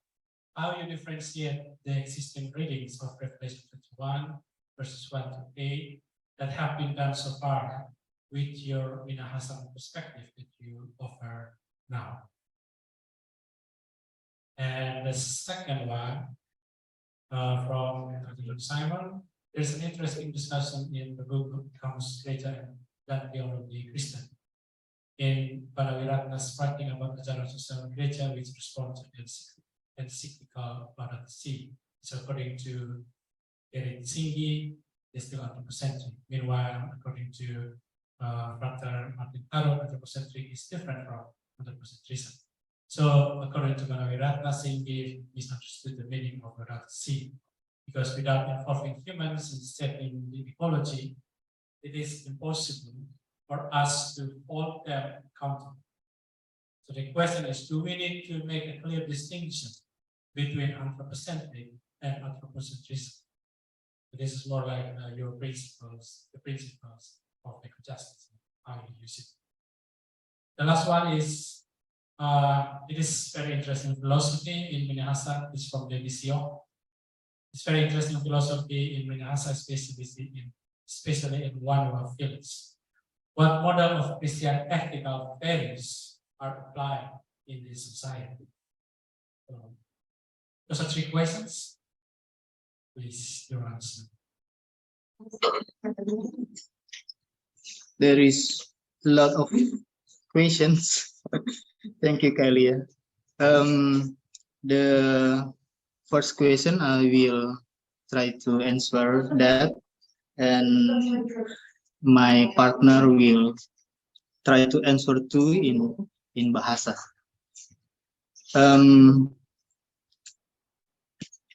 Thank you, Kak Ira.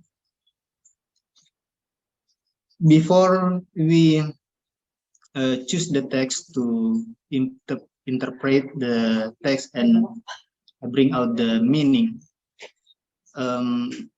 we always or usually try to interpret the text with the traditional interpretation or traditional approach, like historical criticism approach. And what we got, we have meaning, but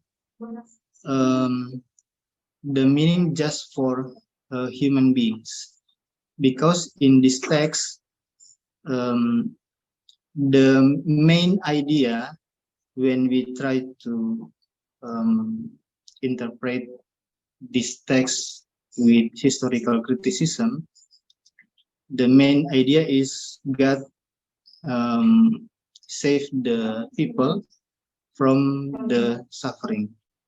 But we try to read this text from another side, another perspective, which is the ecological perspective. Why? We have encouraged, or we have many questions about this text, especially in the first one. Why the author or the narrator just say one or mention once the new heaven and the new earth. For us, when we try to read this text, we have different meaning based on the perspective of ecological perspective. We argue that the restoration, the main idea is in the first one, the new heaven and new earth. We must read this whole chapter in the light of new heaven and new earth. In this case, we cannot avoid or ignore the existence of the earth and heaven. The restoration from God in verse 4 and so on is gift for the every single creature in this nature, not only for human beings. So maybe this can make some new idea or imagination about the eschatological theology, that in the end of the time, God not only save human beings or Christian, but also every single entities in this nature from the injustice actions. So this is our meaning based on the reading from the ecological perspective, and we combine that with Minahasan cosmological perspective, we known as Wanua. Teman saya akan coba menjawab karena ini partner saya, mahasiswa pasca sarjana, tentang pendekatan ini di teks ini didekati dengan hermeneutik ekologi. Disilakan.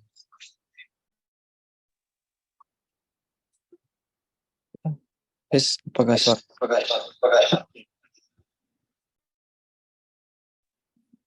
suara saya terdengar jelas? Ya, baik, terima kasih atas kesempatan. Sebagaimana dengan kajian hermeneutik ekologi ini yang saya dan partner Kruger temukan. Pertama dia bicara dulu mengenai 3 pendekatan penting. Yang pertama itu kecurigaan, yang kedua itu tentang identifikasi, dan yang ketiga tentang pengambilan kembali.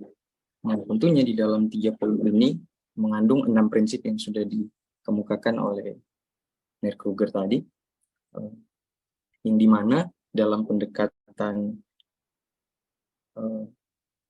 hermeneutik ekologi si penafsir perlu menempatkan dirinya sebagai seseorang yang memiliki nilai simpati terhadap alam, sehingga dia mampu membebaskan kita para pembaca dalam nilai-nilai yang antroposentris terhadap teks. Karena sebagaimana yang saya lihat dalam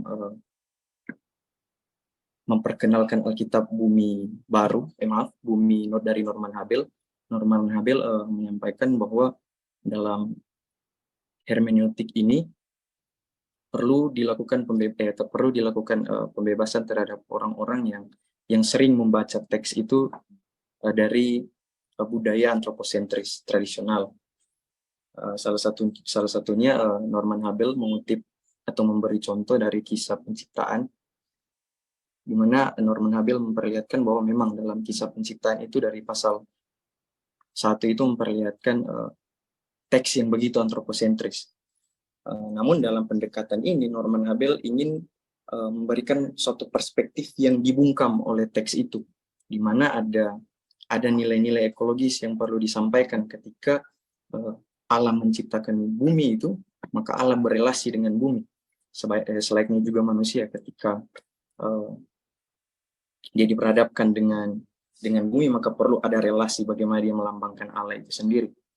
Dan Norman Habel juga di situ mengkritik ada suatu culture atau budaya yang begitu fenomena terjadi dalam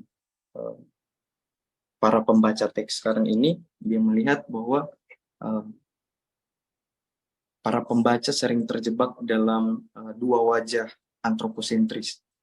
Yang pertama, terjebak dalam suatu value atau nilai yang mengarah pada konsep imago Dei, dan yang kedua itu melihat alam sebagai satu objek dan bukan subjek. Dan hal ini juga sama dengan apa yang disampaikan oleh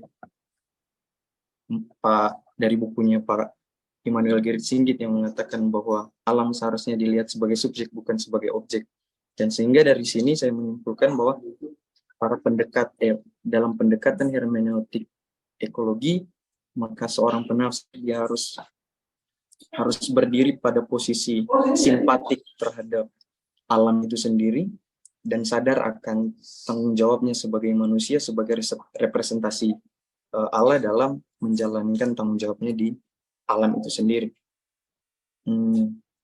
Kemudian dari situ maka seorang penafsir akan tiba pada pola pembebasan akan teks yang terkungkung dalam antroposentri menjadi diarahkan pada perspektif yang baru akan ekologikal itu sendiri yang ada dalam teks. Mungkin seperti itu. Terima kasih. Okay, thank you. 5 minutes left, Kak Elia.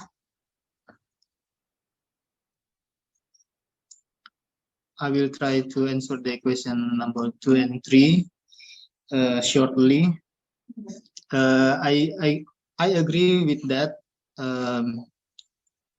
We still have,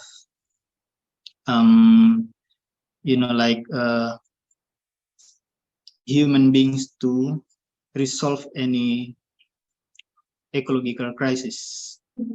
We cannot avoid the human's existence in this case, but as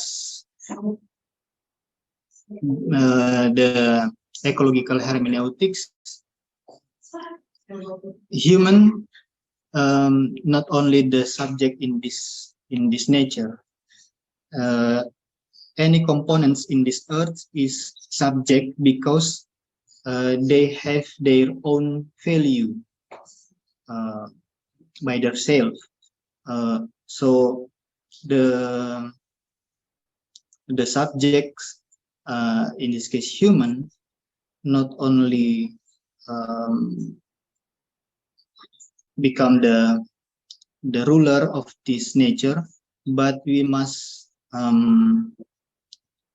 make a good relation with the others in this case, or in this topic, another creation. So another entities in this nature. The question, the last question, Christian ethical values are applied in the society. I think I not talk about that, but in Minahasan perspective, Wanua still have their value in Minahasa when people in Minahasa and another creature in Wanua make a good relation, because we have a philosophy in our society called by Sito Timo Tumokto, manusia hidup untuk memanusiakan. I consider this philosophy still anthropocentric, but this philosophy can apply for the not only for human, but also for the another creation in this nature. So this is some example about the Christian ethical that we apply in this Wanua. Thank you, Kailia. Ronaldo, for your papers and then discussions. Thank you for Taylor to sign on and seal for your questions. I think those questions make this discussion rich with insights, insightful thoughts, insightful ideas. And we can express our thanks to Kruger. We can clap our hands and then thank you very much. Thank you very much for your time, for both of you, for your time. And I think it's time for us to have a tea break for 30 minutes. After that, we will have 3 presentations. The first one is from Dr. Agustina Samosir, and then from Nistara Luji and Rolin Taneo, and the last one will be Brian Patti. Is Brian here with us?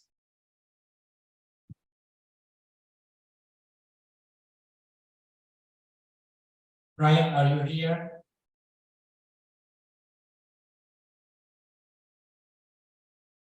Oh, hopefully he will be with us. But I can see Dr. Agustina Samosir and Nisara and Rolin Taneo. Okay. 30 minutes for break. Please stretch your body and then have some coffee, tea to make yourself rest and more comfortable for the next 3 presentations.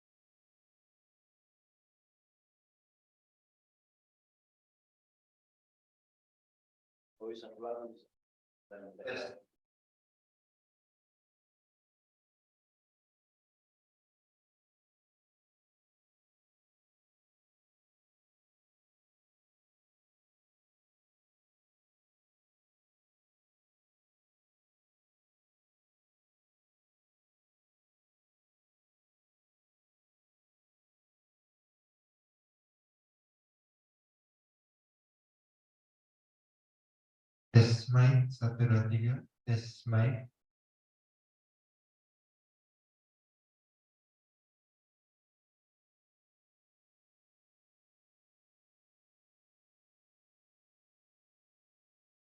Tes 1.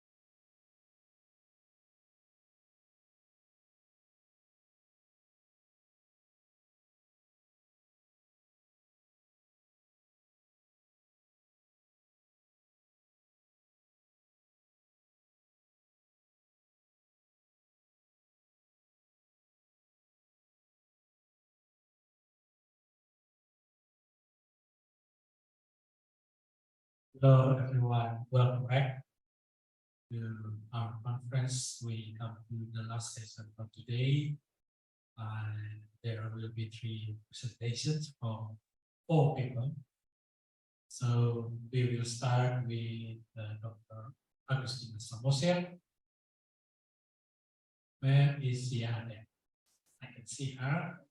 And Dr. Agustina Samoser will talk about, let me see the title, From the Ground to God. Dr. Samoser, you can use the first minute to introduce yourself a little bit. Where do you work now? And then you can continue to your presentation. 20 minutes followed by 10 minutes Q&A. Time is yours. Thank you, Bung Elia. I'm so nervous now. Wait. Let me share screen.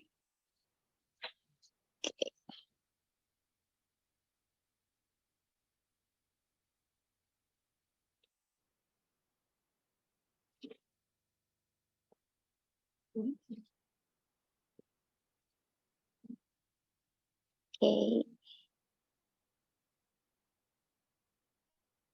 Okay, my presentation title is From God to From Ground to God. Here I will read the story of the land in Genesis 4, verse 1 to 12, with a trauma disability perspective. This perspective has a blend to perspective trauma and disability. These two perspectives are like the lens I use. There are minuses and cylindrical because there are at least 2 needs that I want to be answered.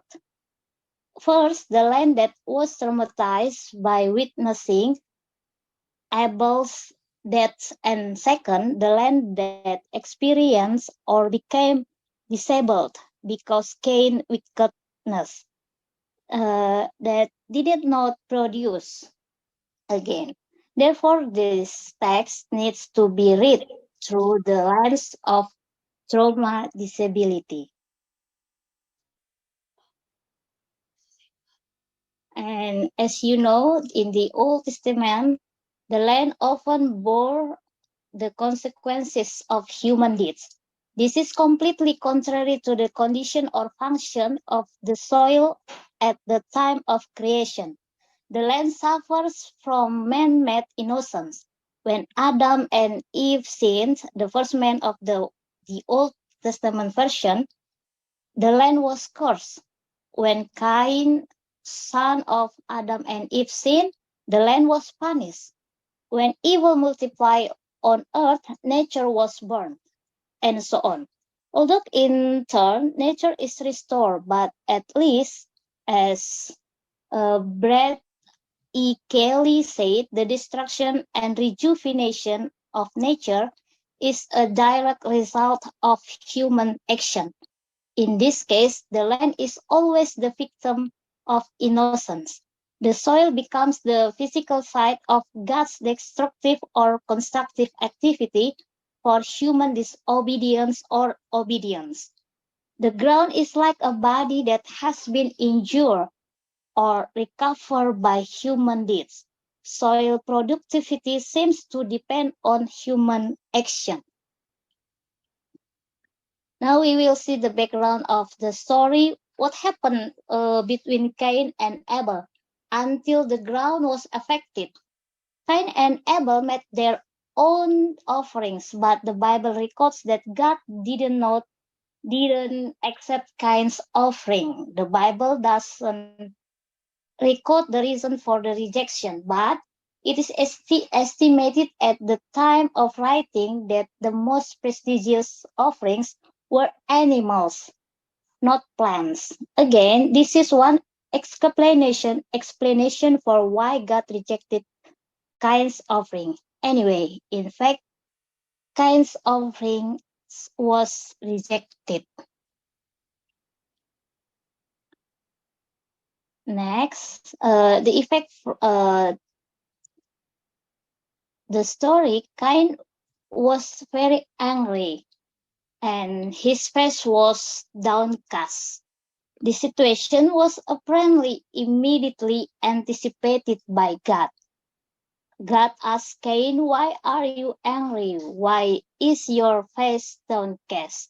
Will will you will your face not shine if you do good?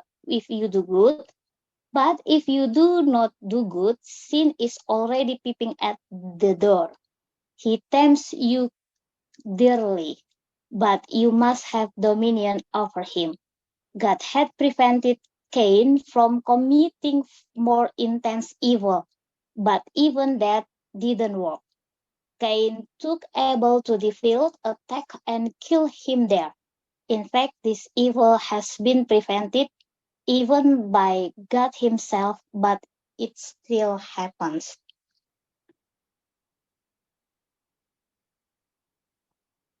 Now, the consequences, the stories,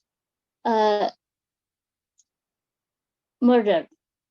This murder is recorded as the cause of God's anger and judgment on Cain as well as the land. Now we will see how the land cursed by God because of Cain or man. God said to Cain, "What have you done? Listen, your brother's blood cries out to me from the ground. Now you are under a curse and driven from the ground, which opened its mouth to receive your brother's blood from your hand. When you walk the ground, it will no longer yield its crops for you. You will be a restless wanderer on the earth." Again, the question is, why is the land condemned or punished by God for the crimes committed by man?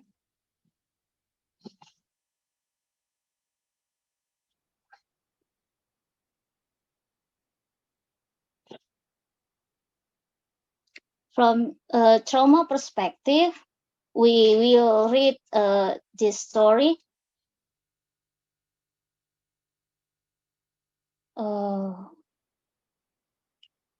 Okay, sorry. The land immediately after creation. Oh, okay. The land immediately after creation, more tormented than happy. The soil that was originally given freedom and the ability to produce vegetation, plants bearing seed according to their kinds, and trees bearing fruit with seed in it according to their kinds. And God said so that it was good. But now it is a cursed land. The formula of this curse is the same. We can compare Genesis 3 and 4. Because you listen to your wife and blah, blah, blah, curse is the ground because of you. And in Genesis 4, what happened? This one, sorry. In the Genesis 4, the soil will no longer produce you. In other words, the land no longer has the same capacity as it did at the beginning of creation. The question is once again, why does the land suffer this because of man-made? Okay. From trauma perspective, at the heart of the trauma lies something or lack of something to which the survivor loses access to himself or herself. If it cannot be assimilated into its own narrative, their attempts to express trauma in an understandable narrative fail. The traumatic past is more real than the present because of the constant disruption into the survivor's life. So we can see how people,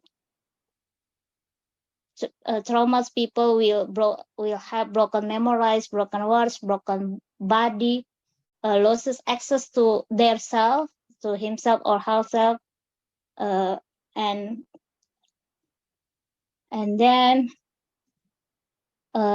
we will see from this perspective, we will see how about the land. Okay, I'm sorry because I'm terbalik. Course, this is the course of formula from Genesis 3 and Genesis 4. Because you did it, blah blah blah. You and the land dikutuk begitu. What have you done? What have you done in Genesis 4? And the ground or the soil will no longer yield its crops for you. Jadi karena kelakuan manusia, kejahatan, dosa, maka yang dikutuk bukan hanya manusia, tapi rupanya tanah. Nah, according to Judith Herman, there are fundamental tasks for trauma recovery. First one, building a sense of security, lamenting traumatic experiences, and the third, reintegrating survivor with daily life. These numbers of responses and strategies to facilitate the rate of recovery from the impact of trauma and help individuals to develop resilience to the next threat. This process is not easy. Survivors usually have memorized that are dismembered or even lost. So they need the ability to access memories to construct narratives. This construction in turn is an attempt to construct meaning by collecting all memories, including events and feelings of those events. Events are traumatic experiences, even if they are cut into pieces and reinterpreting trauma to confront and replace painful assumption and beliefs. Jadi ada menurut Judith Herman ada 3 hal yang perlu dilakukan untuk menolong orang yang mengalami trauma. Jadi ada 3 ini. Jadi dengan kapasitas yang dimiliki pasca trauma, memori yang terbatas, kata-kata yang terbatas, tubuh yang traumatis begitu. Tapi dengan itu kita mau lihat mau menempatkan tanah yang tadinya mengalami kutuk, lalu sekarang kita lihat sebagai tubuh yang terluka, disabilitas dan mengalami trauma. And now, from disability perspective, disability is often used as a metaphor for sinful Israel. If you read, especially Old Testament, moral disability is equated with physical disability. Israel is understood as a body, while immorality is symbolized by various physical disabilities. Deafness and blindness are understood as the result of resistance to the reality of God's presence, not a decline in sensory function. The description of servant suffering in the book of Isaiah also shows the relationship between sin, disability, suffering, and redemption. The suffering servant becomes disabled and injured. His wounds were like sacrifice in the temple, which atoned for sins. These metaphors greatly influence Israel and today's Christian understanding that disability is a consequence of sin. This pattern is also evident in this story, in the event of Abel's death. Because of Cain's wickedness, Abel, of their own action, although they are not related at all. The injured soil condition and disability cut him off from access to life. It no longer produced as before.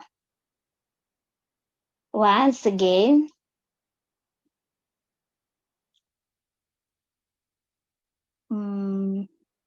why does the land suffer this because of man-made? The result from trauma disability reading. Trauma disability perspective read Genesis 4 verses 1 to 12, especially the ground experience as follows. The first one, the ground gap in its mouth receiving Abel's blood. The gaping here is an expression of shock, and as if time stands still, the soil has not fully processed what is going on gitu. Tanah yang menganga itu adalah tanah yang shock karena peristiwa traumatis, karena menyaksikan kematian Habel. Lalu dia menganga itu kalau dibaca dari perspektif trauma disabilitas ini karena kekagetannya gitu. Dia menganga lalu katanya dia menelan darah yang tertumpah di atasnya. The second, the ground remained silent and made no sound, unlike the blood Abel sat on it shouting. Tanah katanya tetap diam, bungkam, nggak seperti darah Habel yang rupanya berteriak kepada Allah. Karena tanah itu mengalami trauma, maka dia hanya menganga lalu terdiam, begitu. And then the ground only records traces of traumatic events on his body, namely traces of blood spills, but instead the marks bear witness that he read the land, bore witness to Abel's death. Jadi tanah tadi yang diam terbungkam tuh dan hanya mengangakan mulutnya, tapi pada saat yang bersamaan dia merekam jejak-jejak peristiwa traumatis, yaitu ada bekas darah yang di atasnya, ada bekas-bekas darah di tubuhnya. In such traumatic condition, the soil cannot perform its function as usual. The inability or condition or disabling the soil is not due to cause, but the impact of traumatic event that he experienced. Jadi kalau menurut pembacaan saya, tanah yang tidak bisa menghasilkan seperti masa pada awal penciptaan itu karena traumatis gitu, karena dia mengalami peristiwa traumatik, jadi tidak bisa melakukan fungsinya sebagaimana mestinya atau sebagaimana awalnya gitu, karena dia mengalami traumatik. Jadi nggak bisa biasa, nggak bisa melakukan, nggak bisa menghasilkan lagi karena dia mengalami traumatik.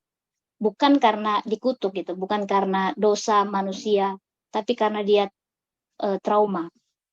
Even so, the ground becomes a place or medium of blood of shouting to God. It is not at all helpless despite disability. On the contrary, he still act and even testify for victims of violence and injustice. Dan terakhir, tanah itu yang diam itu yang hanya merekam jejak-jejak peristiwa traumatis, pada waktu yang bersamaan dia pun menjadi saksi, menjadi medium bagi darah yang berteriak itu kepada Allah. Artinya dia masih berdiri gitu bagi korban kekerasan dan ketidakadilan. That's it. Thank you.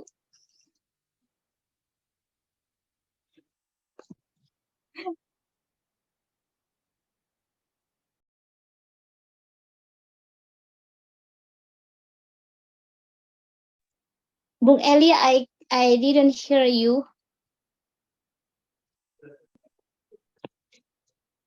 Can you hear me now? Yes. Okay, thank you for your paper. It is really interesting as you read that text from the perspective of trauma. It is really enriching, I think, at least for me, and I believe for other participants. All right, it's time for us to question and answer. So please feel free to drop your questions on chat room, or you can just raise your hand and ask your question directly to Dr. Samose.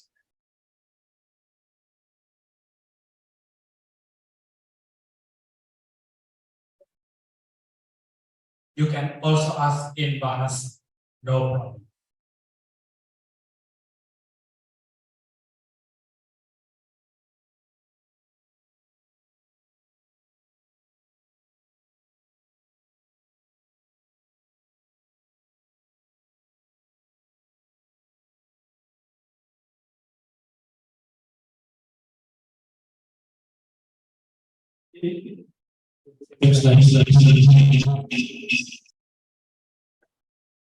People are typing their questions.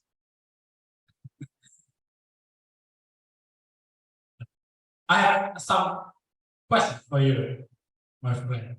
I really enjoy listening to your presentation, reading this text from trauma. It is very challenging to me who also read this text from different perspectives, from indigenous perspective, which puts emphasis on the agency of non-human creatures, the natural elements, such as the land, the sea, and so on. Then I read Mary George's books, Hebrew Bible and Environmental Ethics, where she uses indigenous perspectives. You say that the land is, from your presentation, I have a sense that you put the land as a passive object that is cursed, that is like react to humans' sins, to Cain's sins. It feels to me that the land is an object there that just respond passively to the conflict between Cain and Abel.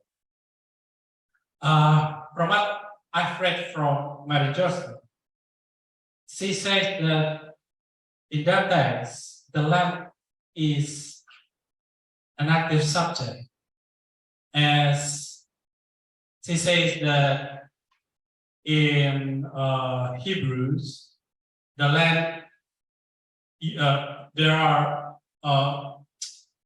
active verb put to the land, so to the ground. So like the land opened its mouth, takes blood from Cain's hand, refuses to give its strength to produce. So for Mary Joseph, the land is more like an active subject there that resists Cain's sins in the text. So I agree with you that I really enjoy that there is a traumatic dimension in the text, which is really fascinating. But how could you connect it to the fact that in that text in Hebrew, the land is subject, the verbs are actives there. So is there any possibility to see the land as an active traumatic subject? Like the ground is traumatic, but it is not passive. Like it is not just stop and gapping its mouth, but then refuses to refuses to follow Cain's if kind work, and then the ground will produce something for you. So it's more like, I don't know, in traumatic studies, maybe there are some thoughts on the idea of active traumatic people. It's not like you wait and then like a passive object responding to something happen, but it's more like, in my just interpretations, the ground is an agent that work with God. God worked with the land to resist Cain. I don't know how this help us to enrich our perspectives from traumatic lens, as you say. Thank you, Tina. Okay. Another question. Kak Lady. Yes, you can read.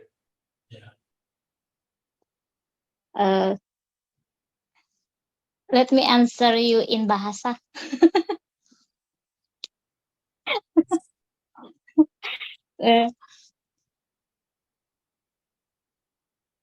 Ini memang saya menyadari bahwa penggunaan perspektif trauma disabilitas ini satu sisi tampaknya memaksa tanah sama seperti manusia gitu, memposisikan tanah seperti manusia gitu, yang diteliti atau yang menjadi subjek terhadap perspektif trauma disabilitas ini gitu. Tapi saya berangkat dari karakteristik tanah dari sejak penciptaan, baru di beberapa, bahkan hampir di seluruh perjanjian lama, dia aktif gitu, punya standing point juga, punya kapasitas dan apa ya, ada masanya diamnya itu justru menjadi suaranya gitu, justru seperti di teks ini. Jadi kalau saya lihat lagi dengan karakteristik itu, bisa juga, mumpuni juga kalau dipakaikan perspektif trauma disabilitas ini gitu. Jadi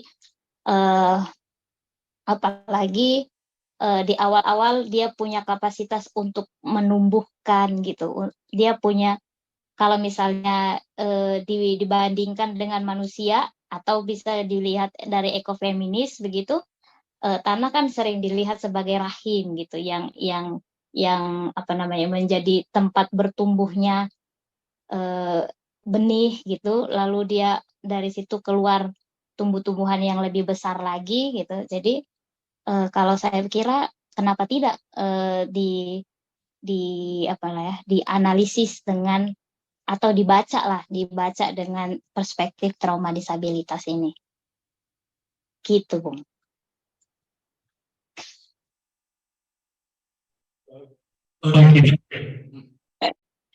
Oke, Kak Lady.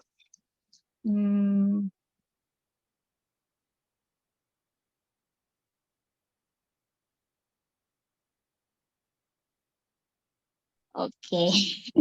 Berdasarkan I just want to follow up your presentation. Yes. Are you going to explore more about the land ability to reintegrate, or because I haven't heard that, but maybe because I missed that point.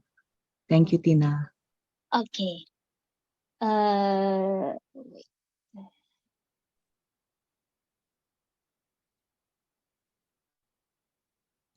And actually, this can be also the answer to earlier question, right?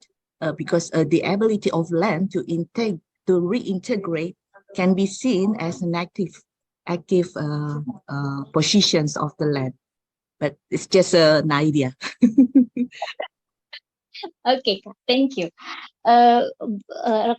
According to Judith Herman, there are three fundamental tasks for trauma recovery. Kalau dari sini dia jadi nggak bisa langsung ya Kak, nggak bisa langsung dipasangkan gitu ya. Tapi saya mengambilnya secara keseluruhan bahwa dengan perspektif trauma, terutama dari Judith Herman ini, tanah itu sedang karena tampaknya peristiwa kematian Habel itu terlalu menghantam tanah, lalu dia kehilangan akses kepada dirinya sendiri sampai dia kehilangan kemampuan kan untuk bereproduksi, untuk menghasilkan gitu. Nah karena itu tanah ini mungkin pada titik tertentu, entah setelah dia diam mengangakan mulutnya tadi, mungkin dia ikut bersama-sama kali ya dengan darah itu berteriak kepada Allah itu, walaupun dia tadi yang saya bilang pada titik tertentu dia bungkam, dia masih shock begitu, tapi kemungkinan karena darah itu menetap gitu, darah itu menetap membekasnya lama, dan menurut penelitiannya saya teriakan darah pada kata yang dipakai dalam bahasa Ibraninya itu teriakan yang terus-menerus terjadi gitu. Jadi dengan begitu bisa jadi tanah pun lama-lama terlatih untuk ikut berteriak gitu, untuk ikut meratap atas peristiwa traumatis yang disaksikan gitu. Lalu pelan-pelan mungkin dia mengintegrasikan ya, kembali ke diri sendiri gitu ya Kak, kembali ke diri sendiri pelan-pelan. Jadi tanah yang tadinya terpisah atau terputus atau tidak punya kemampuan lagi untuk menghasilkan, untuk menumbuhkan itu, dengan dia kembali ke dirinya sendiri, terintegrasi kembali ke dirinya sendiri, maka bisa jadi pada waktu-waktu kemudian kemampuan dia untuk menghasilkan dan menumbuhkan itu terjadi gitu. Jadi dengan perspektif ini menjawab lagi Bung Elia tadi, bahwa tanah yang menjadi saksi peristiwa traumatis kematian Habel itu bisa jadi subjek yang aktif juga untuk dibaca dengan perspektif trauma disabilitas. Kira-kira begitu. Okay. Thank you, Dr. Samose, for your answers. I think it's very clear, and it helps us to think more about this text. So thank you for your creativity, bringing together trauma study and biblical scholarship. Thank you. We can show our thanks to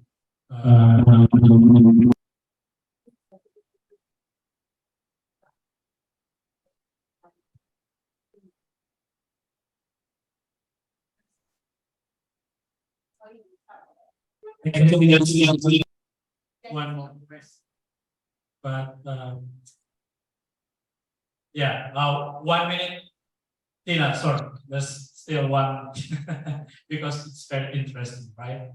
So 1 minute for question and 1 minute for answer. Please. Hai Tina. Oke, terima kasih. I speak in bahasa. Tina, tadi Tina katakan menyangkut dengan tanah sebagai situs luka ya. Kalau kita bicarakan itu dalam konstruksi masyarakat berbudaya, saya minta tanggapannya juga terkait dengan tanah yang juga menjadi sumber trauma. Dia tidak hanya jadi penyaksi, tapi dia juga jadi sumber trauma terkait dengan konflik antar manusia, antar relasi keluarga dan sebagainya, yang disebabkan oleh karena perebutan tanah gitu. Tapi juga pada saat yang sama tanah bisa jadi sumber terapi. Jadi kalau Tina membaca dari perspektif trauma, bagaimana dengan cara pandang terhadap tanah yang selama ini juga masih melekat dalam konstruksi sosial kita, bahwa kadang-kadang tanah juga menjadi sumber konflik dan sebagainya. Terima kasih Tina yang cantik. Okay, 1 minute. Yeah.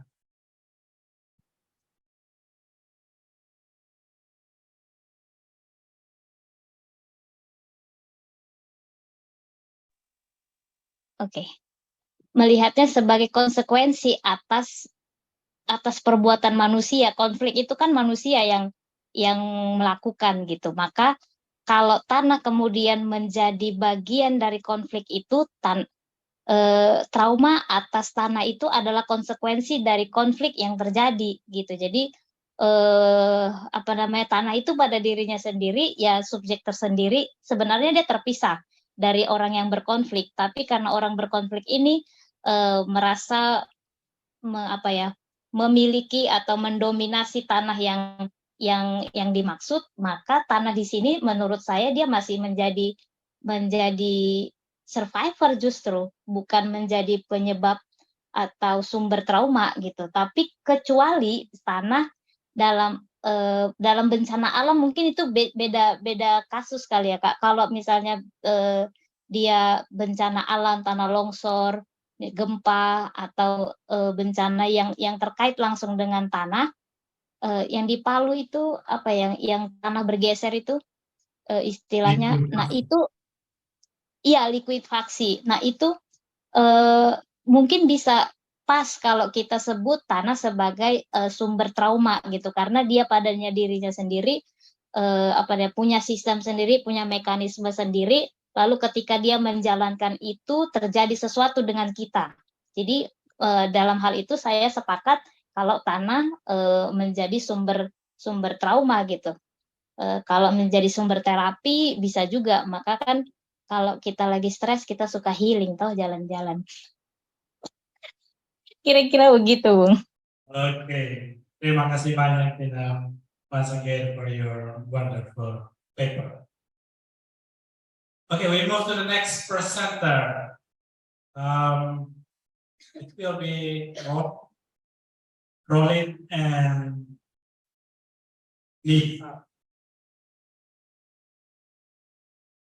So you can introduce yourself for 1 minute and then go ahead with your presentation. Okay, thank you for the chance that given to us. Before we start our presentation, I would like to introduce ourselves. My name is Nisara Medoluji, and my partner name is Rolin Ferdilianto Sandelus Taneo. Rolin Sandelus Ferdilianto Taneo. We are from Artawacana Christian University.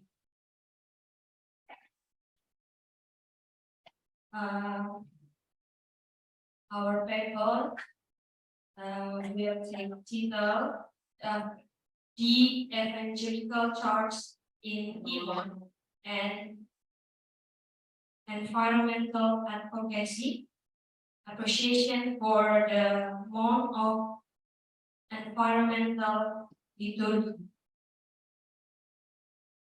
We start from environmental problems in NTD. First is low intensity of rain. The NTD Climatology and Geophysics Agency has issued a warning that there will be several stock districts in NTD where the intensity of rain in 2030 will be very low. The sub-district is in the alert category.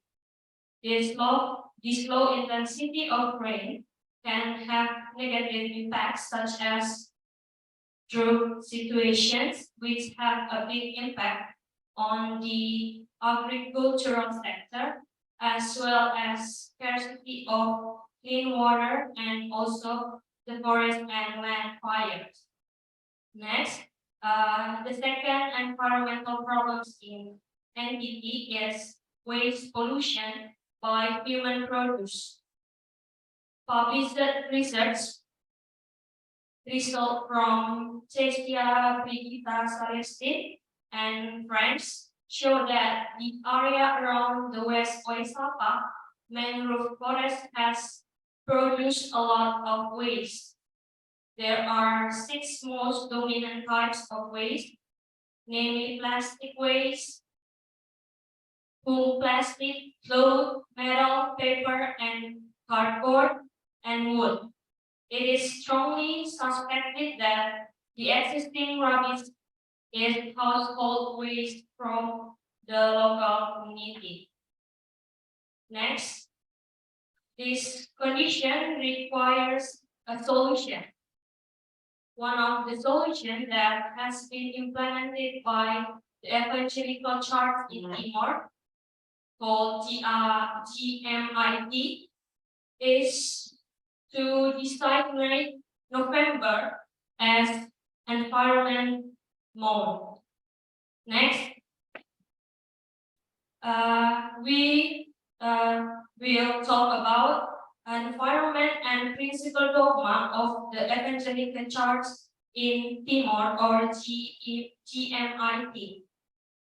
Environmental advocacy of the Evangelical Church in Timor can be seen in its ecclesiology principles, especially in GMIT's missions to the environment.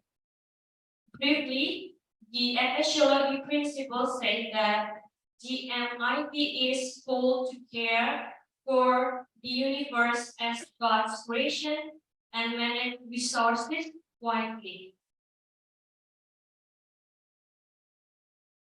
The ecclesiology principle also states that human, not a co-creator, so there must be respect for other creation. In addition, human salvation is related to restoration of nature. Therefore, the MIT is developing contextual theological thoughts that will become the basis for encouraging people to overcome the environmental crisis as well as maintain it for sustainability. The concrete implementation of contextual theology in responding to the problem of natural destruction is applied in the presence of environmental law. Next, we will deliver the biblical study of environment. First is Genesis chapter 1, verse 26 to 28. And chapter 2, verse 16. Both of these texts show that humans are the managers who God entrusts to care for the earth. Next, Psalm chapter 24, verse 1. This text shows us that nature belongs to God, not to human. So, humans must be responsible to God in managing it.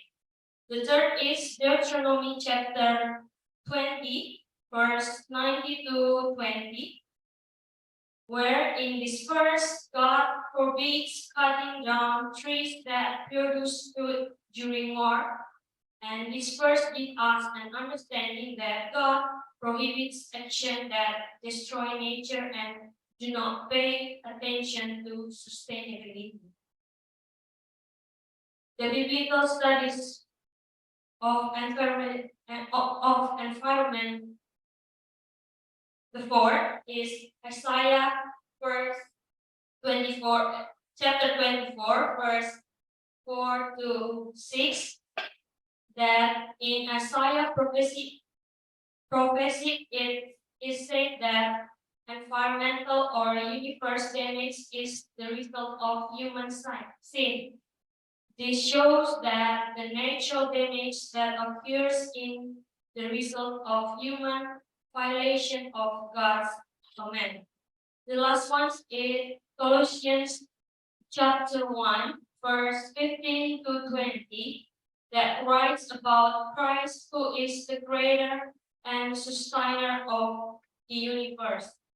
It shows that the saving work of Christ, who was willing to die on the cross, was not only for the salvation of human, but also for the salvation of the entire earth, plants, animals, and everything on the earth that God created. So we deliver the ecological theology as a church discourse on caring for nature. Christian religion itself has been criticized by Lee White as the cause of the natural destruction that occurs in the world. Even though White's critics is actually too simple and extreme, White's critics have had an impact on the church's growing theological discourse, one of which is ecological theology. Ecological theology as a church discourse for caring for nature involves efforts to integrate environmental value, teaching, and ethics into church life and practice.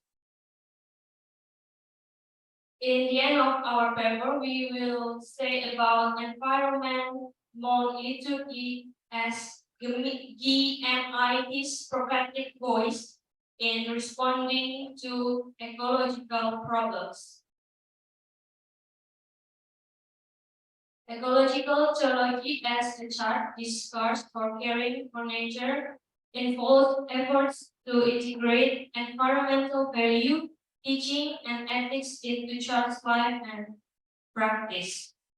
GMIT, through the proclamation of Environment Month, has arrived at the majority to answer various environmental problems.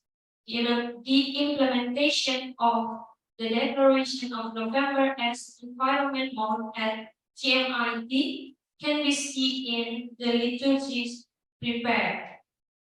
According to the Berkeley, there are two very strong elements in increasing people's ecological awareness through liturgy.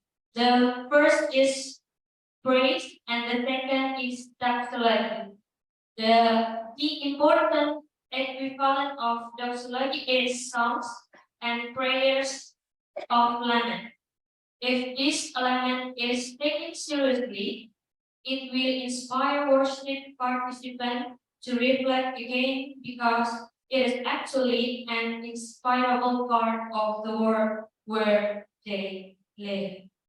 And the last, therefore, in fact, there is an environmental month liturgy which is used every November by all congregations at GMIT. The aim of this month is for bringing the congregation into a deep reflection regarding how the congregation should be responsible for nature.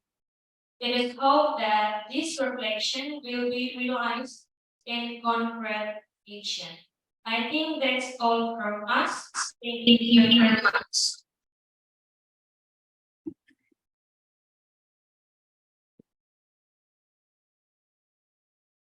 Thank you very much.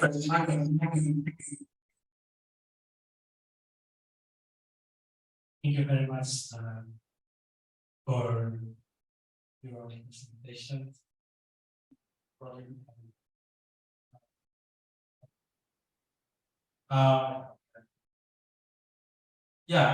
We come to Q&A session. We still have 11 minutes. So if you have some questions for the presenters, just drop your questions in the chat room, or you just raise your hand and deliver your questions.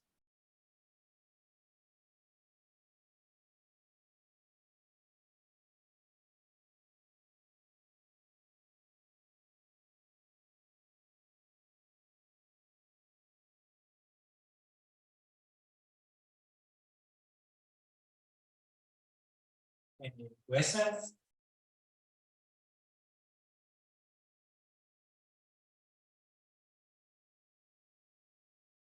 Or maybe everything is perfect?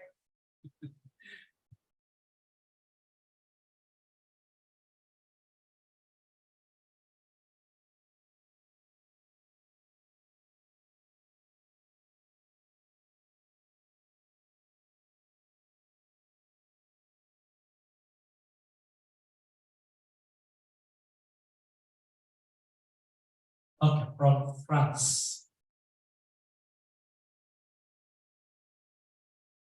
He asks, the environmental, the its environment month, November, is still liturgical.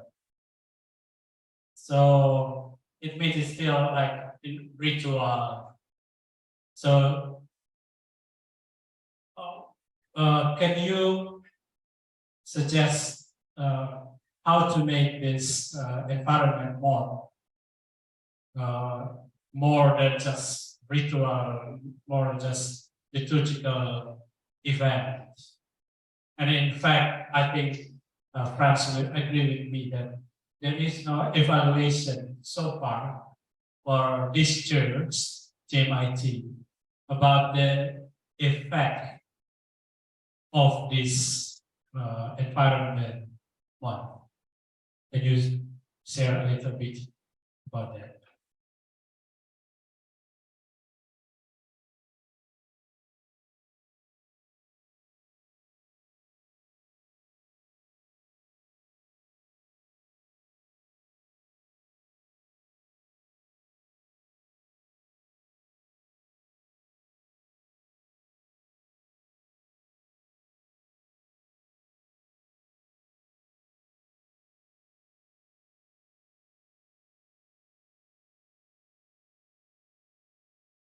Yes. Okay. According to me, it can be, but I think what means from liturgy is not about the worship only, but the concrete action, like we menanam pohon, not about we sing outside the church building, but liturgy more means that we can do what we worship in church in our daily life.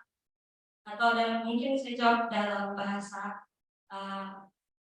apa yang dimaksud dari liturgi yang kami paparkan ini sebenarnya tidak hanya bermaksud bahwa liturgi itu bisa dibawa ke luar gereja dengan kita beribadah dengan alat terbuka, tetapi lebih dari itu bahwa liturgi mampu menggerakkan para umat atau menggerakkan umat untuk dapat melakukan aksi nyata merawat alam melalui tindakan mereka seperti menanam pohon, membuang sampah pada tempatnya, seperti itu. Kalau memang apa yang Bapak Pendeta Frans tanyakan bisa ibadah lingkungan, bulan lingkungan tidak dilakukan di dalam gereja, tentu saja bisa. Ya, terima kasih. Thank you. Thank you very much.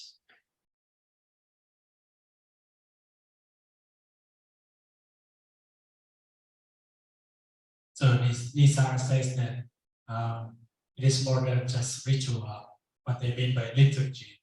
But it's also about how that liturgy encourages people to act for the environment.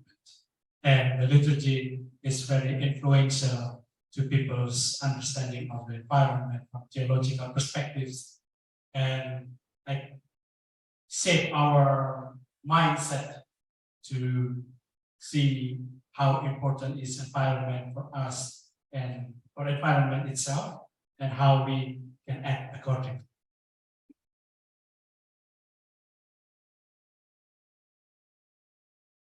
Is there any other question?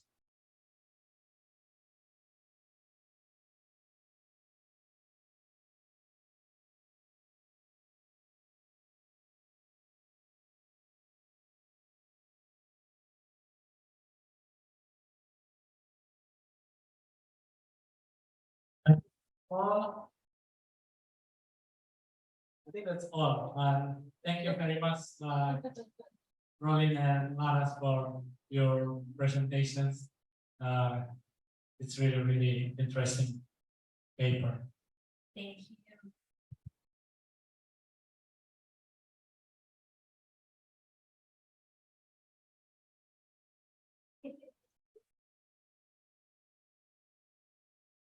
All right, we come to the last paper by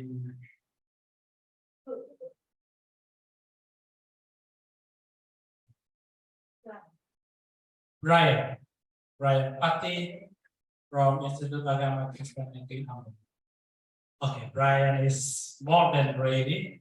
So time is yours, Brian. You have 20 minutes to present your paper, and it will be followed by 10 minutes Q&A.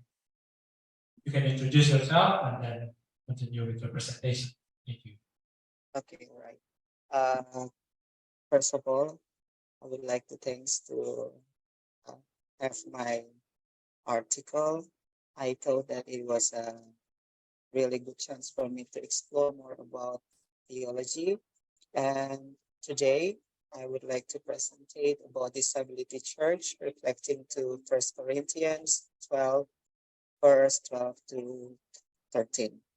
So before I start my presentation, I would like to appreciate all of the presenter that has already presented their article.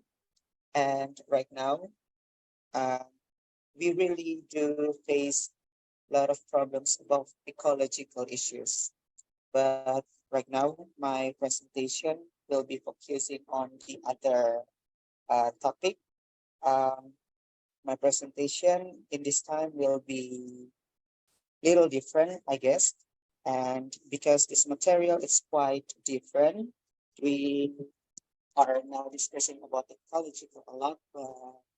Right now, I want to bring a new perspective about disability, and I will not present it in a long time, but through this article, disability will be read through a social theological approach, which then becomes a voice that echoes the existence of the presence of disability group as an integral part of the church.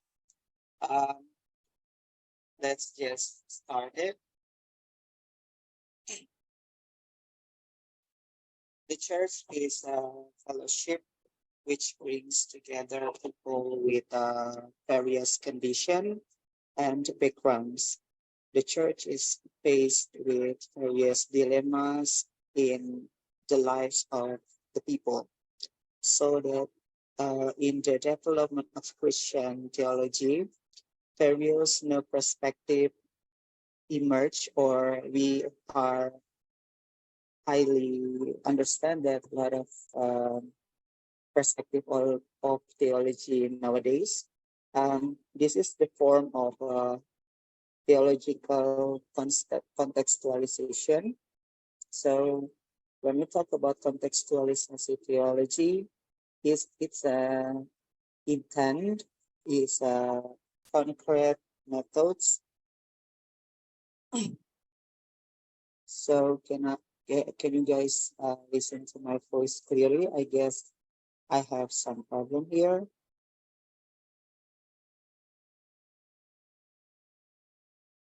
We can hear you.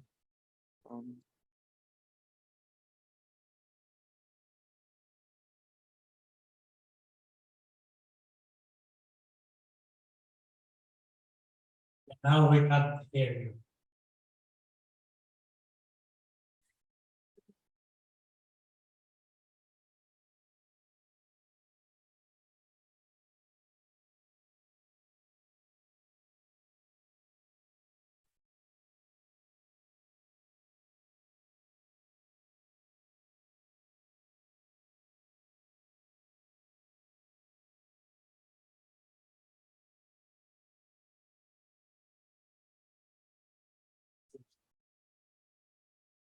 It's like internet connection problem.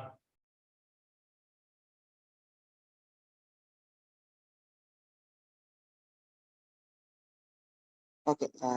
You're back. If it is difficult for you to like no.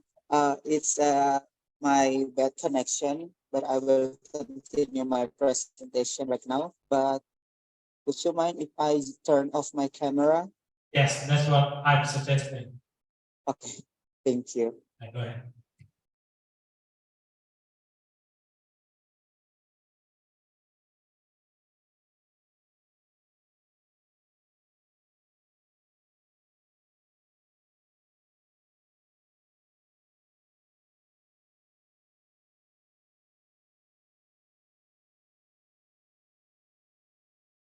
You are mute. Okay, for a moment, I will share my screen. Okay, now I will continue my presentation.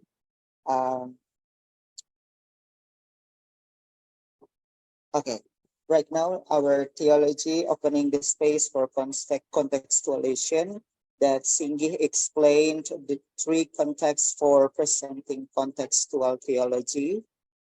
First of all is biblical theology, traditional context, and current context. Biblical context, traditional context, and current context is really impacted to theological interpretation. In this case, it can be interpreted, namely the Bible, traditional analytical study, and interpretation of current reality. Disability theology is one of the main example of contextual theology that is growing in nowadays. Theologies open up space for the meaning of the Bible with writing tradition and reader context. Disability theology is a form of biblical interpretation of the concept of disability group. This theological concept is born from the idea that disability is part of God's design. This is in line with what Beth means, where she explained that there are three meanings in understanding disability theology. First, disability is a form of God's plan. Second of all, disabled group are encouraged to interpret God's plan in hope. And the last one is church association should open space for this group by providing service and work with other people. But today, we face a lot of the problem in our church. First of all, a group with mental retardation, such as the Down syndrome group, they often experience stigmatization from their behavior. This group is often received from the service from the church itself. And the second one, children with physical limitation are also has often ignored from church service. Sunday school is very rarely embrace children with physical limitation. On the other hand, the church formal education curriculum has not yet found inclusive learning technique for children with special needs. And the last one in my article, it is very rare to find disabled people to attend Sunday service at the church. Some of the people will lameness may be easier to find in the crowd of worship participants, but only a few disabled people feel the meaning of fellowship. So the result of my explanation is the church in this context of Corinthians, First Corinthians, there are some troubles, some matter for him because of instability of the peoples in Corinth, because of scattered portion of the members of the congregation were Gentiles who had never been educated in Old Testament scripture and whose religious and moral backgrounds were in stark contrast to Christian norms and had much to teach them before they reached spiritual maturity. In the background of Paul's letter, it can be seen how the existence of the congregation in Corinth did not understand the understanding meaning of Holy Scripture, which resulted in many members of this congregation doing things that were not pleasing to God's word. As a port city, Corinth is visited by many residents who come from various regions. Along with the development and progress of the city, with its diverse population and the large city, the city of Corinth also developed in crimes of immorality and idolatry. So far, the concept of the body in this text has only been discussed in physical sense. This refers to roles in the unity of the church. On the other hand, against social construction, this text calls on all groups to embrace disability groups as an integral part of the church. The church is called to explore and develop innovation in supporting service that touch all people. Social theological interpreting 1 Corinthians 12, verse 12 to 13 can be interpreted as promoting inclusivity. So at the screen, you can see that I mentioned that the unity promoted in 1 Corinthians 12, verse 12 to 13, not only leads us to understanding of the unity of the body and function of the church, but also means inclusive service to all groups of people. So at the conclusion, I add some persuade assumption that say that the church is called to actualize the call to service that touches all groups of people. This article is a reference for church management, which also influence the special needs of all people. I guess that's all from me. Thanks for your chance. Thanks for all of your attention for this section of my presentation. I appreciate this time, and let's have some discuss about disability, because we always looking for a big or major problem, but sometimes we are forget about the minor.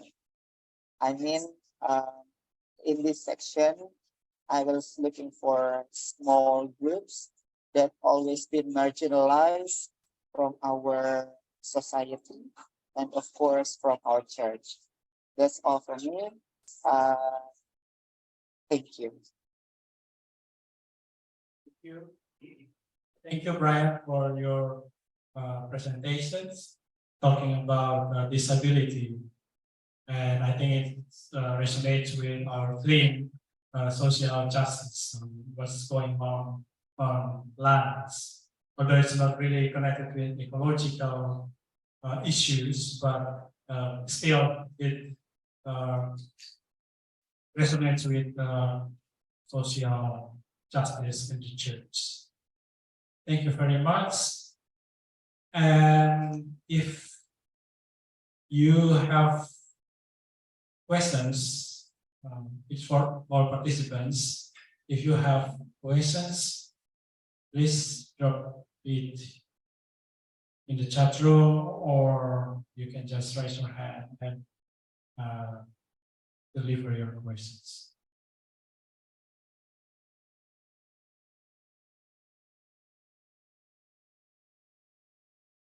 Brian, if you don't mind, would you please stop share screen? Thank you.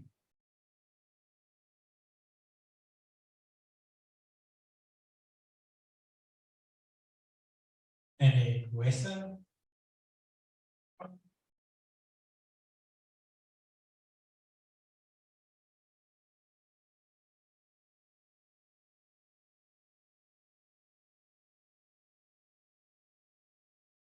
First one for me. Brian, I agree with you that the disability, people with disabilities always marginalized in the church society. And on the issue of ecological crisis on land and seas, I think they are also the most marginalized group as well. Because if ecological crisis takes place, then the most vulnerable people are those with disability. So the access to food, and not only access to the church, but access to food in natural world, I think they're very vulnerable. So thank you for bringing this issue to this conference. I wonder if you could say a little bit more in your context in GPM. I think you're from GPM, Protestant Church in Maluku. Would you say a little bit more the connection you see between the disability, the marginalization of these people with disability in church, and environmental issue? Okay.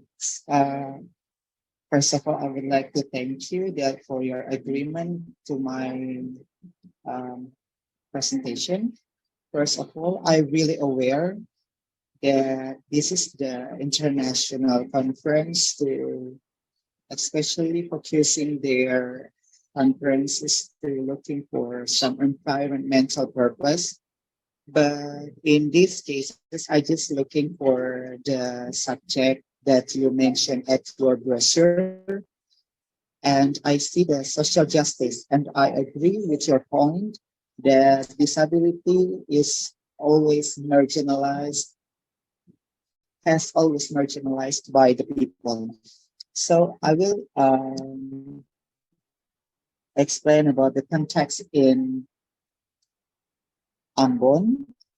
You will also you can find you can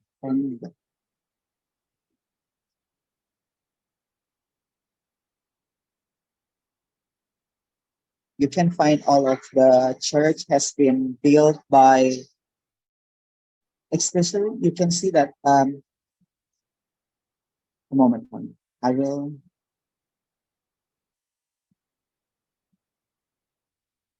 okay.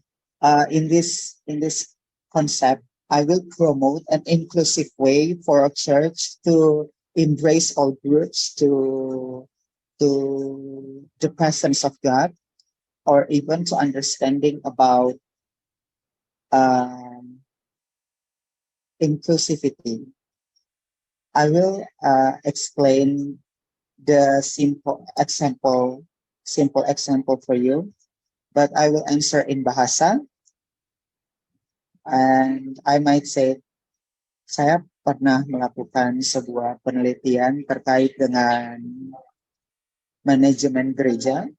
Dan di gereja Protestan Maluku itu sendiri masih memiliki beberapa keterbatasan dalam pelayanan gereja. Salah satunya untuk menciptakan gereja yang ramah terhadap kelompok disabilitas. Nah, masih banyak daripada konsep-konsep bergereja yang cenderung memarginalisasikan kelompok disabilitas. Contoh, di gereja Protestan Maluku sendiri, kebanyakan gereja dibangun dengan tangga-tangga yang begitu tinggi. Nah, sehingga orang-orang yang datang beribadah itu layaknya berkumpul sebagai sebuah komunitas yang memang itu cocok untuk hanya bagi orang normal saja, gitu. Nah, kemudian contoh-contoh lain di GPM juga belum bisa menemukan cara untuk mempromosikan perjamuan yang ramah terhadap kelompok disabilitas. Perjamuan yang sering dilakukan hanya di gereja, tetapi juga hanya untuk kelompok-kelompok orang tua dan lansia.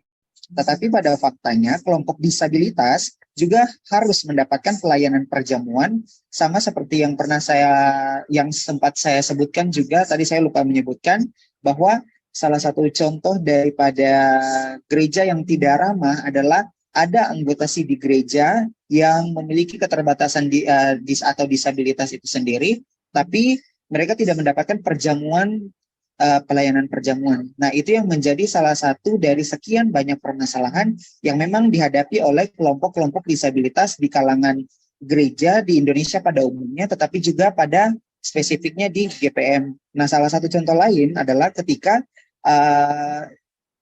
manajemen pendidikan formal gereja atau PFG itu sendiri yang belum menemukan langkah pembelajaran atau metode pembelajaran yang ramah terhadap kelompok disabilitas. Umumnya mereka menciptakan kelompok-kelompok pembelajaran di sekolah minggu yang cenderung berdiri, bergoyang, menyanyi, bertepuk tangan, melompat, dan sebagainya, tapi melupakan kelompok-kelompok yang disabilitas, anak-anak cacat, anak-anak tuli, dan sebagainya. Sehingga memang itulah yang menjadi latar belakang kenapa saya ingin menulis tentang disability church. Jadi seperti itu konteks di GPM. Thank you very much. We have 2 more questions in chat room. Okay. As you can see, it's from Debbie.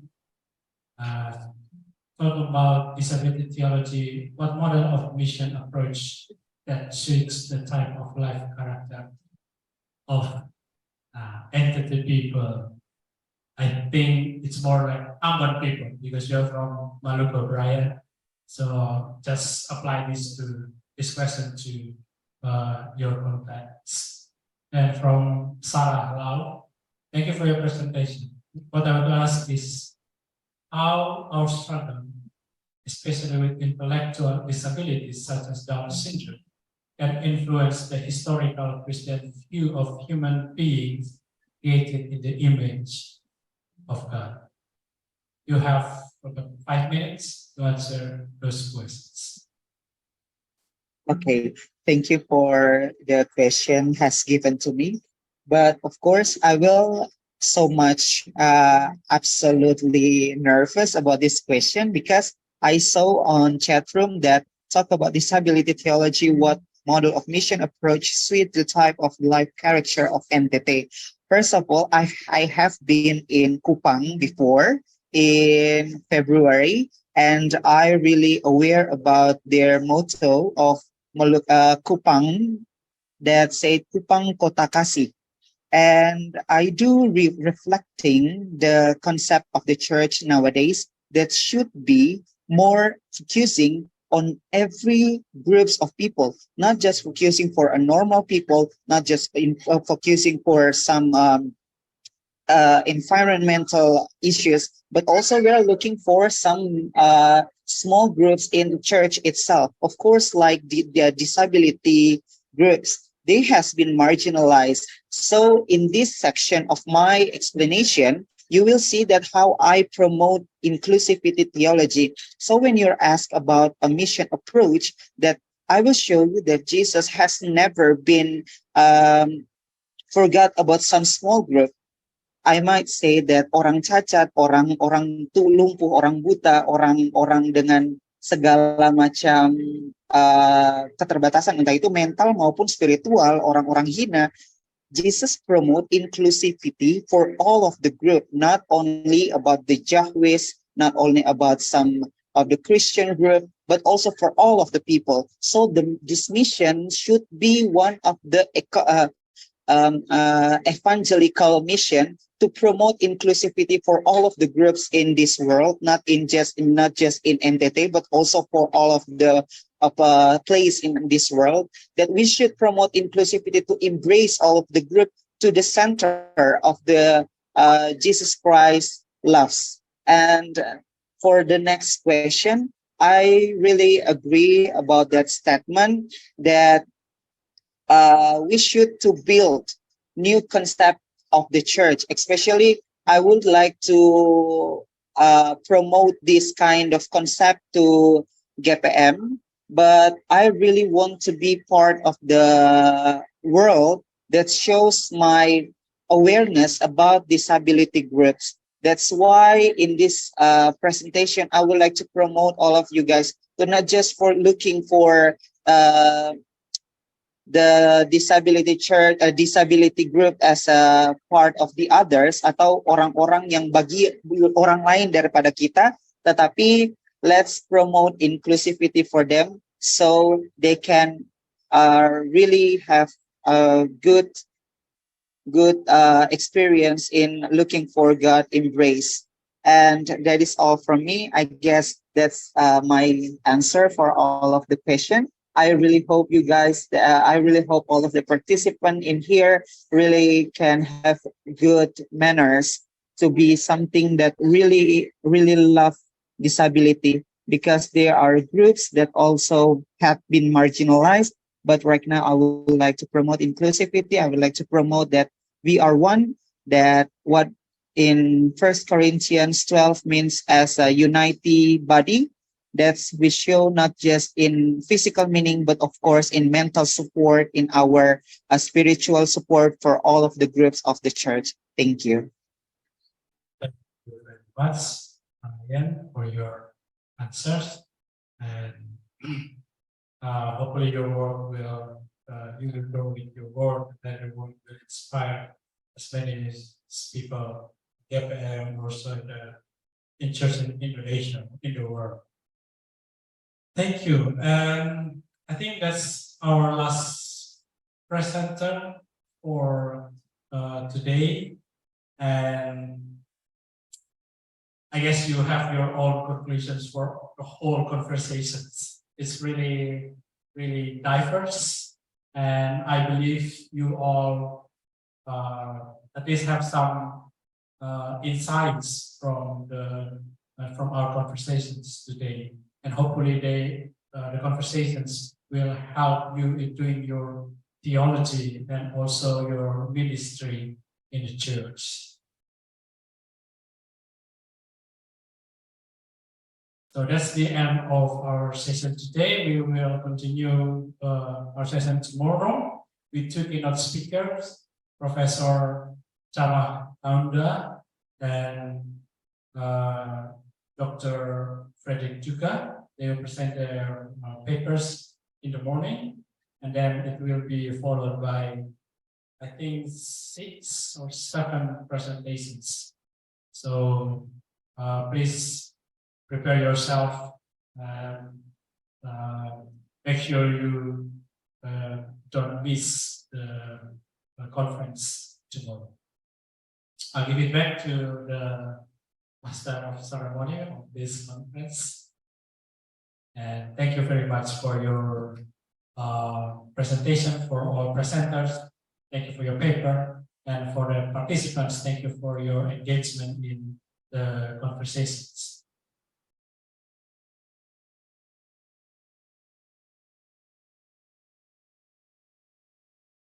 We can clap our hands for us, for audience.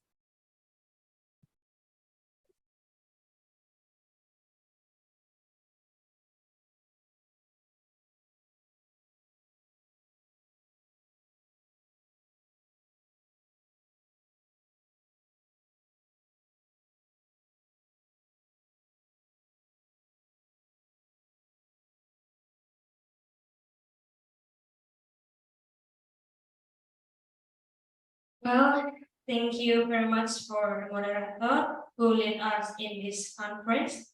And thank you very much for all the speakers for informative and insightful presentation. Our first day of International Theological Conference is finished. This conference to be continued tomorrow. So we hope all of you can be participating. It will be start at 9 a.m. Ladies and gentlemen, before we close this meeting, I will lead us in prayer. Let us pray. Thanks God for your blessing from the first until the end of our meeting today. Now we are going back to our activities and duty.